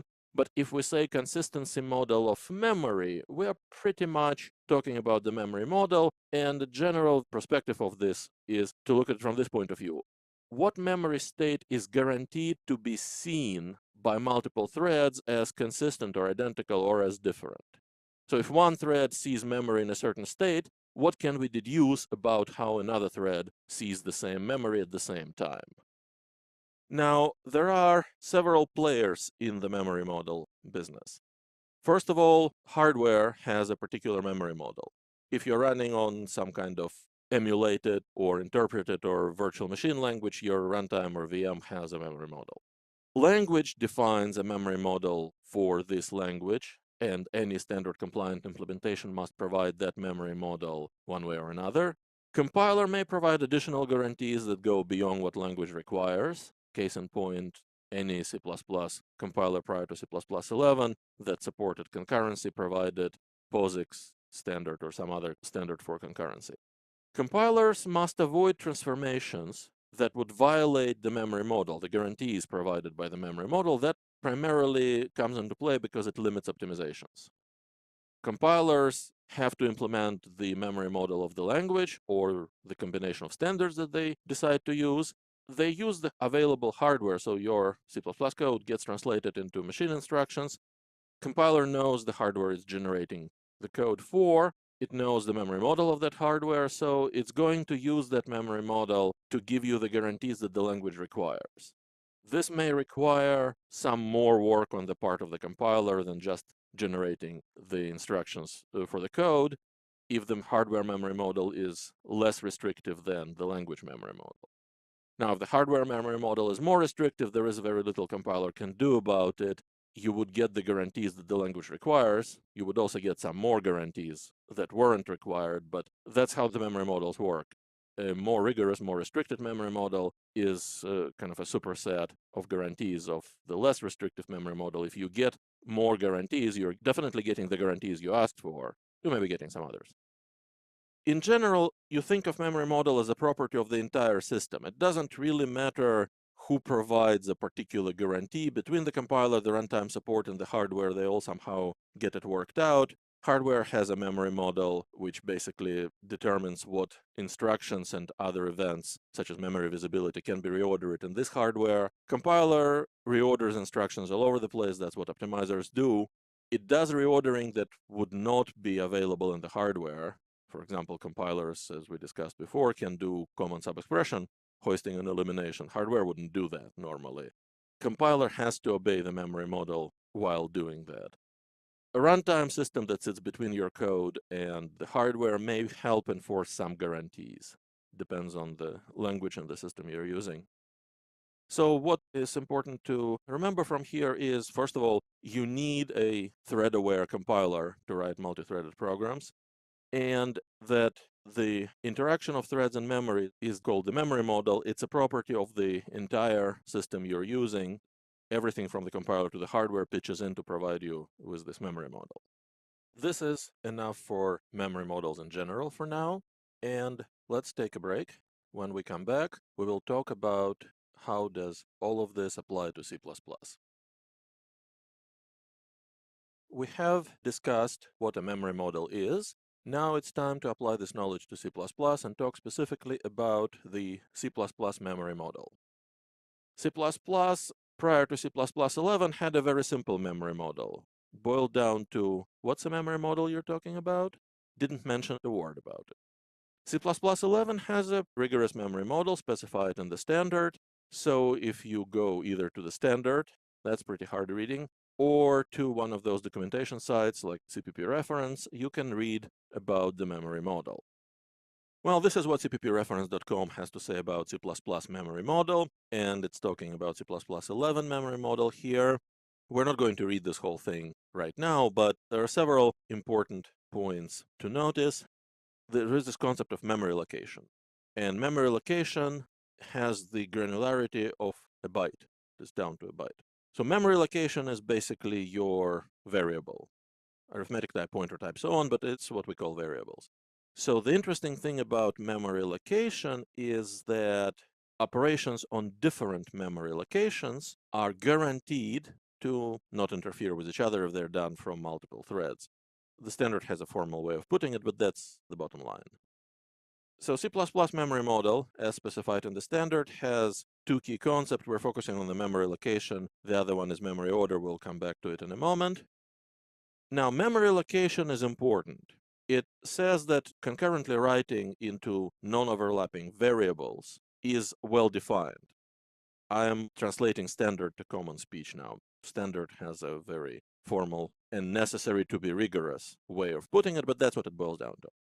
Now, why is this so important? Seems obvious. Well, C++03 and C++98 had no such guarantees, well, for the lack of memory model in general. On x86, for example, writing adjacent integers of 4 or 8 bytes is always safe, but writing adjacent bytes, like bool or char, may not be safe. So if you have two bool and you write true into one of them, the one right next to it may change. It will not change forever. So if you're running on one thread, you have an array of bool, you're writing into element 0, then you go look into element 1, it will not change. But if you do it on two threads at the same time, and you happen to catch it at just the right moment, basically what happens is thread 1 writes the first Boolean using some operation that perturbs its neighbors. It then does another operation, or maybe that's just how hardware works in multiple steps, that puts everything except the Boolean you wanted to write, everything except the first Boolean, puts it back together. On one thread, you can never observe that happening because that's one instruction, or that's the group of instructions generated by the compiler. When you come to your next C++ statement, this is all done over, all the other adjacent bytes have been restored, and you'll never see them change. But if you have another thread running, you can get lucky and peek into that Boolean array while it's being changed and put back together. And then you can see that writing into one byte changes the next byte. If you go out and try it right now, it may or may not work. Depends on the compiler you're using. Maybe depends on the hardware. As a rule, recent compilers that support C++11 and its memory model will support that memory model even when they're running in C++03 mode. So you go, for example, take GCC 5. As far as I know, you can't see this. On an older compiler, you can. There is a difference between well-defined and good, or in our case, efficient. Remember the false sharing. Two adjacent bytes definitely, or almost definitely, occupy the same cache line. Well, almost, because one byte could be at the very end of the cache line, the next one would be at the beginning of the next one. But usually two adjacent bytes occupy the same cache line, which means you can write into them from two different threads, but you're paying the price for the false sharing. However, in C++11, it's guaranteed to be correct. Okay, back to the C++ memory model. The other part of the memory model has to do with the memory order. And you can read this or the standard part corresponding to this on your own. But the important thing is, you see it talks a lot about synchronized with and happens before, and all of this related to the order happens before, one thing happens before the other. So this is all about the memory order. In fact, memory order is one of the major portions of any memory model, including C++ memory model. Let's take a specific look at that. C++ memory order has several different options for order. So they're all listed here. You can read about them here. All the definitions you can go read in the standard. The important part is they start from relaxed order, which basically means nothing is guaranteed. One thread does sequence of operations. Another thread can see these operations in any arbitrary order. Anything can be reordered. And the strictest one is the sequential consistency memory order, which basically means that there is a single total order in which all threads observe all modifications. If you run one thread and observe the memory and you say, okay, what's the order of changes that I see? Well, first X was written, then Y was written, then so on. Then you run another thread, observe modifications from its point of view, from that thread, yep, all in the same order. First X was written, then Y was written, everything agrees. That's sequential consistency. And there are several orders with partial ordering guarantees in between. We're going to study them in a lot more detail later, so you can go read about them on your own if you want. We'll study some of these orders in the next class. There are also dependency-related orders, which is if B depends on A, then A has to be done first. Seems obvious. Sometimes it can be reordered. And there are several other ordering guarantees, but it's bigger than the rest of memory model. It's, this page is bigger than the previous page. And that's because memory order is really like 80% of the memory model. Since memory order is so important for any memory model, including C++ memory model, it deserves a class of its own. So let's take a break and come back to study memory order. Welcome back. Let's talk about perhaps the largest component of any memory model, the memory order. You have seen it referred to in the standard, but I want to take a more practical, more applied point of view now. Let's talk about how the memory order manifests itself from the point of view of the programmer. How do you think about the memory order from practical point of view when you write the programs? One way to look at the memory order is what can and cannot be reordered.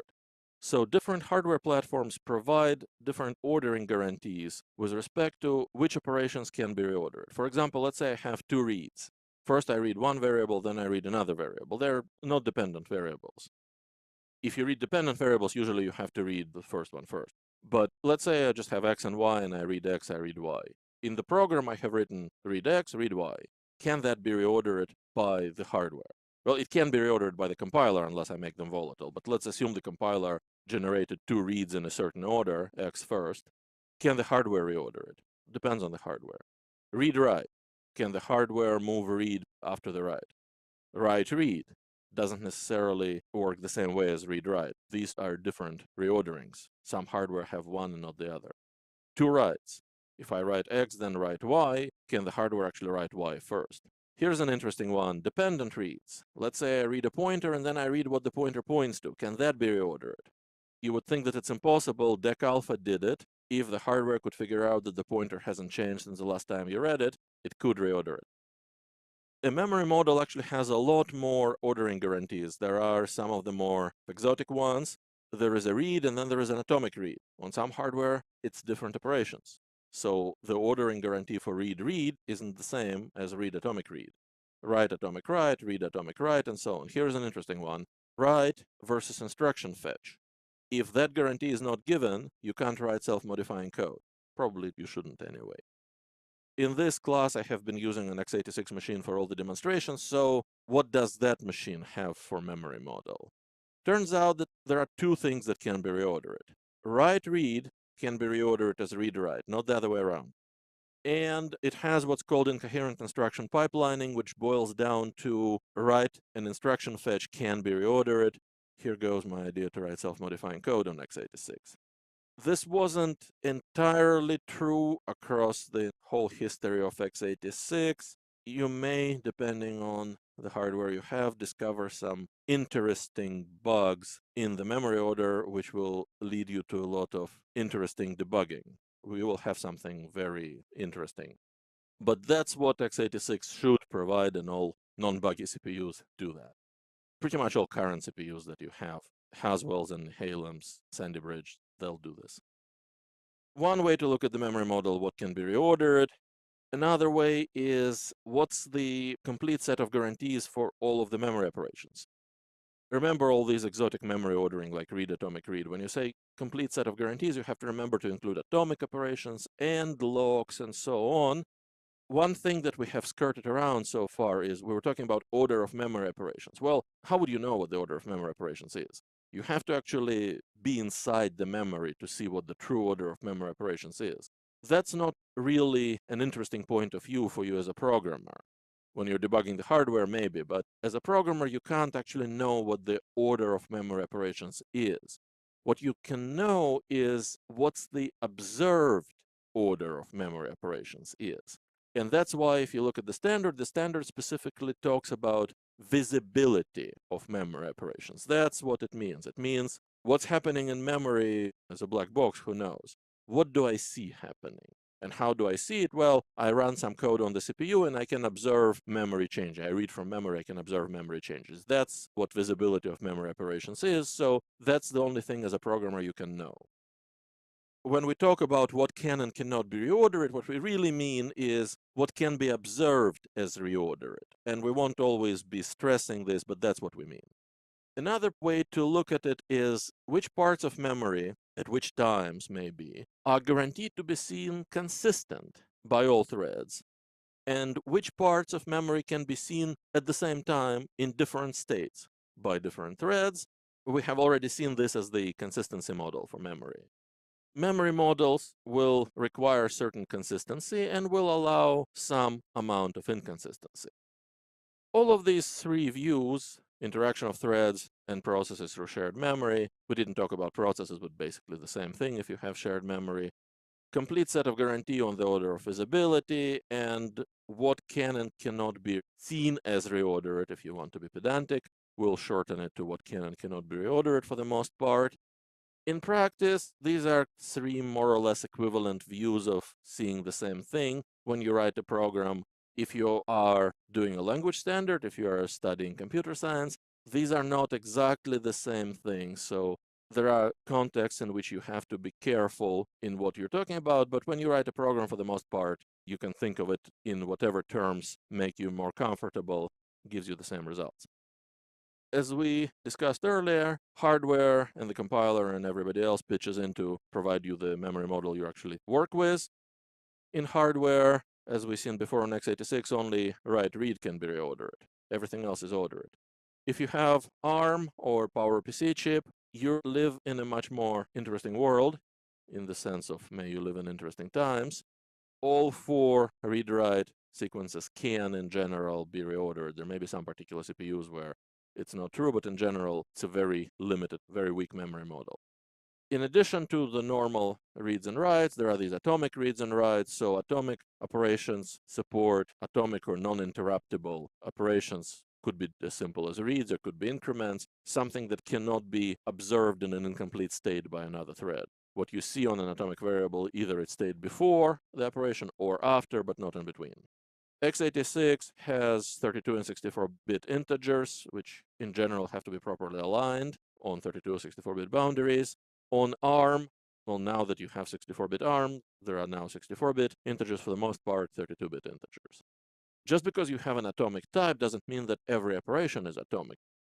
You can invoke a non-atomic hardware instruction on an atomic, so a 32-bit integer. It'll perform as a non-atomic instruction. There is nothing magic about that location in memory. Atomic, what makes it atomic is that you're using the atomic instructions.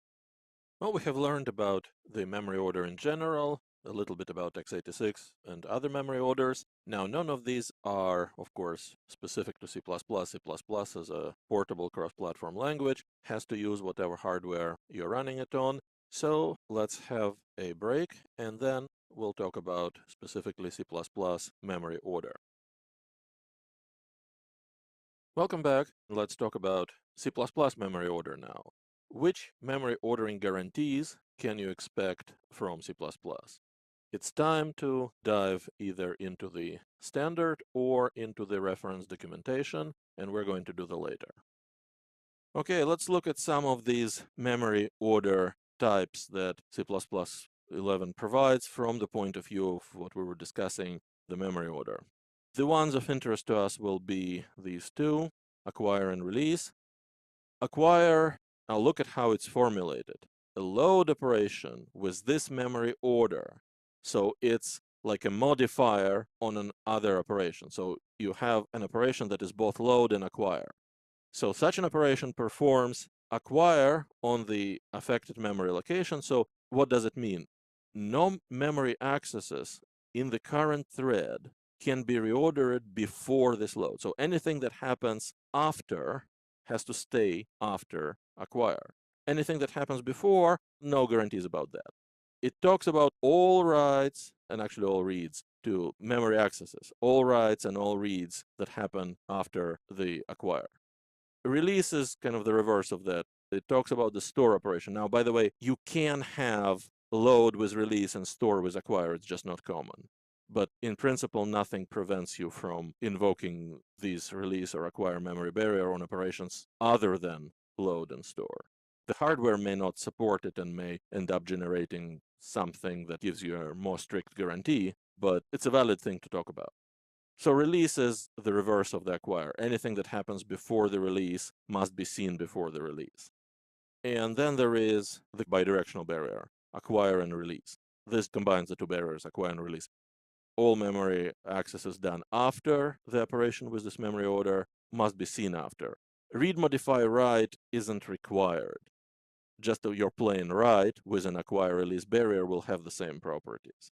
Just read, modify, write is the most common one to carry such barrier because reads are usually acquire reads, stores are usually release stores, so a read write would combine both of them would be acquire release. It's usually the case that that's what you would want. It's not required to be this way. You could ask for acquire and release on the right and you're going to get it. There are other memory orders, and that's just what C++11 defines. In other languages, other possibilities are defined, but these are the ones we will need later. What's the bottom line on C++ memory models? Prior to C++11, none.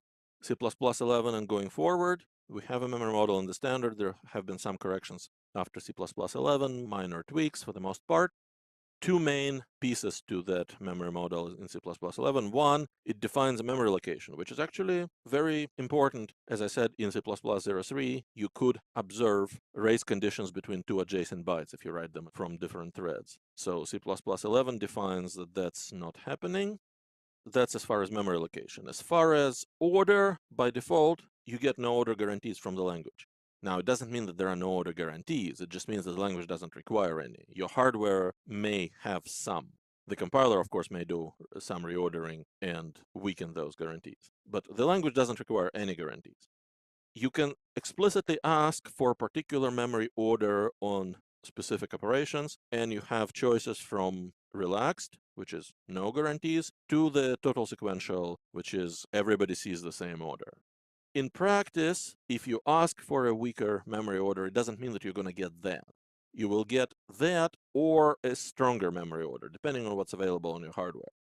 Case in point, on x86, write-write cannot be reordered, which means if you ask for a memory order that permits reordering of write-write, it's still not going to be reordered. You just can't be sure when you look at the C++ program. This is pretty much what we need to learn about the memory model. The main points I want you to remember from this is that, of course, the definition of the memory model describes interaction of thread and memory. The entire system is what's important. All the components from compiler to the hardware contribute to the memory model. C++11 has a rigorous definition of the memory model, which includes memory location and memory order. It helps to understand, at least, if not memorize what that is. That's the minimum guarantee. Whatever you're required by the standard is the minimum guarantee. You can get stronger guarantees on a particular system. Just don't count on it or you'll make your program non-portable. That's it for the memory model. If you want to become more familiar and improve your understanding of the memory model, here is something to try on your own. Write a program that demonstrates a permissible reordering, that actually shows that the program did two operations in one order, in one thread, and was observed in a different order on another thread.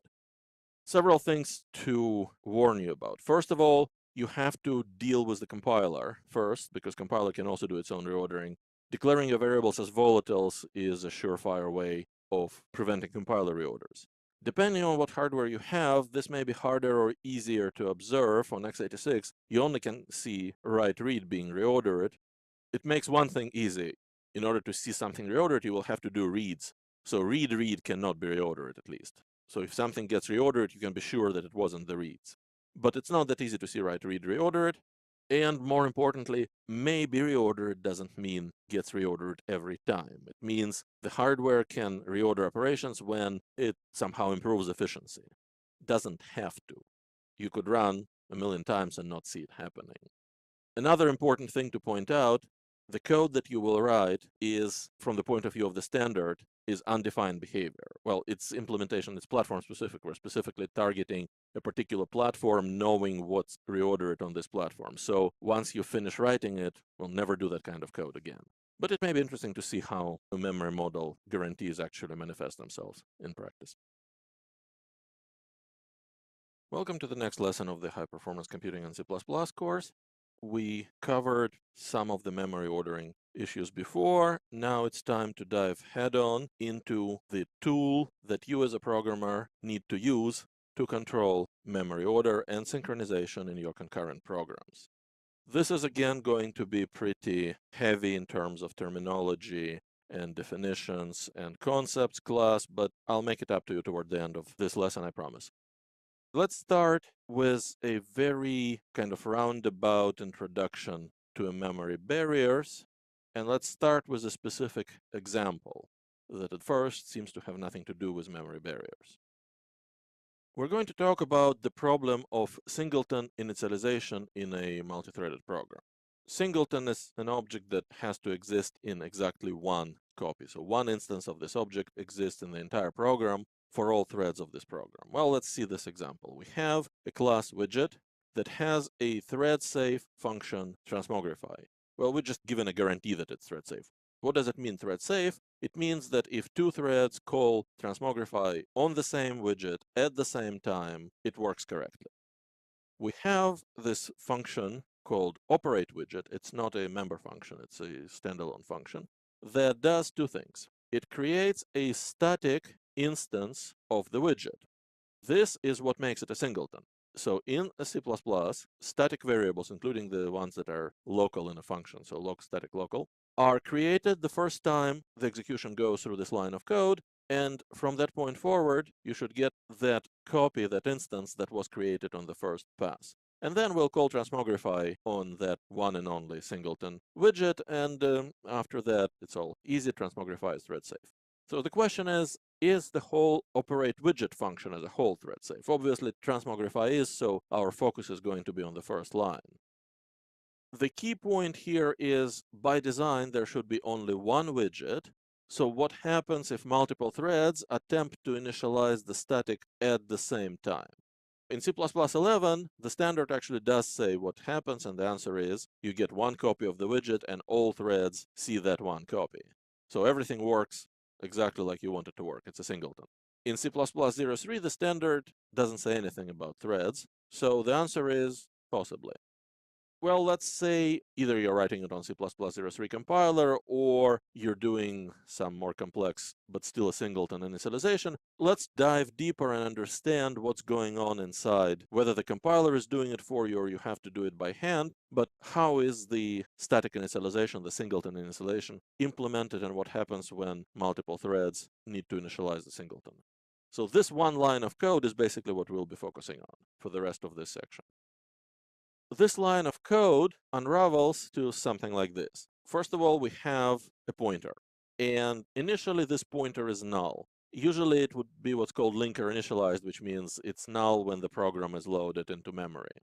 The first time execution goes through this line of code, we do the check. Is the pointer null? The first time, the answer will be yes, it is. And if it is, we're going to construct new widget and store the pointer to this new widget in the widget variable. The second time we go through the same code, this check will be, is the widget null? Well, no, it isn't now because we just stored a pointer. So nothing will happen and we're just going to use this pointer again and again, and that's how singleton works. Let's look at that same thing happening in two threads. So two threads are running that code that you saw on the previous slide.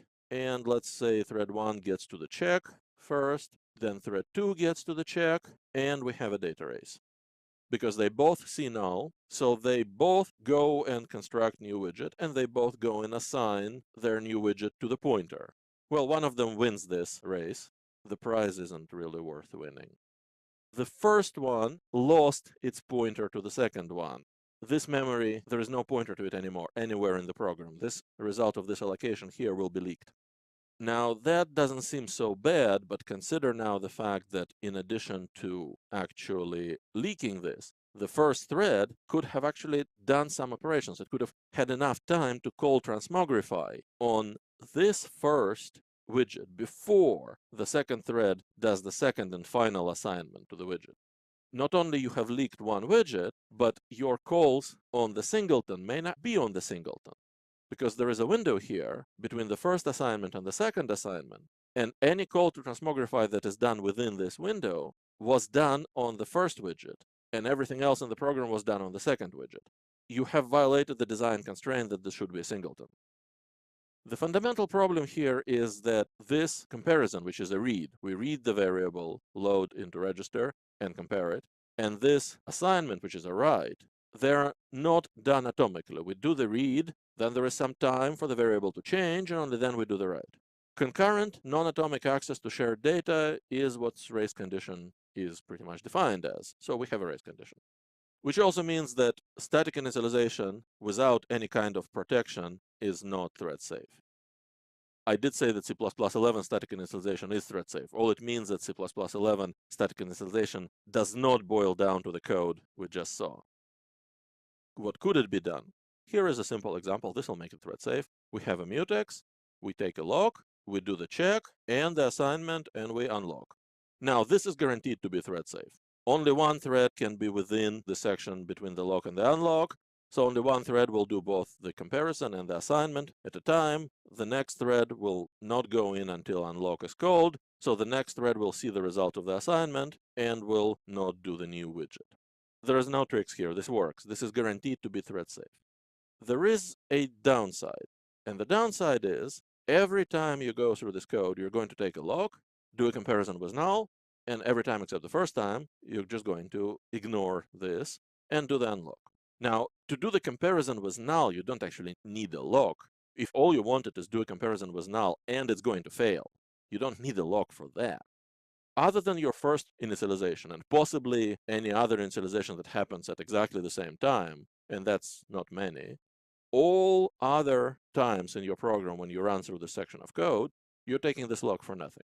You are still prevented from doing this line concurrently. So you're still serializing your threads, but now there is no need to do it. So this is rather inefficient for what you need to do. Let's take advantage of the fact that if you read from the widget and you don't get null, then there is nothing to do and you didn't need the lock. We can take advantage of it explicitly. We'll say, okay, let's read from the widget. And if we didn't get null, we're done. If we did get null, there could have been a race condition. So now we're going to take a lock, read again, and this time we'll know the true value of the widget without the race condition. And if it's still null, we're going to assign a new widget. And if it's not null, then, well, we just wasted a log, but this is going to happen only at the very beginning of the initialization when the first time it's initialized. Once or twice we'll get an extra lock, maybe, and after that we'll be fine. So the lock is acquired only once. This is efficient. This is thread safe. Well, except for one slight problem, it's not. Previously we looked at this one line, the static assignment. Now we have to dive even deeper and take apart what's called new expression. It's just these two words, new widget and the assignment. So this is new expression, this is assignment of the result of the new expression. What does it do? Well, it does, in general, two things. It allocates memory for the widget, and it calls a constructor of the widget. And the assignment then stores the pointer in the variable, the widget. So it probably does this. It allocates the memory, and just for writing this, let's say that the location of the memory is stored in some temporary variable, probably stored in a register. Then it calls the constructor. This is in C++ called placement new. It doesn't actually allocate any memory. It's not like regular new. All it does is invokes the constructor of widget on this memory location. If you could write temp arrow widget paren, that would be it. You can't call a constructor as a member function, but that's how the syntax looks like for calling constructor on a given memory location. So allocate memory, call the constructor, and then assign this temp pointer, which now holds constructed widget. Assign it to the widget. We have to be valid C++. We have to do a cast. If another thread comes in the meantime, and it happens to come in right here before this assignment, it looks at the widget pointer. It will see null, because we haven't assigned yet, which means it will try to do a lock. The first thread that is actually initializing singleton already holds the lock. So the second thread will try to take a lock, it will wait, and everything will be fine. By the time it wakes up from the wait, the widget is already assigned, so it will read the widget again. Remember, we read before the lock first time and after the lock the second time. After the lock, we'll read it again. This time it will not be null, and nothing will happen. Any thread that comes in here after the assignment and reads the widget, sees non-null, sees whatever we got here for the memory, it will just use the widget, everything is fine. This seems to work. So what's the problem? The problem is that the implementation of this new expression may not look like we have just written. Here is another valid implementation. Allocate the memory, store the address of the memory into the widget pointer. Now we're not storing a pointer to the widget object. There is no widget object yet. We haven't constructed it. We're just storing address to the memory. And then construct the object in this memory. Why is this valid? Well, it's all happening inside this new widget. By the time you come out, you will see the widget pointing to new widget. What's happening inside? Well, the compiler gives you no guarantees on that. The language standard gives you no guarantees on that. Now we have a window of vulnerability.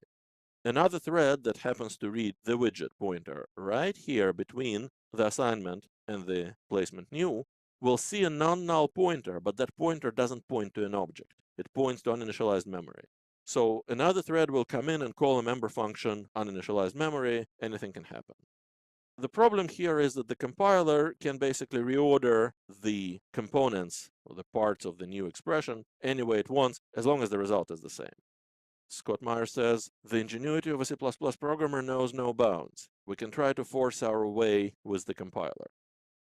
The first step would be to actually take apart the new expression and do it ourselves.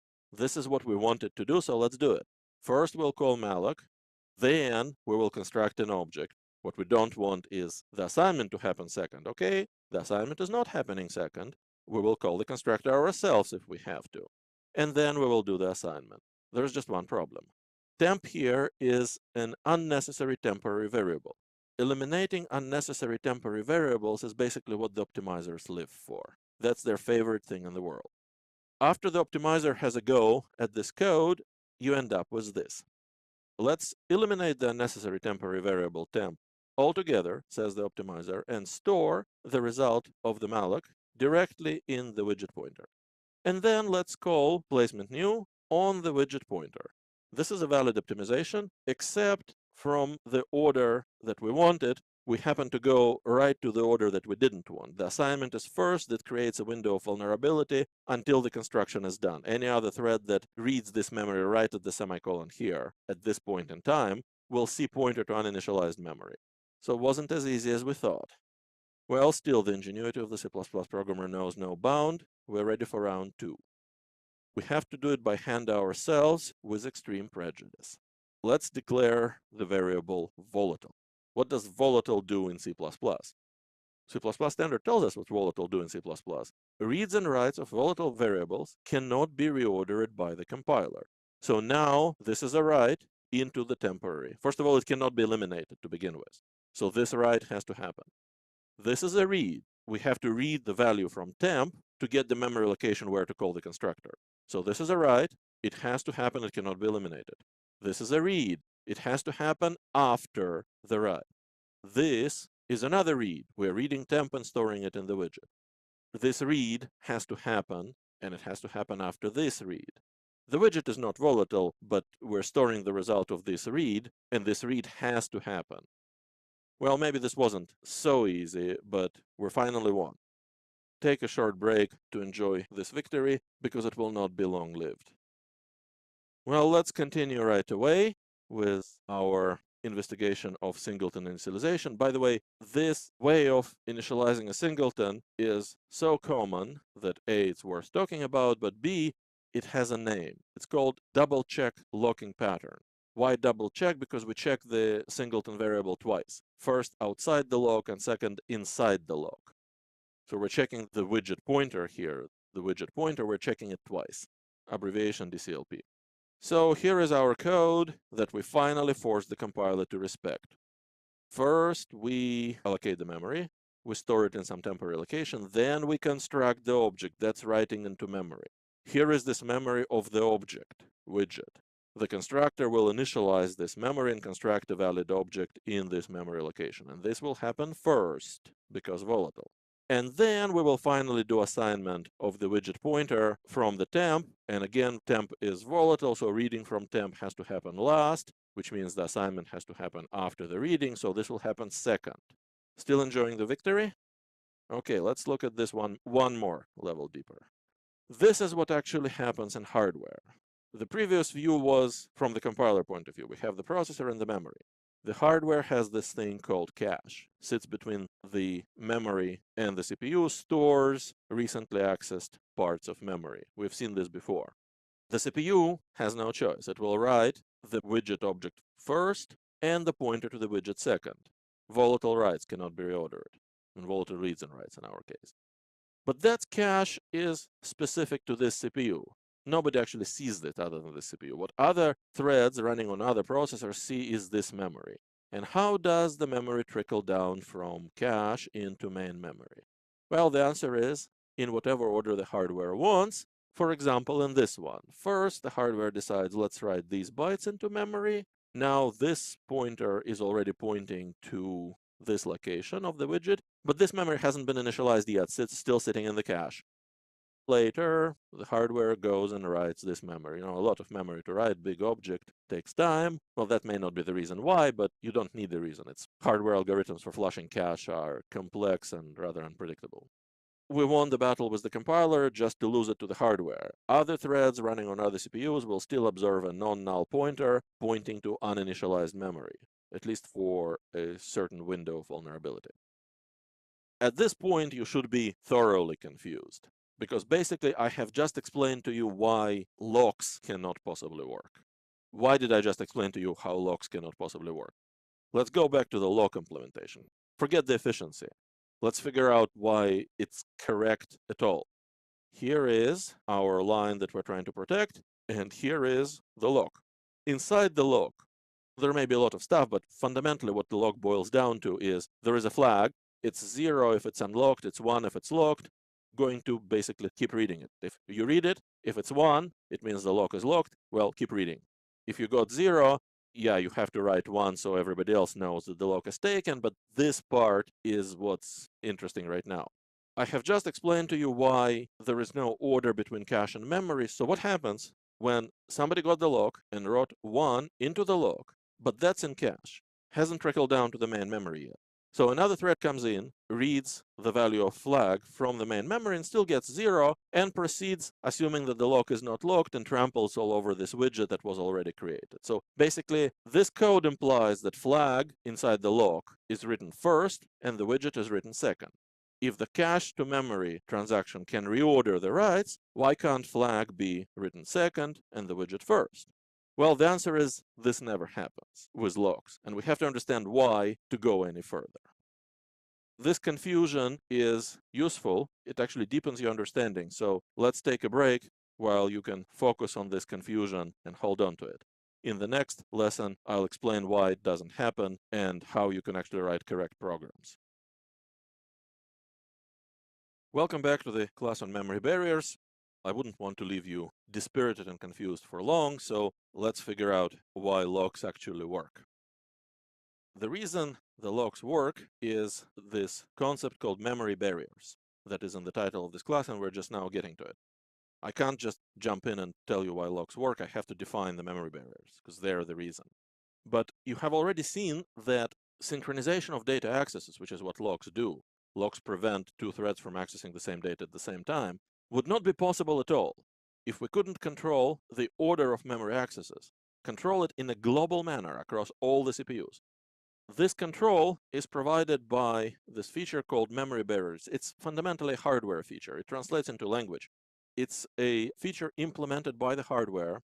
It's invoked through specific hardware instructions or sometimes through modifiers on other instructions. You can't get to it in a portable way unless the language provides some kind of universal portable API. How do you get to it in your code? You have to write these processor-specific instructions. Very often, they are kind of attributes on reads and writes operation.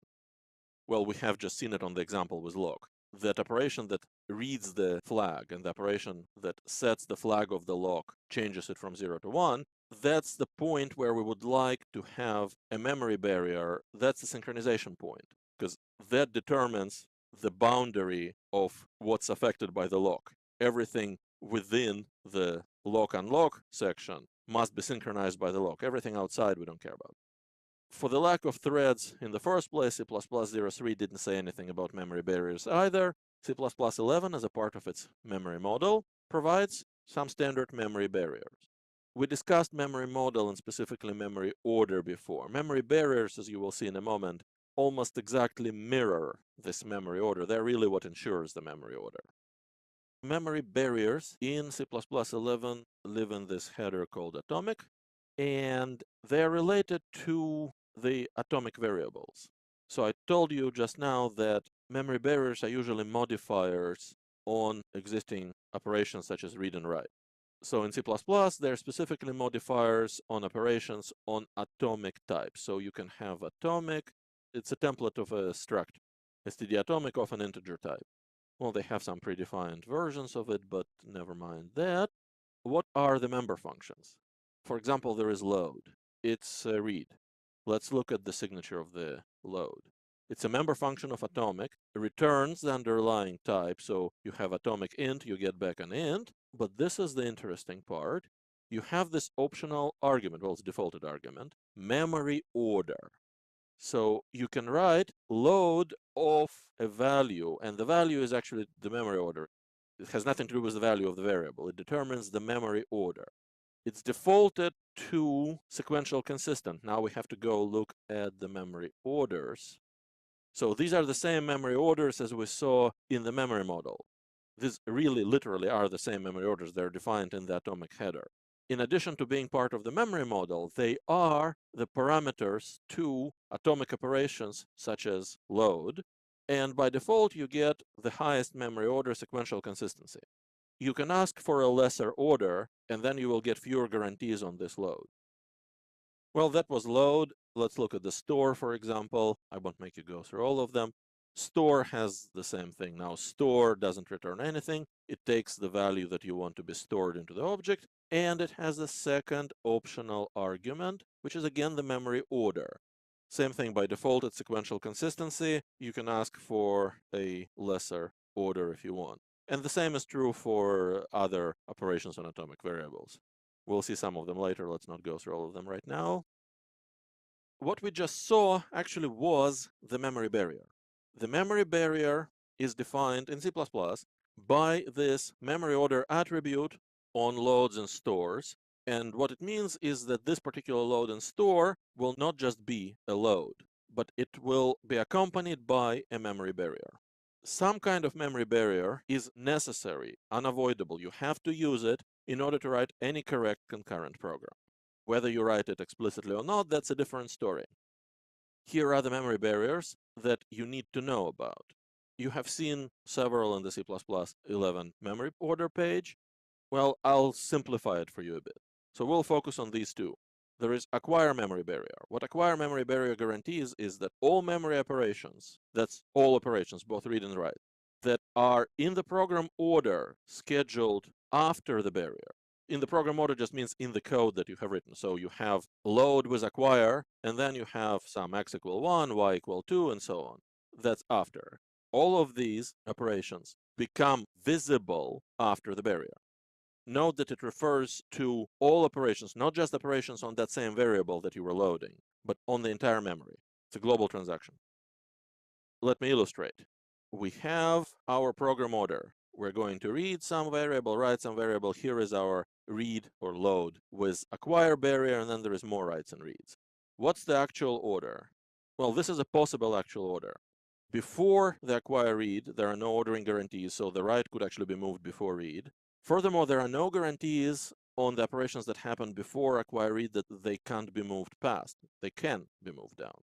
The guarantee you have is that the operations after acquire read cannot be moved up. Again, there is no protection against reordering of those operations, as long as they both stay after the barrier. So what happens after the barrier must happen after the barrier in any order. And what happens before the barrier can happen anywhere. That's how acquire barrier works. Well, if there is acquire, there must be release.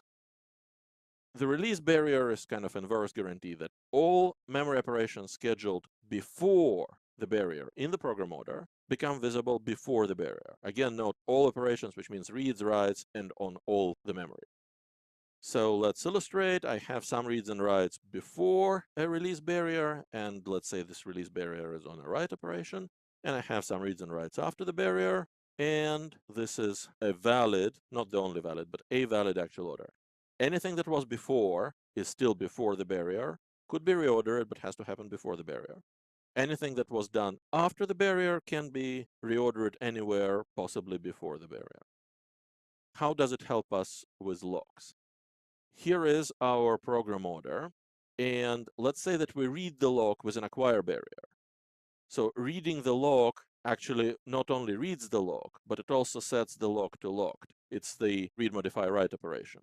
And it's done with an acquire barrier. So that's where the name of the barrier is coming from. We are acquiring the lock. Then we do some reads and writes, and then we release the lock. Now you see why it's called release barrier. You're releasing the lock. Given these two barriers and their guarantees are anything that happens after the acquire barrier has to stay after the acquire barrier, anything that happens before release barrier has to stay before release barrier. We have these two barriers, and they're unidirectional. Acquire barrier prevents operations from going up. Release barrier prevents operations from going down. So this is a valid actual order. You will notice that reads and writes that were within the locked section. By the way, this is called the critical section, between the acquire and release of the lock. Reads and writes that were within the critical section are still within the critical section. They cannot move up, they cannot move down. Reads and writes that were outside of the critical section can move into the critical section. So this is how locks work. Anything that was done within the critical section between lock and unlock has to become visible within the critical section between lock and unlock. That's why you cannot have reordering that pulls operations on shared data from outside of the critical section. Memory barriers are essential component of the lock. So far we have focused on the lock as we looked at this flag. If flag is 0, lock is not taken, you can take the lock and go compute. If flag is 1, you have to wait. Well, that's only half of it. The other half is this memory barrier. Acquire barrier is used when the lock is acquired, and release barrier is used when, you guessed it, the lock is released. These two barriers together define the critical section between lock and unlock. Nothing can leave the critical section. Within the critical section, there is no additional guarantees. Well, not due to the lock itself. If you have dependency guarantees, of course. Operations can be reordered within the critical section, but what guarantee you have is if all your access to the shared data is within the critical section, then it cannot be moved out, which means another thread cannot do any operations on the shared data while the lock is held by some other thread. Why? Because operations on shared data are all within the critical section and they cannot be moved out. Even though you haven't seen any memory barriers yet in any of the programs we've looked so far, and maybe you wrote a lot of concurrent multi-threaded programs and haven't seen a single memory barrier. They're there. They were absolutely critical for your success as a programmer of multi-threaded programs, and most of the time they're invisible to you. They're implicitly provided by the locks. Next, we're going to cover the other, less of the time, cases when they have to become visible. Let's continue with the memory barriers and see how they're used. Well, obviously they're used for synchronization of memory accesses. Most of the time, they're used without you ever having to do anything about it because you're using locks, and the locks have been written correctly with the memory barriers most of the time. It's very important to observe a certain protocol when dealing with memory barriers. There are tricky subjects, have to be addressed with reverence. Specifically, memory barriers provide their guarantees only if all processors or all threads participate in this handshake if they all use appropriate barriers. This is conceptually the same as it is for locks. If you have one thread that locks access to the shared data and another thread that doesn't lock access to shared data, that lock is useless. When people think about memory barriers, somehow that very same notion is harder to imagine. Maybe part of it is the language and the way the barriers are described as the memory accesses that happen after the barrier, or acquire barrier in this case, become visible after the barrier. That has this hint that it's a global thing, that it somehow forces this property onto everybody else. Well, it doesn't. The other thread has to play by the same rules. Specifically, it has to also use the barriers, just like the other thread has to also use the locks. Let me illustrate. We have one thread that is doing a write, then the release write, then another write. The release barrier in this case guarantees that the first write 1, becomes visible before the release barrier. Here is how thread 2 will take advantage of this guarantee. It has to do acquire read, or another operation with an acquire barrier.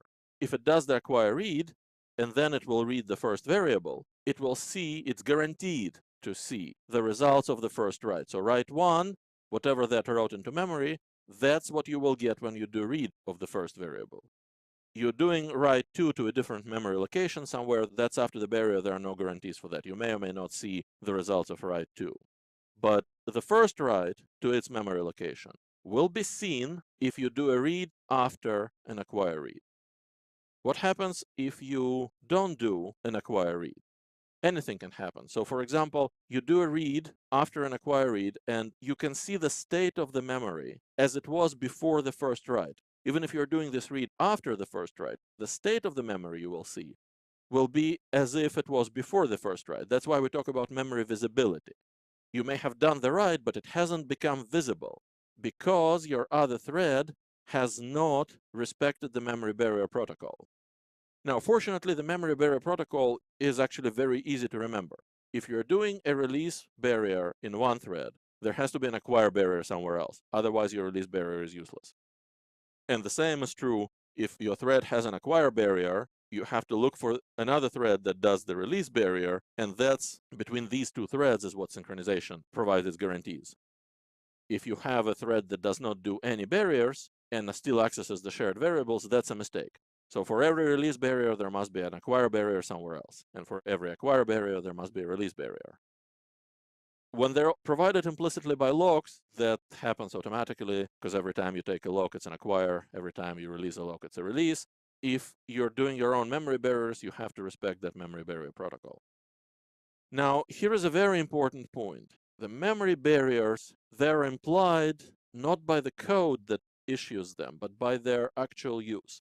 What do I mean by that? This is an atomic exchange operation on x86. it boils down to this one instruction. This is the actual atomic exchange. The rest is just inline assembly on GCC. This is atomic exchange. Let me ask you a question. Does this atomic exchange provide any memory barriers? Well, you could go into x86 documentation and find out, but that's the wrong way to look at it. The question really here is, do you need this atomic exchange to provide any memory barriers? And you can only figure it out by looking at how you use it. Here is our lock. In this case, it's some sort of spin lock. Inside the spin lock, we have this flag variable, it's a lock variable. And when we acquire the lock, we do an atomic exchange. We store 1 into the lock while atomically getting the old value back. And when we release the lock, we just need to store 0. We can just do a store, or we can do another atomic exchange and ignore the return value. Atomic exchange by itself guarantees atomicity. It says that read of the old value and write of the new value will happen non-interruptible way. Nobody can see the state of this variable after you read it, but before you wrote into it. That's the only guarantee that is provided by the atomicity. That guarantee only applies to this data that you operate on, this lock, whereas memory barrier guarantee applies to the entire memory. What about the memory barriers here? Well, the memory barriers are implied by how you use this. They don't really have to be associated with atomic operations. Usually they are in practice. What can you deduce about the memory barriers? What can you deduce is this acquires the lock, and in order for the lock to function correctly to begin the critical section, you need an acquire barrier. This releases the lock, and in order to bound the critical section from below, you need a release barrier. This is necessary in order for the spin lock to correctly protect this increment. So again, the barriers, acquire and release, are implied by how I use this atomic exchange. The two atomic exchanges look very similar, but they need totally different barriers. Whether the instruction that I had before actually provides these barriers, that's a different story. If it doesn't provide these barriers, then I had the wrong code. I used the wrong atomic exchange. On x86, it happens to provide both barriers at once, but you cannot deduce anything from this fact about the correctness of what's necessary for the correctness of the program. Once you understand what barrier requirements are for the correctness, you can understand if this hardware instruction provides the necessary barriers. But just because it provides them doesn't mean that they have to be there. So to understand the actual protocol for the memory barriers used in this program, you have to look at how they're used. So for example, this is an acquire barrier. The instruction for atomic exchange on x86 also gives you a release barrier. Don't go look for another thread for a matching acquire barrier to this release. It's not there. It doesn't need to be there because this release barrier is accidental. We don't count on it. It's okay for us to not have a matching acquire barrier because we don't mind violating the release barrier that may accidentally happen over here. Now, this release barrier is a different story. There has to be a matching acquire barrier. These two are a pair. So this is very important when you write your own memory barriers. You have to respect the memory barrier protocol. Every time you are acquiring something, it must be released to you by the corresponding barrier in another thread. When we know all we need to know about memory barriers, it's time to go look at some code finally and make use of them. And let's take a short break before we do that. Now let's go look at our locks that we have seen before in the context of the memory barriers. We did see a lock of our own a couple classes earlier, and this is one of the locks we have experimented with, and we did it with an atomic integer, and the lock used atomic exchange. We atomically exchange the value of the flag for 1. If we get back 0, it means that the lock wasn't locked and we just successfully locked it in a single atomic non-interruptible transaction. And if we didn't get back 0, we got back 1, it means that the lock was already locked. Well, we exchanged it for another 1, which means we didn't really change it at all, so we just keep spinning. And to unlock it, we just wrote 0 into it. Well, we did this before we knew about memory barriers. So now we have a big uncertainty. Was this lock actually doing anything? Remember that atomically operating on the flag is only half of what lock needs to do. In order for the lock to actually protect anything other than the flag itself, it has to issue the correct memory barriers in order to maintain the critical section. So locking has to have somewhere in it an acquire memory barrier so that all the accesses to shared data cannot escape from the critical section. Let's go look at our critical section. This is the critical section, the increment, and we have a lock here. Unlock is in the destructor of this object. It happens right here. Lock has to have a acquire barrier, otherwise this ++x can leave the critical section, be moved up, and not be protected. Unlock has to have a release barrier for the same reason, otherwise our increment can move down out of the critical section. Fortunately, this actually was correct code. And why it was correct code? Because by default, exchange on atomic in C++ uses a bidirectional memory barrier, the strongest memory barrier that they have, which is actually stronger than acquire-release combination, but that's unimportant for our purposes right now. Let's say it uses acquire-release barrier. Same for this assignment. Now, this assignment, you don't even know directly. You have to read the documentation because exchange takes, as we saw, the second argument, just like load and store. Exchange takes the second argument, which defaults to sequential consistency, the strongest memory order. This assignment, of course, doesn't take the second argument, but the standard says that this has implicitly sequential consistency memory order and you can't change it. So this was correct.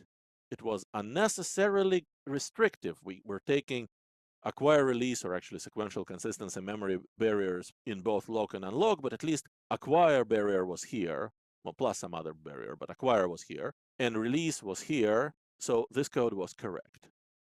If we did it explicitly with just the memory barriers that we need, then this is how it would look.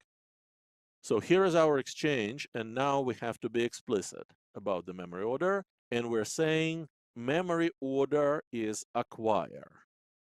We can't do assignment of 0 as an assignment and have a memory order, but we can do store. So store is the same as an assignment, but there is a place here for the memory order argument, the second argument, and this one is the release. So now we're explicitly saying, okay, lock, it has acquire barrier, unlock has release barrier. This also has to be correct. But this is less restrictive barriers. Well, let's see if it made any difference in performance. It won't make any difference in correctness. This is our old lock.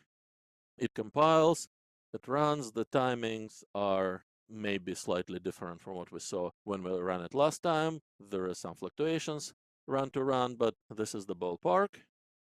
And this is the same lock, but with the minimum necessary barriers. See the big difference here. Even at one thread, there is actually a difference, which means that barrier modifier, or the barrier instruction that was necessary for bidirectional barrier, takes extra time even when you have no other threads. Well, that's x86 specific thing, although it would be even worse on like PowerPC. On two threads, having two bidirectional barriers was much more expensive than having just acquire barrier on lock and just release barrier in unlock. And then it kind of stays lower with minimal barriers than with excessive barriers. We also had last time another spin lock where instead of having a separate flag, we were spinning on the pointer to the variable that we're incrementing. Let me remind you.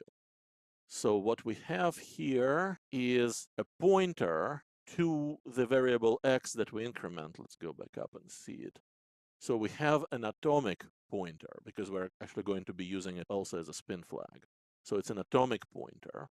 Before we start running, we initialize what it points to 0. Then we have this pointer lock, which is like a spin lock, but it uses the pointer as a flag. We'll see the class in a moment.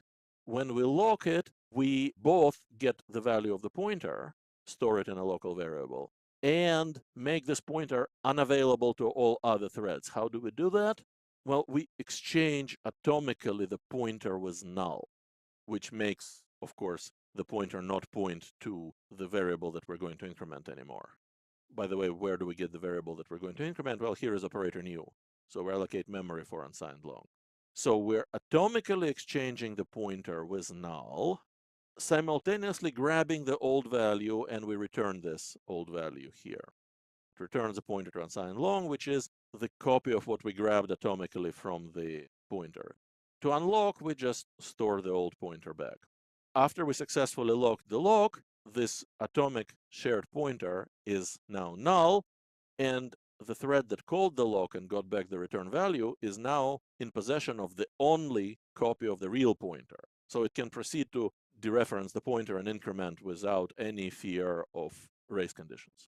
Again, the exchanges here have full barrier, the sequential consistency bidirectional barrier. We can trivially modify this code to use the minimum necessary barriers. See, now they'll be different. Acquire in lock.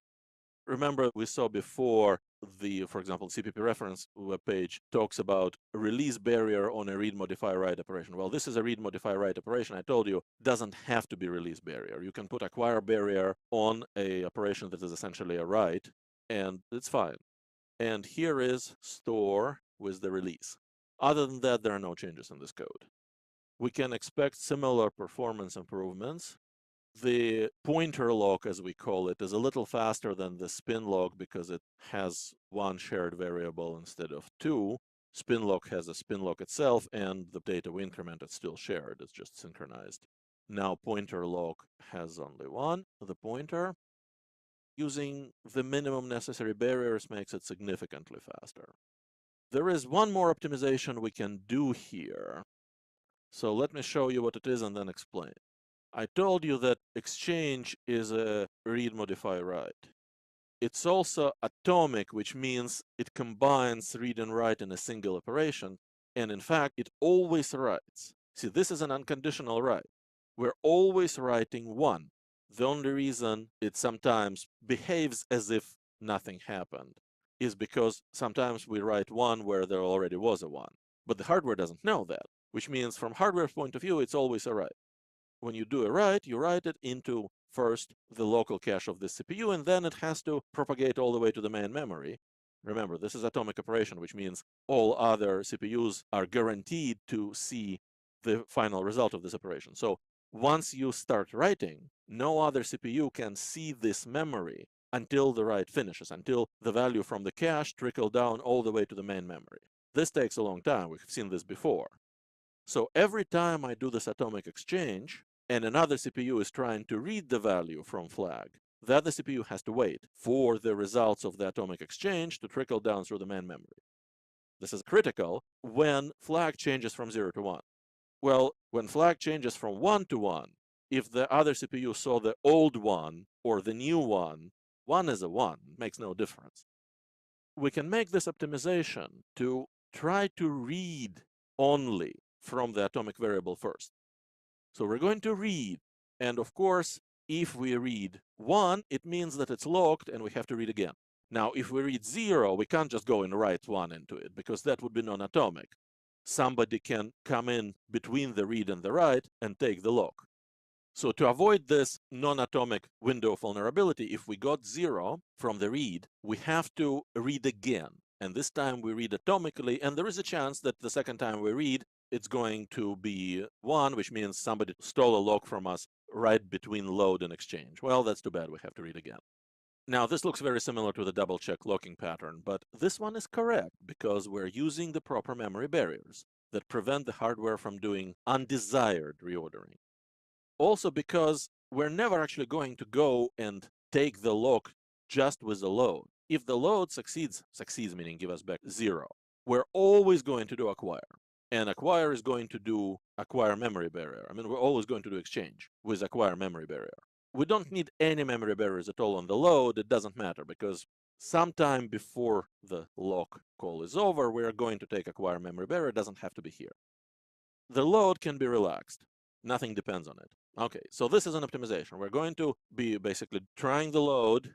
As long as we get 1, we're going to keep trying the load. If we get back 0, we're going to jump in with an atomic exchange. If it's still 0, we atomically write 1.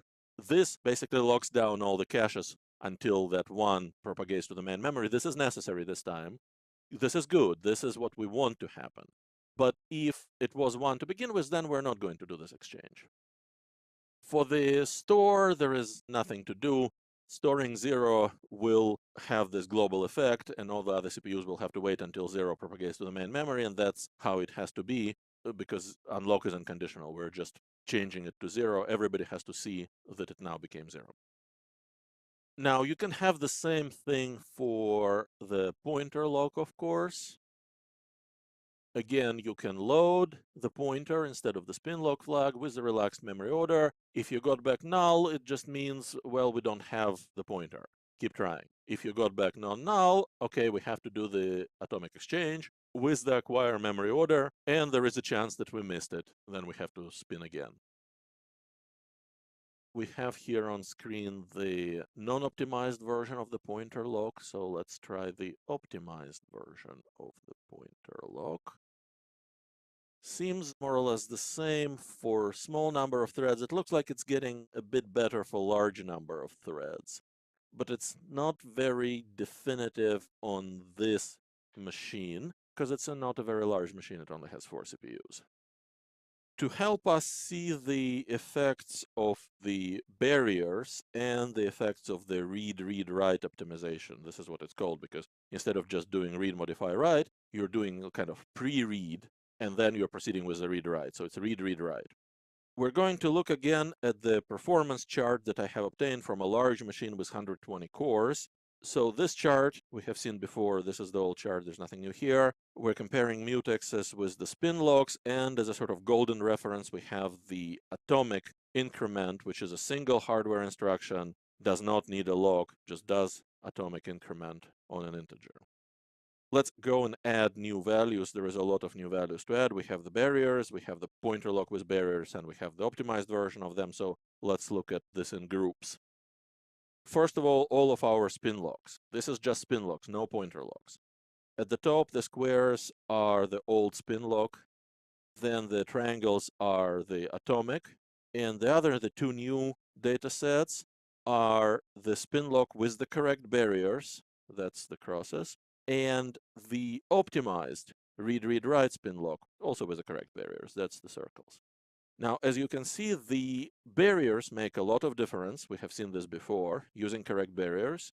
Using the read-read-write optimization now on this large machine also makes quite a bit of difference. And the interesting thing is the optimized spin lock is actually running pretty close to the atomic. This is the same, but for the pointer locks. The top line, the crosses, is the old pointer lock with our bidirectional barriers that happened to be there by accident. We just got lucky that it was correct at all.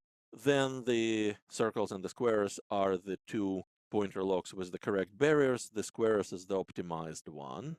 And again, the atomic it's in the middle of it. It's not showing that great of an advantage. So now let's just pick the best of them all. Well, atomic is a kind of golden reference, except it doesn't look so golden anymore. And here are our spin locks and pointer locks with the correct barriers and their optimized version. So I cut off the plot at the top at 128 threads. Just the barriers alone, don't cut it. Both the spin lock and pointer lock goes way up there when you have that many threads. But the interesting thing is that with the correct use of barriers and the read-read-write optimization, the spin lock is actually holding their own against atomic really well. It's often faster than atomic by probably statistically significant margin. The standard deviation on these measurements was something about 2 nanoseconds plus minus. So it actually looks like it's real data. Now, this is hardware dependent. On other platforms, I've seen the difference between atomic and this read-read-write spin lock to be much closer, but the important part is it's not losing. So now we finally have a very good implementation of a spin lock. This one you can actually use. Last time I told you, please don't use the spin lock I've shown you before. Well, this is why. You can use this one. What have we learned from this experiment with the spin lock?